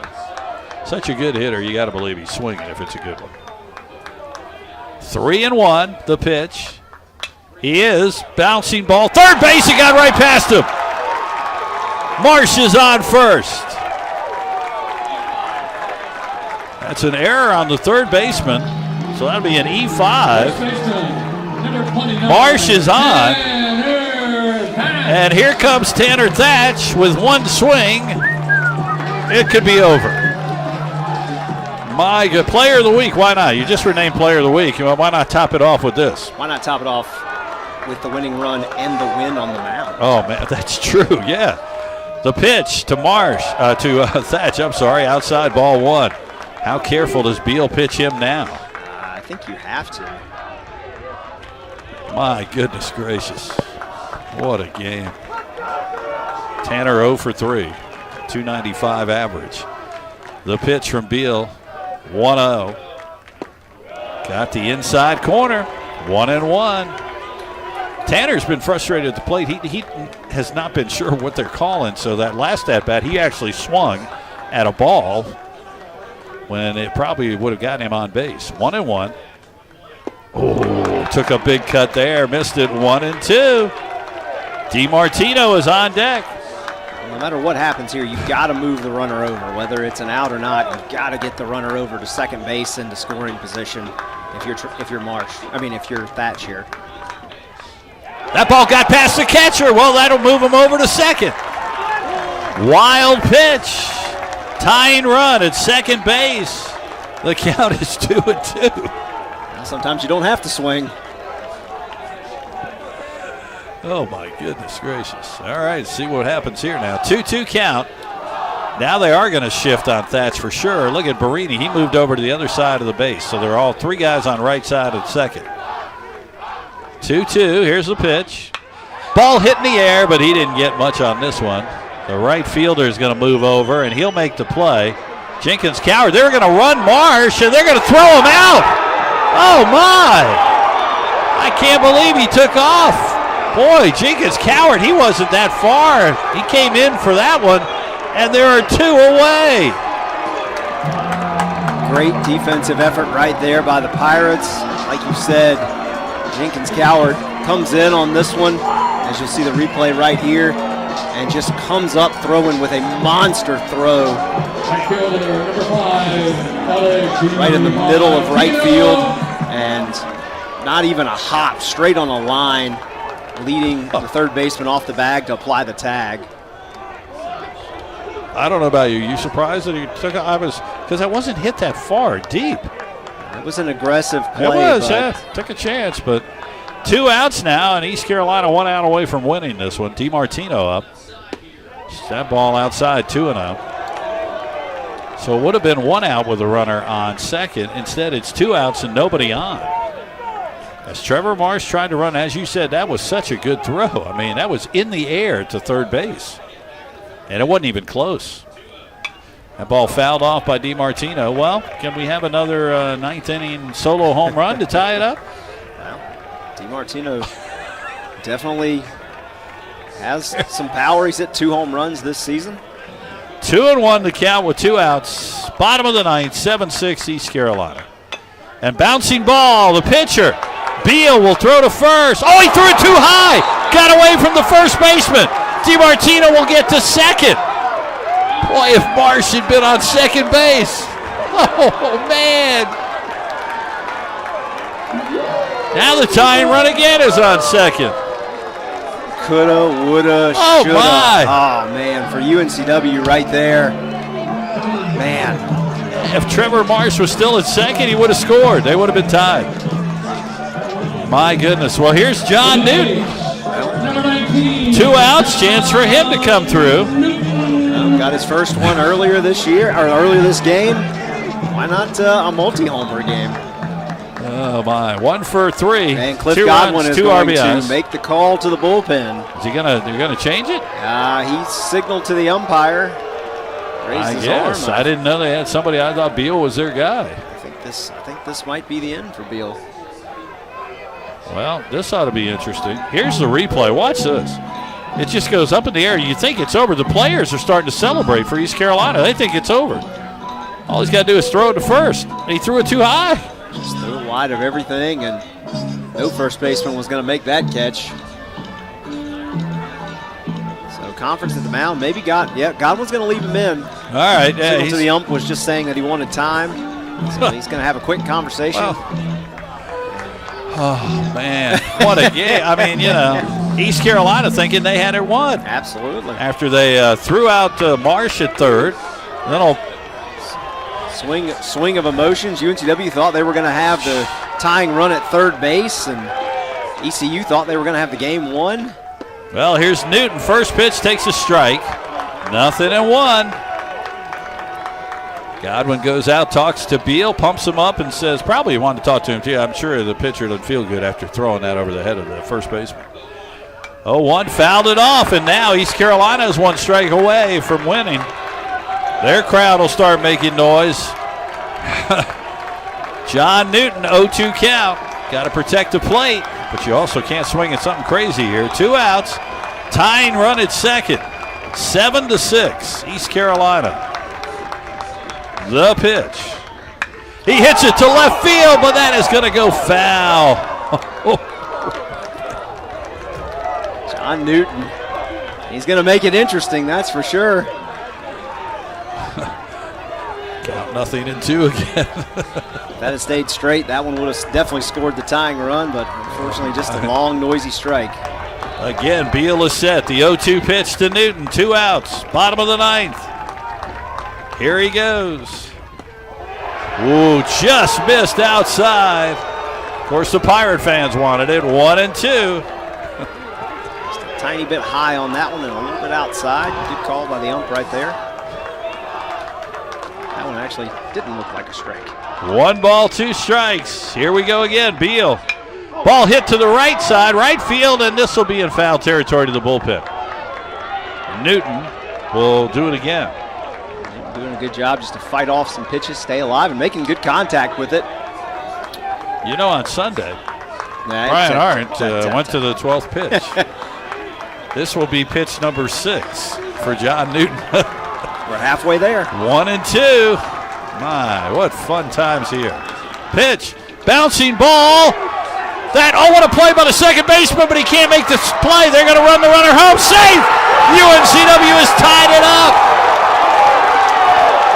Jacob Starling made the play at second, wasn't able to get the runner home. We are tied at 7. Light up the fire truck. There we go. Aggressive. It didn't work out when Marsh was standing on second. They try to get the runner at third, but aggressive play right there. They're going to go to the replay, but this one looked like it was pretty clean. He was safe. All right, they're going to look at this one. I'm going to predict the first time tonight there will not be an overturn. This is our 5th replay. I'm 1 short of what I predicted.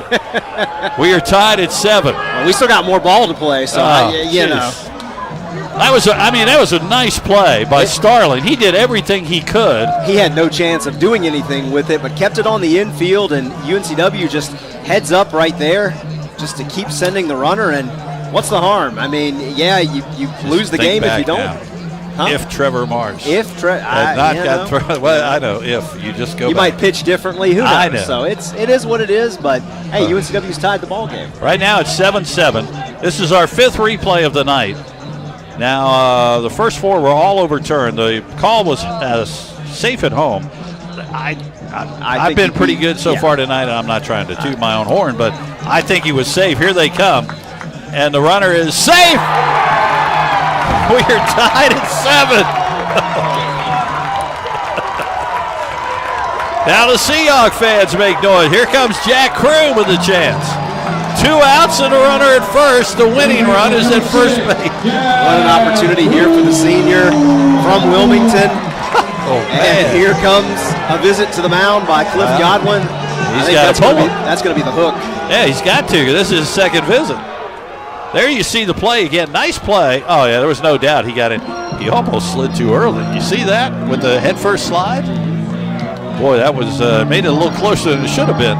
So we're going to get a relief pitcher. Our Crew. Our crew is sitting there going, really? We're going to keep going? Yes. Do they get All hazard right. pay for all this? Number 39 is coming in. This is Aaron Groller. So he will take over on the mound for East Carolina. Oh, my. This will be his 4th appearance. He's got a perfect ERA. Hadn't picked up a decision yet this year. Worked 3 1/3, allowed 3 hits, no walks, and 3 strikeouts. So he's been effective in limited work for the Pirates. 7-7. We're in the bottom of the 9th. There are 2 outs. The runner, the winning run, is at first base, and that's John Newton. Jack Kroom is going to be at bat for the Seahawks. He is 2 for 3 tonight. He is. Now, here's the interesting thing. I mean, as aggressive as they've been all night, you try to move Newton and just see if you can get him a second. And, you know. I mean, you have new life right now. The game is tied. You've got a guy at the plate who's been effective. He's a senior. He's a veteran. He's a good hitter. He's had some struggles early in the season. I say you just take all your focus and put it on Kroom and see what he can do. Newton is 3 for 4. And, you know. Then, of course, you could always see where, I mean, UNCW's used it in the past, a hit and run, if they feel confident in Kroom handling the bat, which if he got a hold of one, from first you could get all the way home possibly. Yep. So Aaron Groller was in. There you see him warming up. We are tied at 7. We're in the bottom of the 9th. We hope you're enjoying it. 3209 the attendance tonight. This has been a fun ball game. 5 replays now. That last one was our first one not overturned. There you see. Our crew keeps showing. You know, just there's that the moon. angle. It'll be the sun here soon. So just leave it up there. Oh my! Again, we want to shout out to our crew. They have worked hard tonight. Riley Nance, our executive producer. Ryan, a graphics. Joy on replay, who's sitting there going, "What is going on here?" Seth, Claire, and Cole running cameras tonight for us. This is all in honor of Justin Smith, our scoreboard operator's 50th birthday. They wanted to keep him here all night. He might be 51 by the time. Yeah, he's going to turn 51 soon with another inning. Well, here we go. Here's Kroom, first pitch, outside. Nice play there by the catcher. Will Coxon just blocked that one. 1-0. You got to think if you're Jack Kroom, this is an opportunity that you've relished and waited on. You're playing your rival. In-state school at home, tied up in the bottom of the 9th. 1-0 pitch. Swing and a miss there. 1-1. Well, actually, I think he foul tipped it. 1-1. John Newton stands at first. He drives home the tying run here in the bottom of the 9th. Now they'll throw to first. Well, most of the fans are standing. I don't think anybody's sitting down. I mean, 1 ball, 1 strike with 2 outs. The pitch. Fouled it off. 1-2.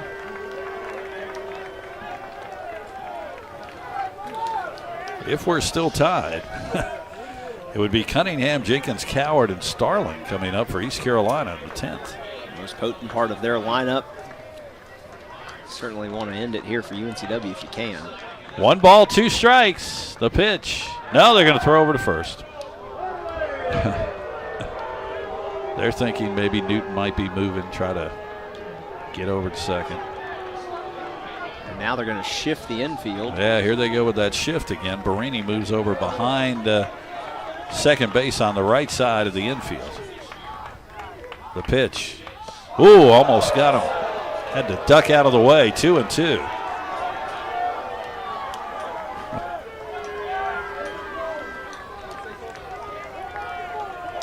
Two balls, 2 strikes, 2 outs. We're tied at 7.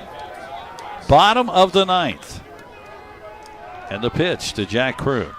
Fouled it off. Good job right there to stay alive by Kroom.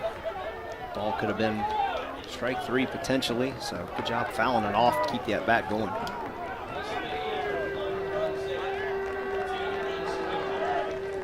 Two and 2, and this ball is hit foul. Left side, we'll do it again. 2 balls, 2 strikes, 2 outs. 7th pitch of the at-bat. Oh, is that all? Just 7 coming up? Number 7. Our official scorer, Eric Rue. Doing a great job tonight. 2-2. Here we go again. Oh, he got him. Missed it. They're going to have to try to throw him out, and again he's going to get away.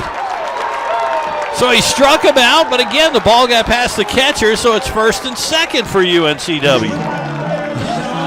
And guess who's coming to the plate?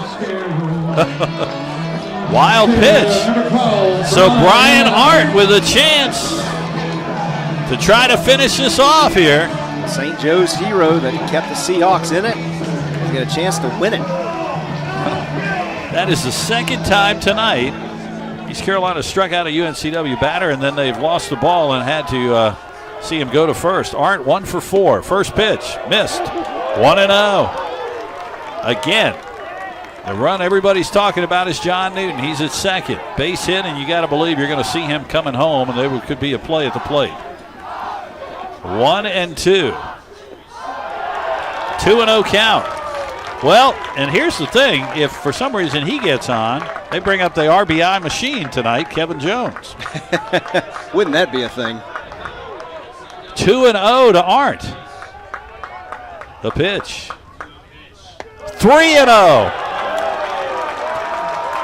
It would actually be poetic justice. It really would. I mean, the young man who was benched and has come back tonight and had a great night at the plate, driven home 3 runs.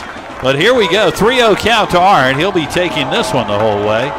2 outs, 1st and 2nd for the Seahawks. The pitch. He takes the strike, 3-1. He almost looked like he wanted to swing. Boy, his brother is hanging on the side there. He is watching more intently than anybody. 3-1 count with 2 outs. The pitch.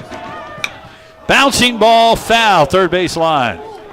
It'll be a full count. Runners will be moving now. So if there is a single, that'll certainly help Newton.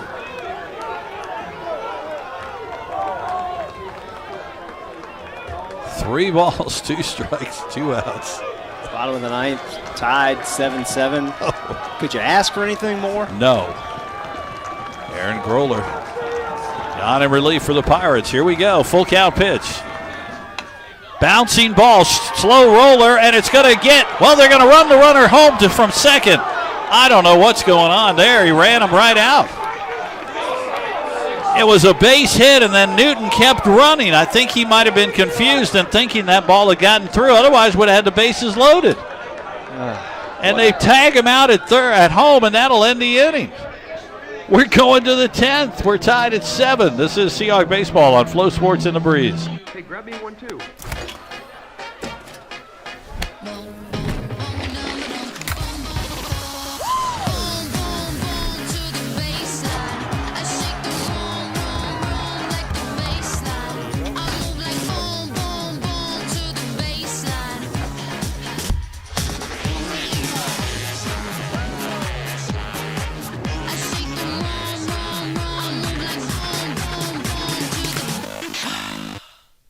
People have trusted Reed's Jewelers with their life's moments since 1940. Hi, I'm Dr. Chad Fortune with Wilmington Health Orthopedic and Sports Medicine. Excited to be on the UNCW campus today to talk to you about this week's Medical Minute. Shoulder injuries are extremely common in sports, recreational, and job-related activities. These injuries can range from chronic overuse injuries to traumatic injuries like shoulder separations, dislocations, and even rotator cuff tears. Sometimes injuries can be prevented, but sometimes with traumatic injuries they are not preventable. But we always talk about preventative strategies to try to limit their effects. One of the biggest things to consider is rotator cuff strength as well as upper back strength, in addition to good posture throughout your day. As always, if these symptoms persist, please come see us at Wilmington Health Orthopedic and Sports Medicine. Our goal is to support you with easily accessible world-class care for all your orthopedic and sports medicine needs.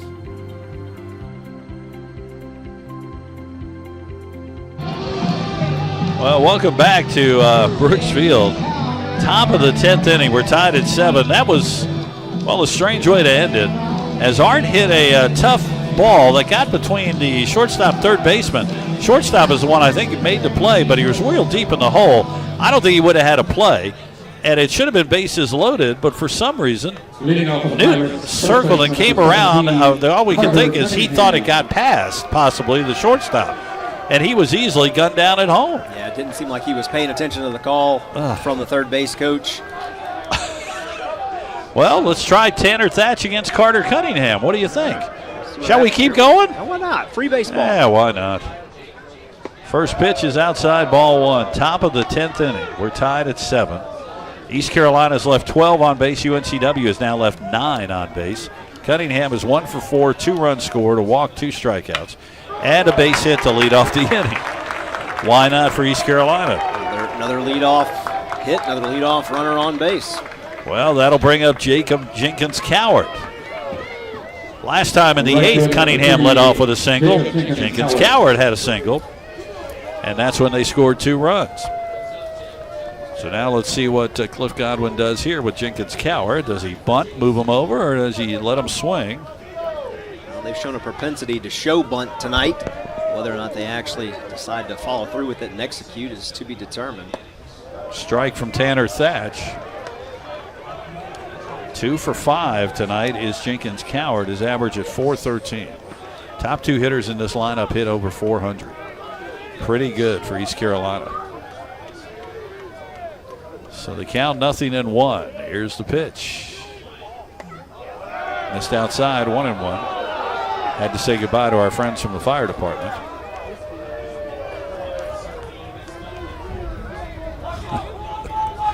What a wild game. Well, I said 6 replays. We still might get it. You're still on pace. I still might get it. This ball fouled off, count 1-2. Again, 3,209 folks tonight, the attendance. Not all of them are still here, but there's quite a few that have stayed. Hopefully those who left have got a chance to pull us up on Flow Sports or The Breeze to follow the end. Connor Marshburn now throws for UNCW in the bullpen. Thatch is the 7th pitcher of the night for the Seahawks. The runner on first is Carter Cunningham. Nobody out, top of the 10th. We're tied at 7. Jacob Jenkins Cowart, 1-2 count for him for the Pirates right fielder. That ball got away from Arndt. And that'll move the lead run over to second. My goodness, wild pitch there from Thatch.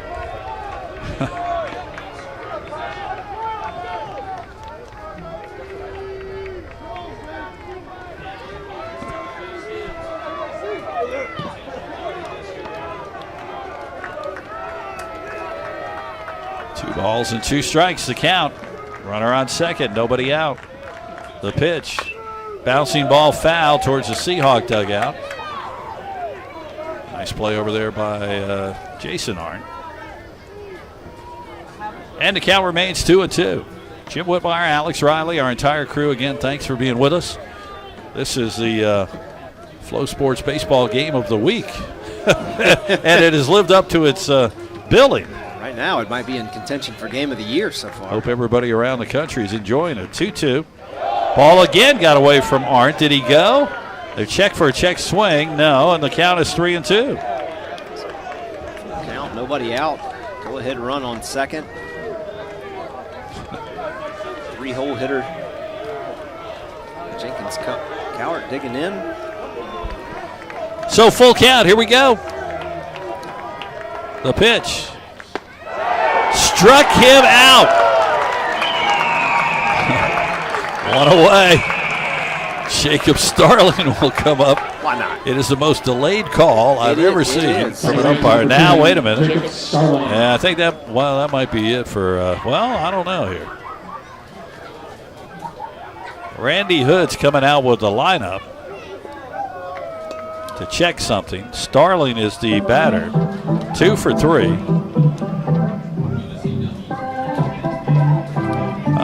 So we'll see. Again, Marshburn is throwing in the bullpen. They're looking over lineup cards here. So I think, Coach Hood is probably telling him what he's going to do here. So they are going to move to the bullpen, and then I guess you're going to put Thatch back at first. Well, we'll see. It's a Pepsi pitching change. Let's take a break. This is Seahawk Baseball. We're tied at 7-7, top of the 10th. Seahawk Baseball on Flow Sports and The Breeze. Josh Barber here for Capital Ford Lincoln of Wilmington and proud UNCW graduate. At Capital, we want to service all your automotive needs now with 2 full-service Wilmington locations, Ford on Oleander Drive and Lincoln on Market Street. We have you covered with new and pre-owned sales, vehicle maintenance and repair, mobile service, parts, and even collision repair. So come see us on Oleander Drive or Market Street for the largest selection of new Fords and Lincolns in eastern North Carolina. Or check us out online at capitalfordofwilmington.com. And remember, go Seahawks! The Ogden Tap Room opened its doors in the summer of 2013. The goal? Create a family-friendly restaurant and bar where the locals gather to eat, drink, and celebrate special occasions. 5 years later, it's just that. We open daily for lunch and dinner, and the bar is well known for its state-of-the-art draft system. We also have a wonderful patio that's perfect for live music and events. Come join us at the Ogden Tap Room. We'd love to share our great food, drinks, and service with you. Well, new pitcher for UNCW as we got more changes here in the top of the 10th. It is Connor Marshburn. This will be his 7th appearance. 12 1/3 innings, 7 hits, 3 runs, 3 earned, 8 walks, 17 strikeouts, 3.0 record, and 2.19 ERA. So he comes in. That means Thatch now, because you don't want to lose his bat. Absolutely not. He will go back to first base, which means Aiden Evans is now out, which would put our pitcher Marshburn in the number 1 spot to bat, which means we would have a pinch hitter coming up in the bottom of the 10th because he would be the third batter. He would be due up. So, are you with us? You got all this? Oh, my goodness gracious. I'm learning so much about baseball these last couple games. It has just been fantastic. So this is pitcher number 8 for UNCW. What a night. Again, now there's 1 out here in the top of the 10th for the Pirates. They have a runner on second. Jacob Starling is the batter.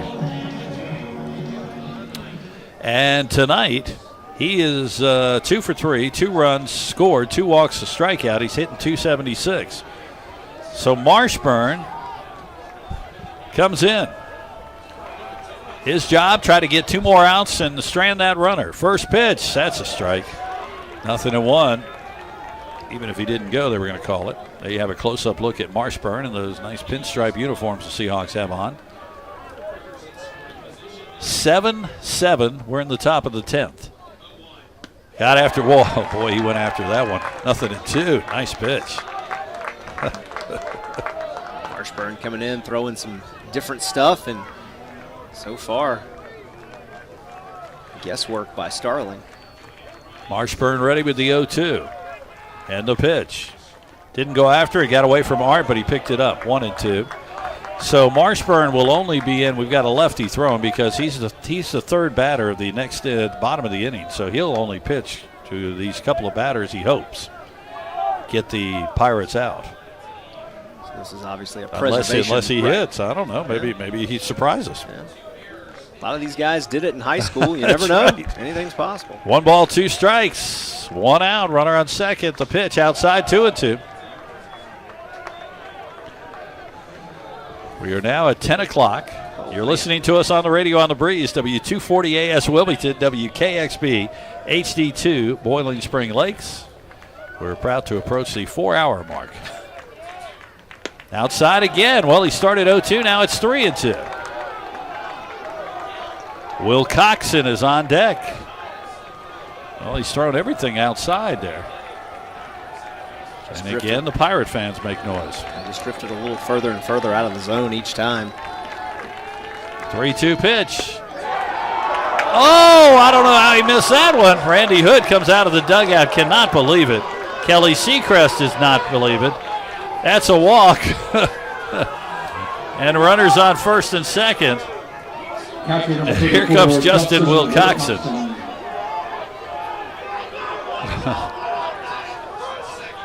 Well, the only thing I'll say about the umpire, again, it's inconsistent, but he has taken a lot from both sides and hasn't tossed anybody yet. You know what? He is consistently inconsistent. That is sometimes the best way to be.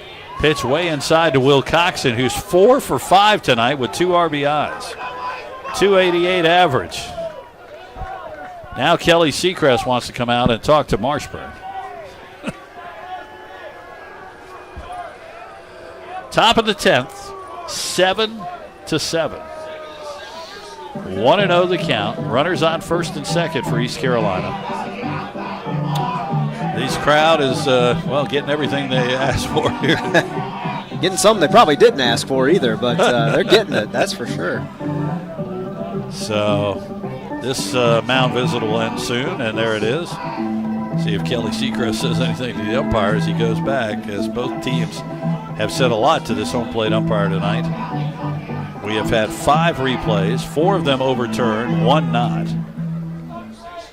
We've had a couple of Seahawks players struck out who then ended up on base because of pass ball and wild pitches. So here we go, 1-0 pitch. Inside again, 2-0. Well, Sure, certainly that's did not not what want Coach to. Seacrest had in mind after that conversation. I don't want to be loading the bases here. Will Coxon certainly been the best hitter tonight. And he hits that one to left field, but that's going to go foul. Hit that well. Count 2-1.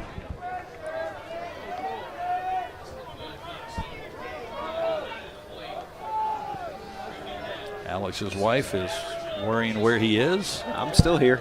If she's tuned in now, she knows he is still working. 2-1, outside 3-1. Still got baseball going on. Can't leave until this one's over. 3 balls, 1 strike. Runners on first and second, top of the 10th. The pitch, fouled it off, full count. They got to grab that ball. It bounced all the way back out, almost to the field. Our ball boy, Luke Skywalker, runs out and gets that. 3 balls, 2 strikes, 1 out. Marshburn need a big pitch here. Got him! 2 away, strikes him out. Oh, man. The conversation from Kelly Seacrest, certainly effective there, comes out and settles things down as Marshburn finds the groove and gets the second out of the inning. And big moment right here as Joey Barini comes to the plate. 1 for 3, a couple of RBIs, 200 average. 2 outs, top of the 10th. We're tied at 7. Marshburn trying to strand a couple more Pirate runners, get the Seahawks up with a chance to win. Well, now that pitch has been called a strike all night. Now it was a ball, so it's 1-0. 2 outs, 7-7 here in the top of the 10th. Lefty continues to throw for UNCW. The pitch fouled off, 1-1. I'm starting to think the strike zone is a lot like philosophy. It's just, whatever you interpret it as. Carter Cunningham is the lead run for East Carolina. He stands at second. The runner at first is Jacob Starling. 2 outs and the pitch. That is outside, 2-1. On deck, it would be Bristol Carter. We've had so many changes, I just want to make sure with both teams. So 2-1 is the count with 2 outs and the pitch. Oh, he hit him. Barini not happy at all. The bases are loaded. My goodness. That is the third batter has been hit for East Carolina, I believe? Yes. Yeah. So now that brings up Bristol Carter with the bases loaded. Bristol Carter. 1 for 3, an RBI, a walk, a strikeout, 333 average, and now looks like it's going to be a pinch hitter. Are they going to pinch hit for him? Yeah, Coach Godwin just made the signal. Told the umpire he's switching him out. So number 6, Cam Clonch coming to the plate. Cam Clonch will come in to pinch hit. So he is a lefty. Now to the Seahawks counter by going to a lefty in the bullpen. Clonch a 231 average. He's 3 for 13. Bases loaded. We're in the top of the 10th inning. We're tied at 7. Connor Marshburn trying to get out of this jam, get the Seahawks back up. First pitch. Oh, way behind him. That's going to score the run. Oh, they threw the ball away to Marshburn. Marshburn, that wasn't even close. He threw it behind the batter. It's 8-7 East Carolina. Mistakes cost UNCW the chance to have the bases loaded in the bottom of the 9th, and now mistakes costing them the go-ahead run here in the top of the 10th. So now 1-0 the count. That ball was behind the batter, Clonch. So runners on second and third. That's a strike, 1-1. Oh, we've seen it all. I didn't expect that. Behind the batter. Not from a righty throwing to a lefty. Yeah, that's a that's difficult unusual. move. 1-1. Outside, 2-1. And then Art, when he chased it down, threw it away. So luckily, it was only one run. Yeah, Jones came in quickly to grab that, or else they could have tried to run another guy home. Now he hit him. Bases loaded. Another hit batter. So we're back to the loaded bases, and that'll bring up no walk, and well, he's a lefty, so you would think you'd see the lefty in the bullpen. No walk. Well, now Cliff Godwin's going to come down and talk to him. And Randy Hood's going to come out and talk to the pitcher. Which that should be the end of it for him, because this would be the second mound visit of the inning. So UNCW going to the bullpen here. So, yeah, we will, I guess, get we will get a reliever. We'll just keep it here because it's crazy right now. 8-7, top of the 10th. East Carolina on top. They have runners. Well, the base is loaded right now. Marshburn will come out. The winning run right now scores on a wild pitch. And now here's number 39. This is Cole Benton will come in for UNCW. Running out of room on my sheet here to write down names. This will be his 4th appearance of the year. He's got a 1-0 record. Worked 1 2/3 innings so far. No runs, no hits, 2 walks, and 3 strikeouts. They pick up a win already this year, so it's been solid out of the bullpen. So we've seen both Bentons tonight. Was this the 9th pitcher for UNCW? Number 9, yeah, the 9th pitcher of the night. So bases will be loaded with 2 outs. East Carolina has taken the lead, 8-7 in the top of the 10th. Seahawks trying to hold this to a 1-run game. By the way, in the bottom of the 10th, they're scheduled with Kevin Jones. Then it would be, let's see, Dylan Schaefer, is that right? Second, and then the pitching spot would be the 3rd at bat. But right now, you got to get this out here and try to hold it at a 1-run lead. Benton being counted on for 1 out, and then I guess we'll see if the game has to go on any further than that, who you would go to after that. 4 hit batters for East Carolina, 2 in this inning, the last 2 batters. Luke Nowalk is scheduled to bat. Now, since they brought a lefty in, I guess, Cliff Godwin could counter with a right-handed hitter. I don't know what's going to happen here until we see. He's talking to. It's like he's talking to Nowalk, so it doesn't look like he's making any switch just yet. Just talking some strategy. Actually, that might be a different batter. That might be 24, Walker Barron. I think it is 24.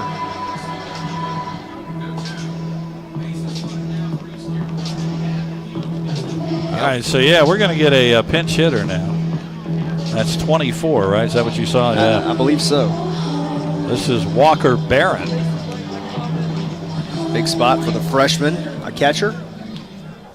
Right. He's only been at bat twice this year. He's walked once. He's 0 for 2. So with the bases loaded, he comes up now. If he can come through with a hit, that would certainly help East Carolina and give them a cushion. Right now it's 8-7, top of the 10th. Atlanta, Georgia native, so his first taste of the North Carolina rivalry. Cole Benton on. Let's see what he can do. The pitch. That's a strike, 0-1. Well, of course, you do not want to see another hit batter or a walk. Righty and lefty throw for UNCW in the bullpen. The pitch. Missed, 1-1. Bases loaded with 2 outs. We're in the top of the 10th. It's 8-7 ECU.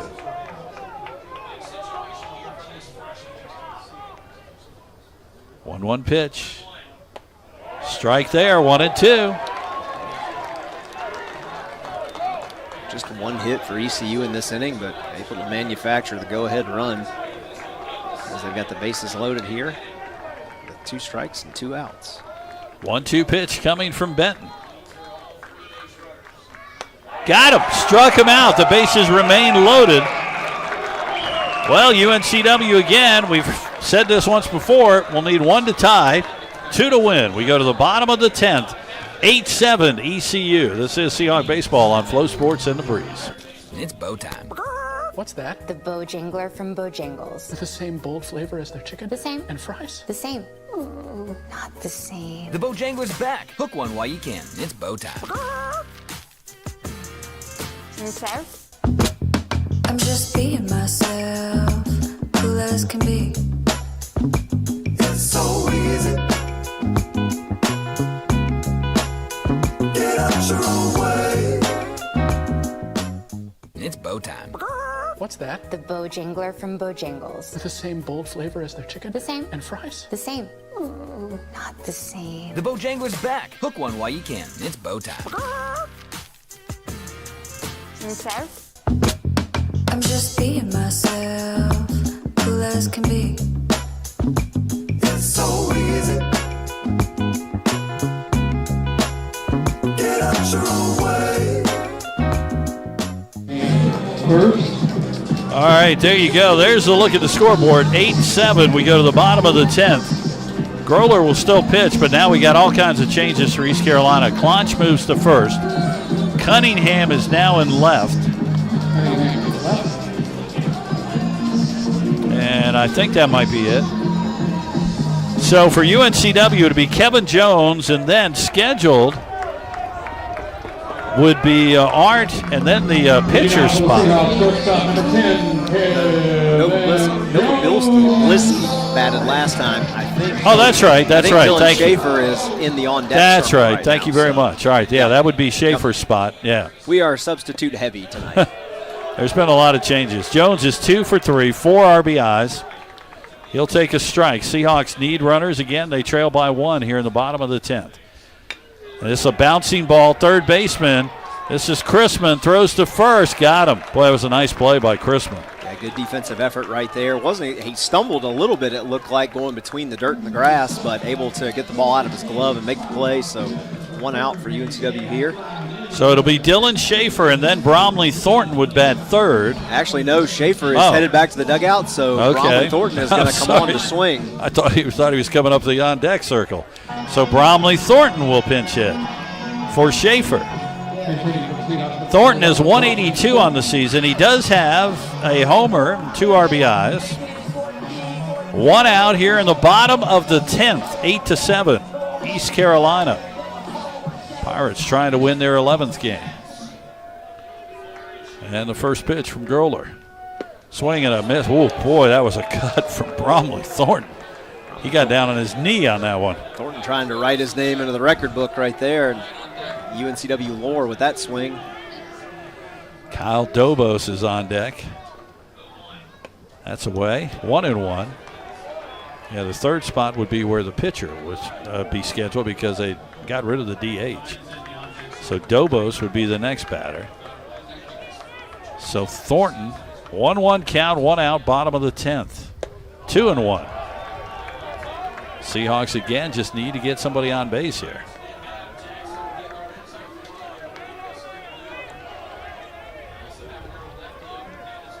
Two and 1. Swing and a miss. 2-2. Good pitch there from Groller. A little off-speed action. Got him guessing right there. Yeah, no matter what happens tonight, both teams, this has been a fun game, but Absolutely. Somebody's going to be disappointed to lose this. 2-2. Bouncing ball up in the air. This is going to be a tough play. Shortstop's going to come over and make the catch. Nice job there by Barini. Thornton is not very fast, and he was able to get him. And there are 2 away. And that'll bring up Kyle Dobos, who will pinch hit. Pitch hitting for the Seahawks, number 9. Your favorite walk-up music for the final. There we go. 219 average. That was a tough play for Barini. And again, Thornton is not fast, but that helped there to get him at first base. Good coverage speed in the outfield, but not up and down the lines. So 2 outs. Pirate fans making noise again. They're 1 out away from winning this one. Bottom of the 10th, it's 8-7. Again, these two teams will play again in 2 weeks up in Greenville, March the 26th. Be a lot of Seahawk fans that'll go up for that one. 1-0 count. That ball is lined into left field and foul, just foul. That could have been at least 2. So the count 1-1. Trevor Marsh on deck if Dobos can get on. Boy, that's a good swing. Absolutely. Timed that one up perfectly. Just couldn't keep it between the lines. 1-1. That ball is low and got away from the catcher. 2-1. 2 outs. Again, we're in the bottom of the 10th. It's 8-7 East Carolina. Seahawks down to their final at-bat. Possibly in the final. If they don't get on, it's over. Roller set. Here's the pitch. Did it hit him? It hit him? Well, there's the tying run at first base. 4 Pirates have been hit. That's the 3rd Seahawk to be hit. 7 hit batters in this game. Now it's up to Trevor Marsh, who, certainly the guy you would want up. Last 2 at bats, got on base, infield single, and reached on an error in the bottom of the 9th. 1 for 5. He has 4 homers on the season. First pitch is a strike. 0-1. On deck, if they get to him, Tanner Thatch. Bottom of the 10th. What a game. Over 4 hours long now. Ooh, he almost went. Check swing, and no, he did not. Count 1-1. They pointed to third, but they forgot the umpire's down actually behind the pitcher because he got a runner at first. Shift on again. Barini is on the right side of second. Outside, 2-1.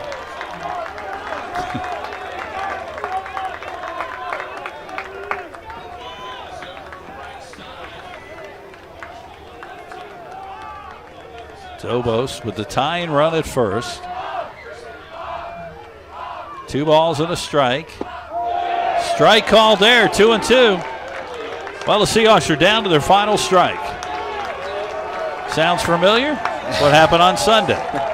Trevor Marsh steps back in. 2 balls, 2 strikes, 2 outs. Growler set. And the pitch. Outside, full count. Dobos will be moving. Good to the last pitch. It's going to take all of them. Both sides making noise. Full count, 2 outs. The pitch. Bouncing ball, second baseman. Starling to first, that'll do it. Pirates win it in 10 innings. The final score, East Carolina 8 and UNCW 7. We'll have our post-game report coming up next. This is Seahawk Baseball on Flow Sports and the Breeze. Unlock your career potential with the Cameron School of Business.